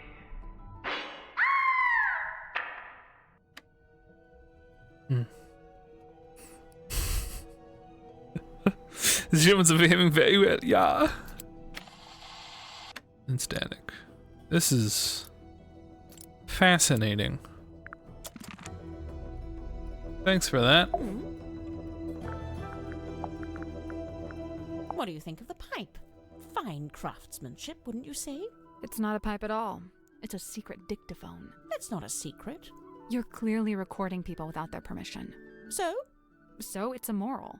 Well, if you're going to kick up a fuss, I'll just take it back, shall I? No, hang on. It might be useful. Aha! I knew it. Tut at me all you like, but you can't deny the value of hard evidence. Oh, cool recorder though, I want one now.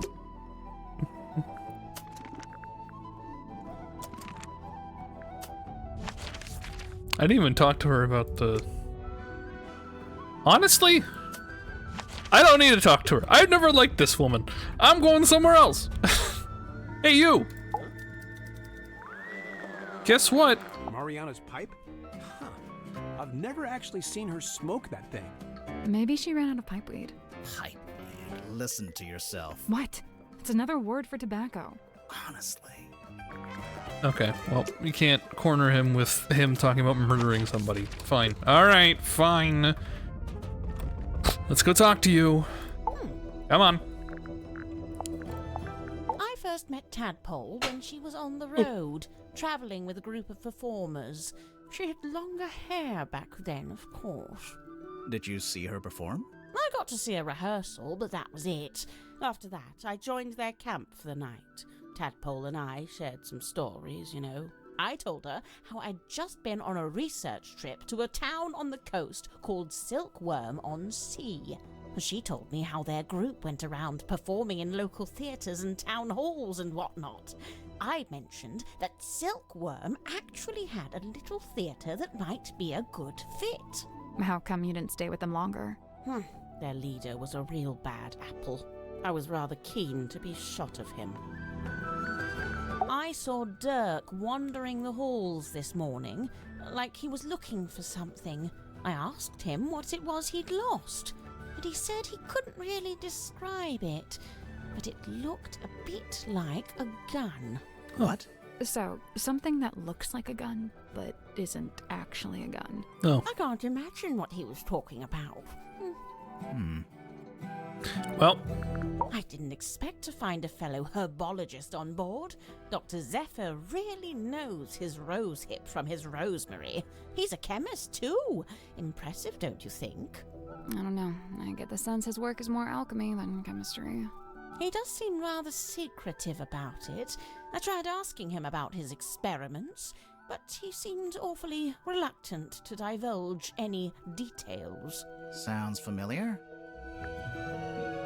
Worman, I know he once worked as a newspaper journalist. Oh, that's before he changed his name, of course. Have you read his book, Hex of the Helmsman? I, leafed through it. I must say he's got some good research skills. I'd love to know what his sources were. What do you mean? The book is very clearly a loose retelling of the real-life story of one Magnus Mortuga.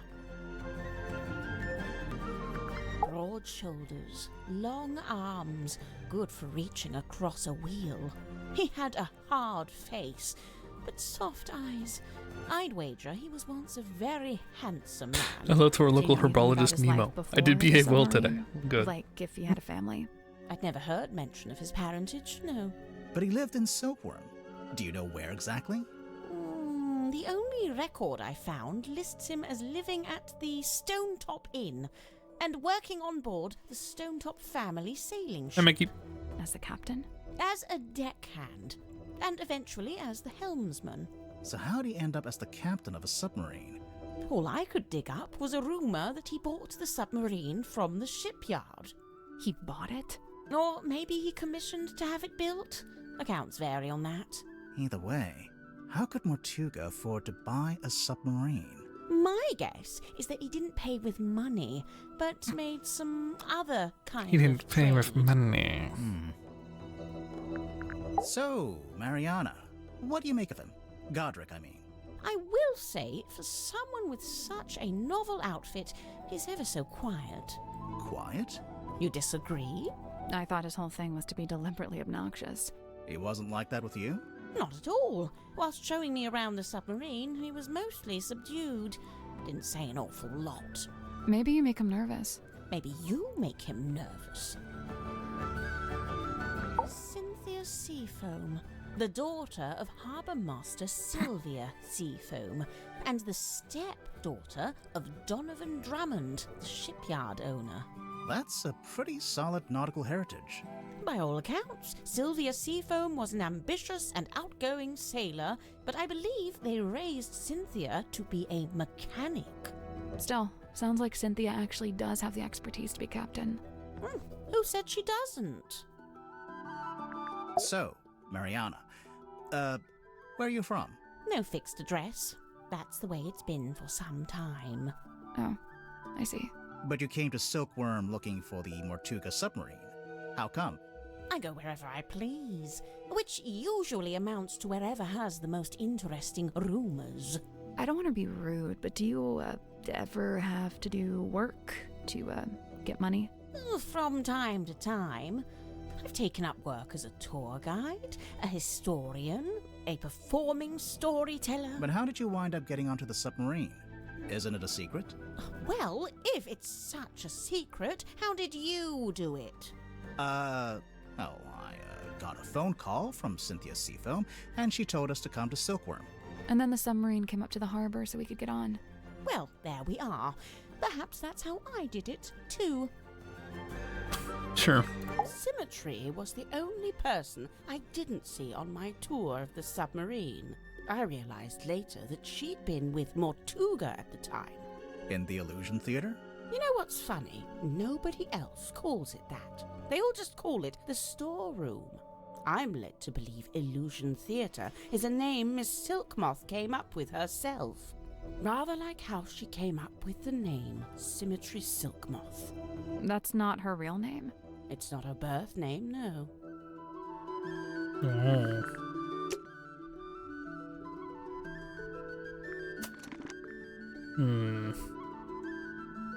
Doing good. Mikey just got from a map a bit ago, and yes, the animations VA are yummers. Yeah, this is great. I'll be right back. And what the fuck am I doing, to be honest?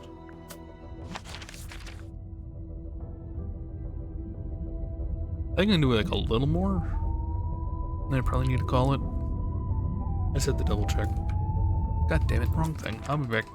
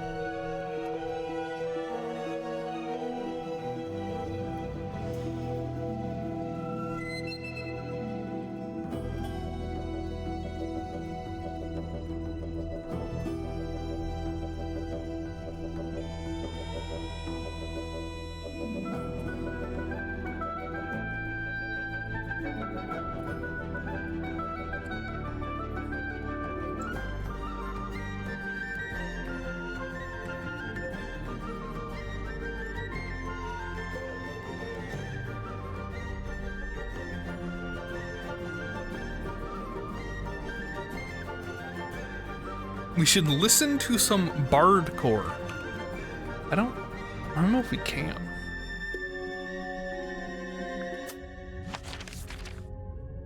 Listen to bardcore Yellow Submarine.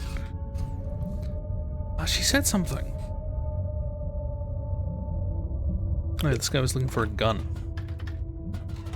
Hey, pal. What do you think of this? I also need to ask, BP lady about the hex bottle. Oh. You know what this is, Dirk? Laser gun?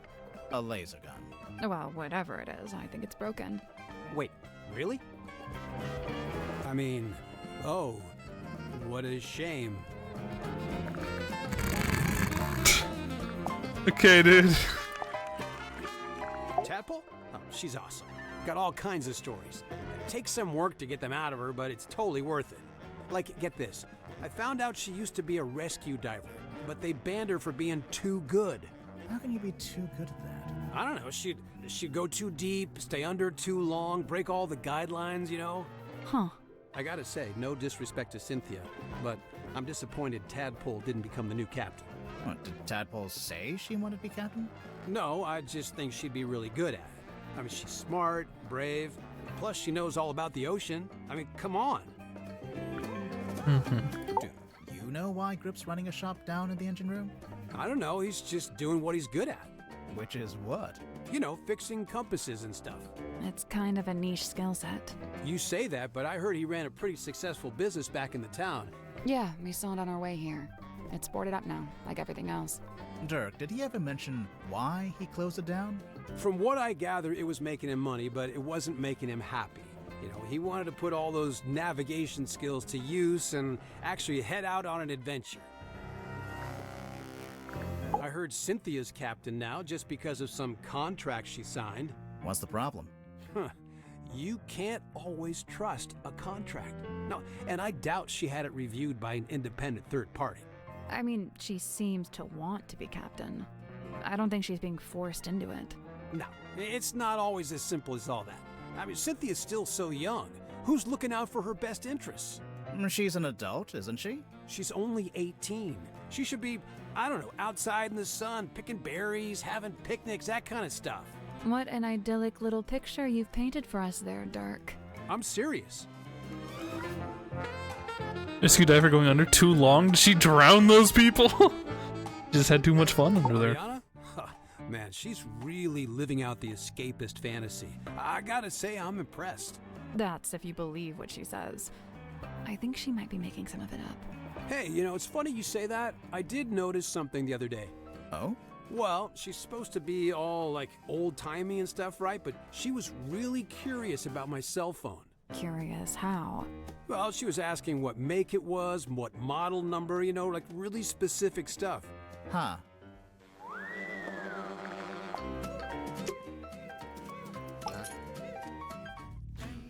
Right, Worman.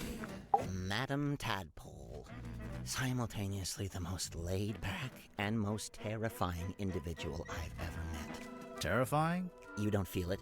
To me, she gives off this indisputable, I will destroy you if I see fit to do so kind of energy. Maybe if you get on her bad side. Oh, I wouldn't dare. She'd crush me like a twig. She does look pretty tough. Who would you say is stronger, Madam Tadpole or Dirk Danson? Dirk's in good shape, but a lot of it's just for show. He's just gotta look good for camera. Meanwhile, swimming works out every muscle group. Did you know that? I didn't. Every muscle group. I don't think Tadpole's about to fight anyone. She's so chilled out. For now. I worry about what'll happen when, if you two name a culprit. You think she might, retaliate? If she does, I'm not gonna be the one to stand in her way. You met Godric. What did you think? Personally, I like him. I found him a little irritating, the way he kept waving that cane around. He gave you the old welcome to Mr. Grip's Emporium treatment, eh? That's just what he's like at first. He'll settle down. Why does he do it? So, I have two theories on this. One, he's an introvert who falls back on his rehearsed persona when he gets nervous. Like when meeting someone for the first time. Right, exactly. What's your other theory? He assumes people will find the real him boring, not worth knowing. I don't think your two theories are mutually exclusive. They might both be right. So, what is the real Grip like, once you get to know him? I don't know. He's kind of like one of those savants, you know, kind of odd, but seriously gifted. In his case with cartography, I guess? Navigation. Cynthia. Quite honestly, I give her about a week. A week until what? Until she cracks, packs it in. The pressure's already getting to her. I know the signs, believe me. You think Cynthia's gonna quit being captain? It's only a It's matter like of time. Jeff Goldblum. And you know what? Good. She deserves her freedom. She's still young. No need to take on a burden like that. Nobody's even paying her, for goodness sake. I think he looks like Pocket post-Twink Death. But then who'll be the captain of the submarine? Nobody. Let it float loose like a piece of driftwood, that's what I say. It's not like we were going anywhere anyway, even when Mortuga was in charge. Maybe Cynthia does want to take the submarine somewhere. If she does, she's never mentioned it. Seemed to me that she wanted to be captain just to be captain, you know? Glad Mikey liked that. What? No. Why would she be?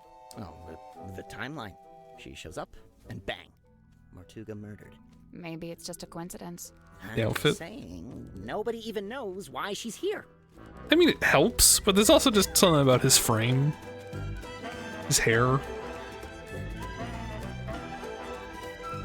I'm not sure. It all kind of comes together. You're here. I already told you, didn't I? Genuinely, I can't remember. God damn it, stop hitting escape. For 5 seconds. Okay, so presenting a gun to you does nothing? It's a fascinating take.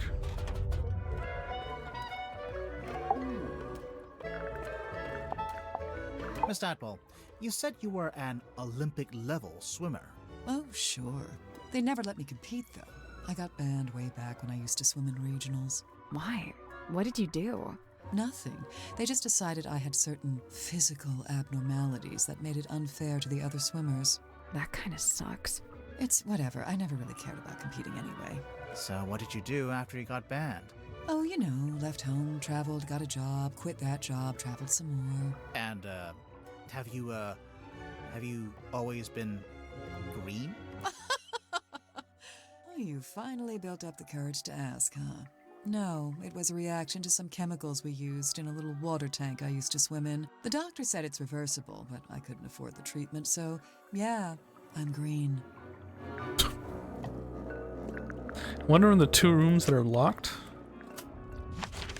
This is a chest. And this is like a upstairs ship part that we can't access because we're underwater. So basically, what we need, I'm seeing the pieces. We need to somehow trigger an event where we fix the compass to enable the commanding room to be able to go down for the treasure chest or up for the surface, and then we'll move from there. I don't know what's gonna trigger it, but hopefully something soon. And yes, Eagle. Sally, how do you feel? No. A chest. I think it's the lid that fits over the airlock. It's been taken off the hinge. So there's no lid? What if it floods? Are you planning on finishing the game today? Can't. I probably need to end in like 20 minutes at most. Then we drown. As long as we're aligned on that. Honestly, I didn't expect this to be so long. But it could be... Probably get a bath going. Feel free. I wouldn't be shocked if it's like... I come back next week and I start this up and like a few more things fall into place and it just cascades into ending within like 10 minutes. But... A little crush on me, pretty sure. Cute. He's a good egg, but he's not my type. I don't go in for the Boy Scout look. Now, if he grew a beard, then I'd be open for negotiation. Sure, I could see that. Sorry, could we maybe talk about something more relevant? He does have a beard, doesn't he? Probably have another game lined up. Yeah, Cool. Zephyr and I had a little falling out. Over what? Something to do with his experiments? In theory, I really don't care what he does in his lab. I just didn't like that he dragged Sim into it. What do you mean? When I first got here, Sim was working for Zephyr in the Dream Chamber. What were they working on? Researching dreams, I guess? Well, sure, that was part of it. They even had Mortuga as a test subject at one point. They were researching Mortuga's dreams? Look, it's not the dreams that were the problem. It's the communicating with spirits from the other world stuff. Oh, like talking with the afterlife. Zephyr's a grown man. If he wants to research that stuff, he's free to do so. But Sim's still young. I didn't want her getting misled, so I put a stop to it. How? I made Zephyr tell Sim he didn't need her anymore. Ouch. It's for the best. He always 98% wings it. What if I told you I did have something lined up? Now, when Werman got here, that's when things got interesting. Why? Because he's a famous author? Oh, no, I don't care about that. I don't read pulp literature. Oh, right. Then what's so interesting? Okay, so, Werman's from Silkworm, just like Mortuga. And after he arrived on the submarine, Mortuga spent a lot of time talking with him. Wait, you think they knew each other from before? From when they both lived in the town? 2%. What a rare day. God damn it. No, but I do think they share a connection. Like maybe they have a mutual friend or something? It wouldn't matter because you never say what it is until next stream. Correct. Prove it though. We gotta make sure. No. Something like that. Then it seems like Mortuga would have wanted Werman on the submarine if he had something to gain from it, even if it was just information. He's bluffing. What information, though? What was Mortuga trying to find out? Mikey, do I have something lined up? Let's ask Mikey.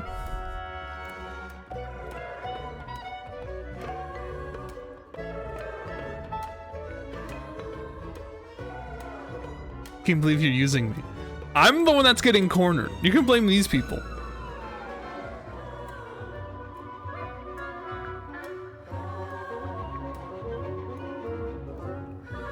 What do you want me to do? Don't like Mikey.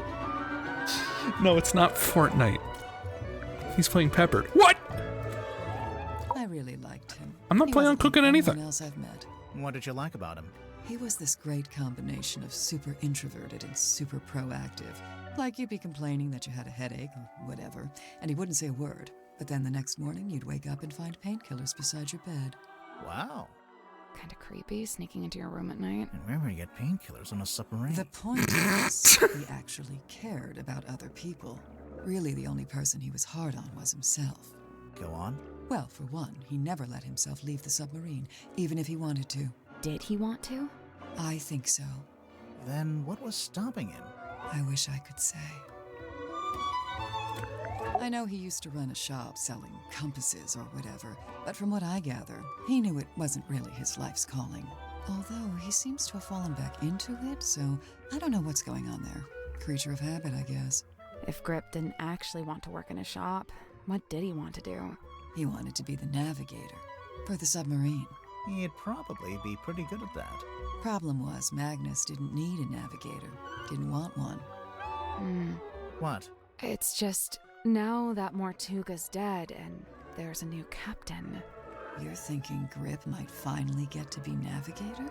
Under Cynthia? Maybe. I don't know. I don't think Grip wants to be Cynthia's navigator. I think he wanted to be Mortuga's navigator. Little Cynthia.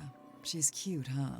I don't know if that's an appropriate way to talk about your captain. You're so right. You think her being captain is kind of a joke? It's not a joke to her. She cares a lot about the submarine. I just don't think it's doing her any good to care that much. It's just a hunk of metal after all. And wood. Some of it is made out of wood, I noticed. Did Mortuga want Cynthia to succeed him as captain? Did he ever mention it? No, I'd say he probably felt the same way I do about it. Which is? That she's too young and too bright to be living down here in the dark. I couldn't believe it when she showed up. I swear this submarine is like some kind of giant sink strainer. You know Mariana Moon from before? Yeah, we've crossed paths. We very briefly both worked for the same guy. What guy? Doing what? Performance art. Mariana's act was storytelling. What about? The show I saw was about the history of Silkworm on Sea, with a focus on all the rumors and urban myths. This was before I'd even been there myself. She even mentioned the rumor of the Mortuga submarine, how she'd been in Silkworm looking for it. What was the rumor? Just that there was supposed to be this haunted submarine with a captain who got cursed to live underwater forever. Sounds made up. I know, right? Sim's quite delicate. She's got some real self-worth issues. She's kinda eerie. Mm-hmm. And she's got this 1,000-yard stare, like a rabbit in the headlights. She's got a unique way of speaking, too. Yeah, I'm still not sure how much of it is sincere and how much is residual from her time performing on stage. I have heard her talking more normally, though, when she's with Cynthia. What about Sim's parents? Orphan. As far as I know, she was homeless for a while, until the system picked her up and she got moved into the theater. The blue-eyed stare. We all live in a haunted submarine. So, she's never had any kind of normal life. Nope. That 1,000-yard stare is starting to make a little more sense now, huh? The blue-eyed stare. Alright.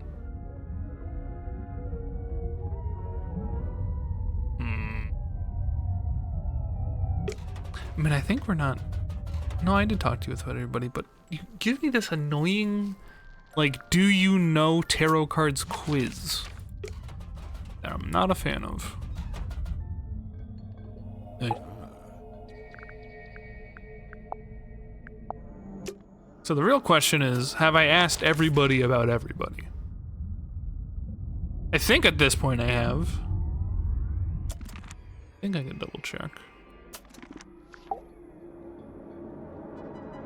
9. Yep. Stop that. 9. God damn it. How do I back out of just that? 9. There we go. 9. Yeah. 9. 9. 9. 9. Okay. Oh, 9! So now...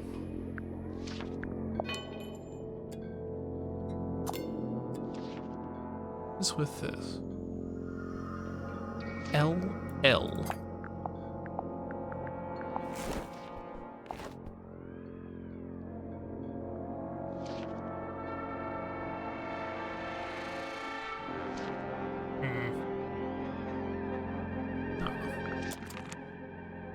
Hey. Think about this. Now this is a talisman, surely. On the surface, it appears so.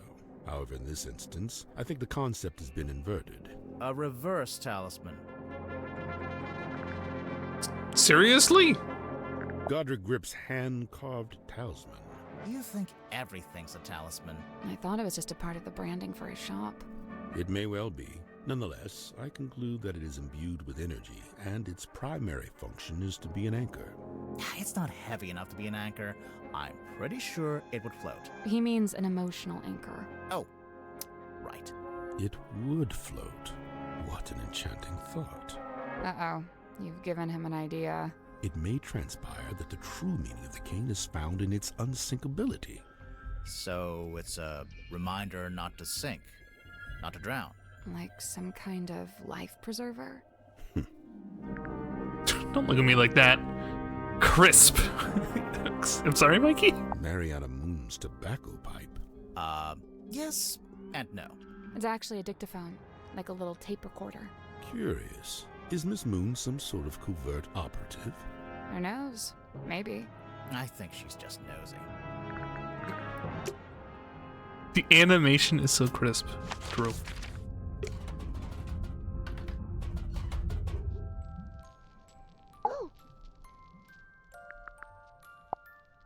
That little dapper hat he wears, I sewed myself from cotton cloth, and now he truly looks the part, mirrored to his master's garb. The cane didn't always have a hat? Nay, was not but wood be carved, a simple stick with face adorned. And you thought he should have a hat just because Grip wears one? No, I saw a picture of it. At least I think I did. A tobacco pipe? Yeah, sure. No, it's not. Oh, I know this game. One always tells the truth and the other always lies. No, that's not what's happening. Yes, it is. The talisman picture. What do you mean, Mikey?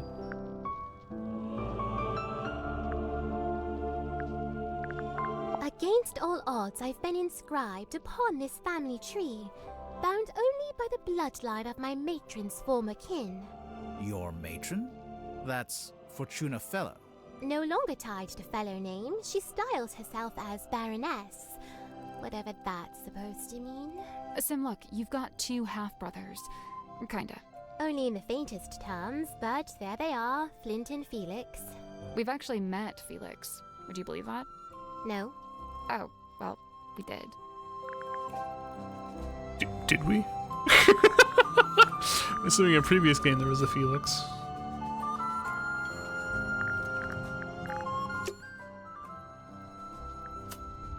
She said that she saw a hat in a picture. That's the only picture I've seen. Previous game, I guess. Yeah, I think so. As for the picture, Mikey, this is from her.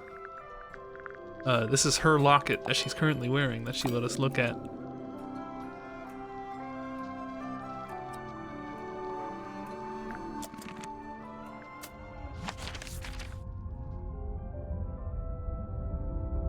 You know what I didn't do?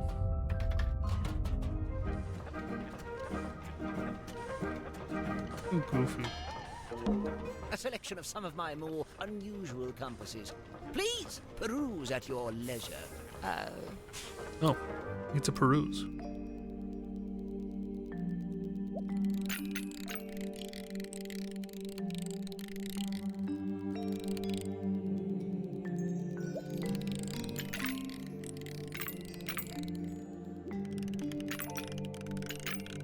Okay.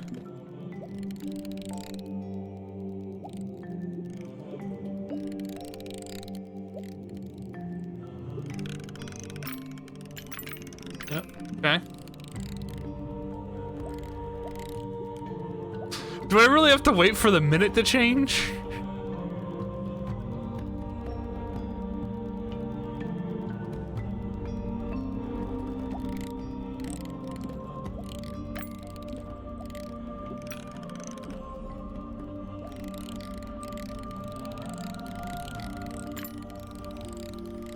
Maybe this one.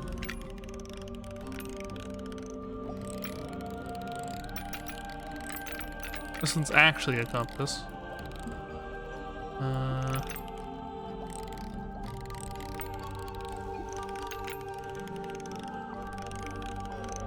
That one points to this one.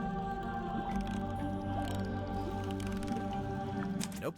So there's 4 slots, Yep. and each one needs a compass to go in it. Yep. The labels are all describing a particular compass, I guess. Yep.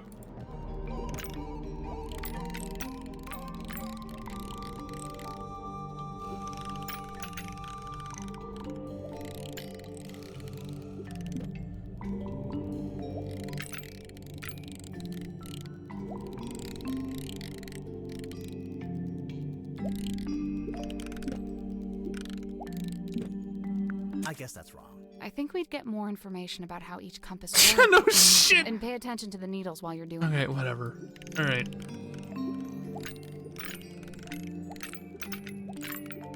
Yeah, this one's definitely pointing away. This one's definitely pointing towards.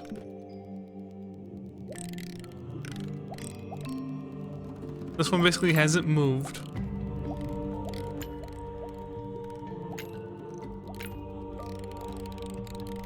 This one I think is like a real compass. I still think this one's a clock. The one always points to the green one. It's in love. Oh, that was it. Oh yeah, hey. Oh, whoopsie. Nice work. Thanks. It was the last one we didn't use. That's something unlock? Nope. Yeah, it did. I heard it. Sounded like a box opening. Pure conjecture. It's open. What is that? Some kind of scroll? That is not for sale. Please don't touch it. Too late. Sorry. Old scroll hidden in the engine room. Amp. Best room ranges have to cost waves. 2 miles. Let's get the Baba Booey. Huh. Yeah, that's why he wanted to be the navigator. The dude found the head or whatever. Because that's still happening. Grip, can we take a look in the basket? Yes. Will you be getting out of the basket? No.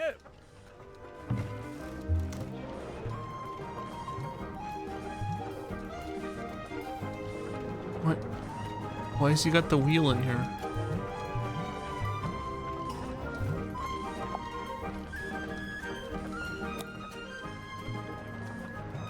Why he got the wheel in here?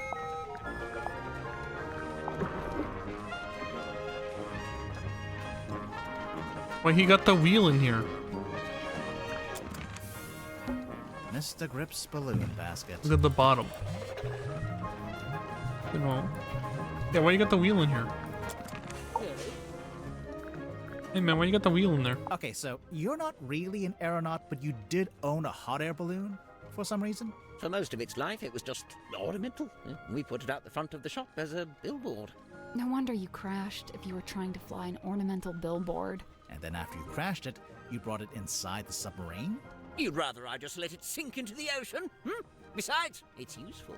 Anytime I want to reread our company mantra, it's printed right there. And anytime you wanted to check your opening times, they're right there. Quite right. Oh look, there you are, with the cane, as ever. Of course, Mr. Grip always has Cornelius Kane by his side. But why? What's the point? I don't know what to tell you. It's just my shtick. Oh my god. Alright. Cane looks different. That cane does look different. It's the image that this person referenced to make the hat. Why did he break the wheel? Ah, there lies the picture of the cane, perched upon by Little Hat. I used to be perched upon by a little hat. 'Tis quaint indeed. But wait, is it of a one with that in current Godric's grasp? No, it's not. No, it's not. It's not.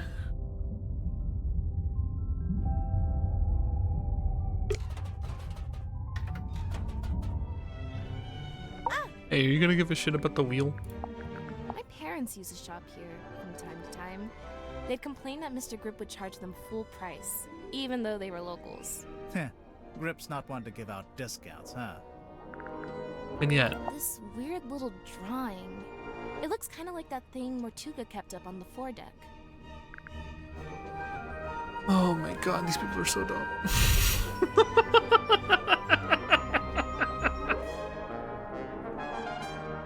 Yeah.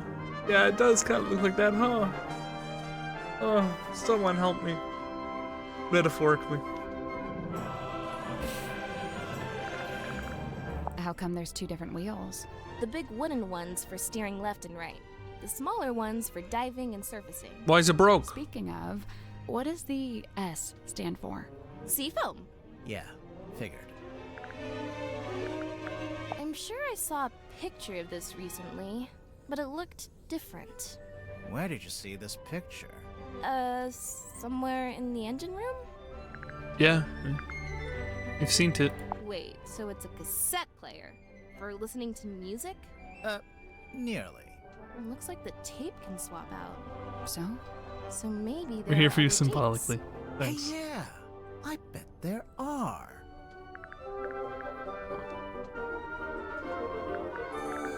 Tell you what. You with the pipe. One last thing. Play Do you this. recognize any of the little wooden people? I believe this is supposed to be Silkworm's governor, a man named Faustus Fellow.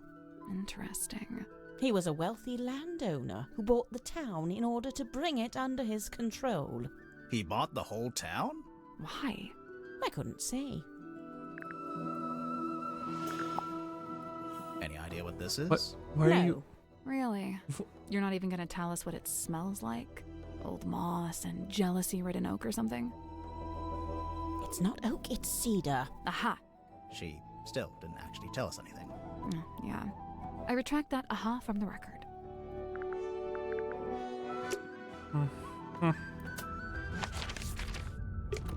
Did he use the steering wheel to replace the cane?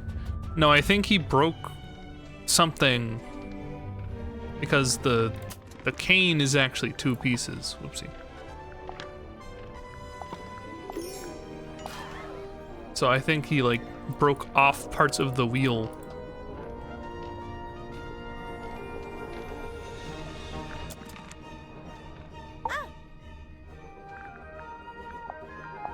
Alright, look. I don't like it. You don't want to know what's inside? I do, and I don't. What if it's bad? Bad like how? Like, what if it's something we didn't want to see? I think I'd still rather know. Alright, hold on. You're gonna know about this. You're his girlfriend. Come on. Do you know what's inside? No. It must have been something, though. There's no way all this kicked off over an empty box. What do you mean? As far as I know, that box is a very recent addition to the submarine. I think it may have been the catalyst that led to Mortuga's murder. Now I really want to know what's inside.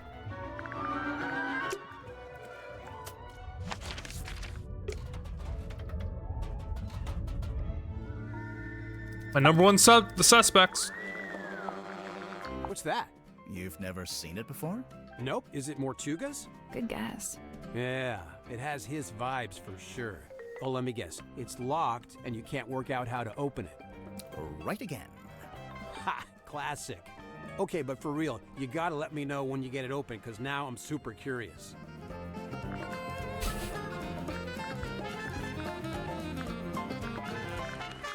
Oh yeah, hold on.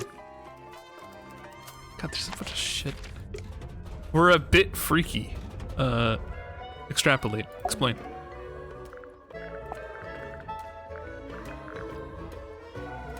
Last thing. Tadpole, is this a photo of you? Why'd you say that? It's an underwater photo, and it kind of looks like a woman's face. I just thought... All mysterious underwater women look alike, is that it? No, I'm kidding. For the record, I don't think it looks like you. Right, it doesn't. In fact, it doesn't look like anyone. It's her saying, now I really want to open when murder is involved. Hey, what do you think of her? What? I feel like I know what this is. The thing in the painting. You've seen it? Not seen it. More like felt it. I'm pretty sure it's out there. Maybe even right now. Should we be worried about this? That's up to you.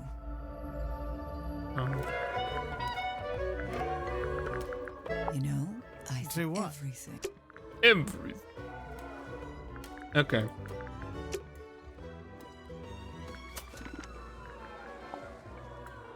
Jesus Christ, man. Suspicious suggestion, on. Clue suggestion, on. Map suggestion, on. Stream, off. Hey, thanks. Yeah, I guess I'll continue this next week. If you believe the top right, we're just short of 50% done. We have a hitchhiker? Hey, I was watching that. Well, I have to go. Hey. I cannot keep going. I literally can't. You guys have a good evening, you have a good night, you have a good week. I need to go. Thank you. Fun.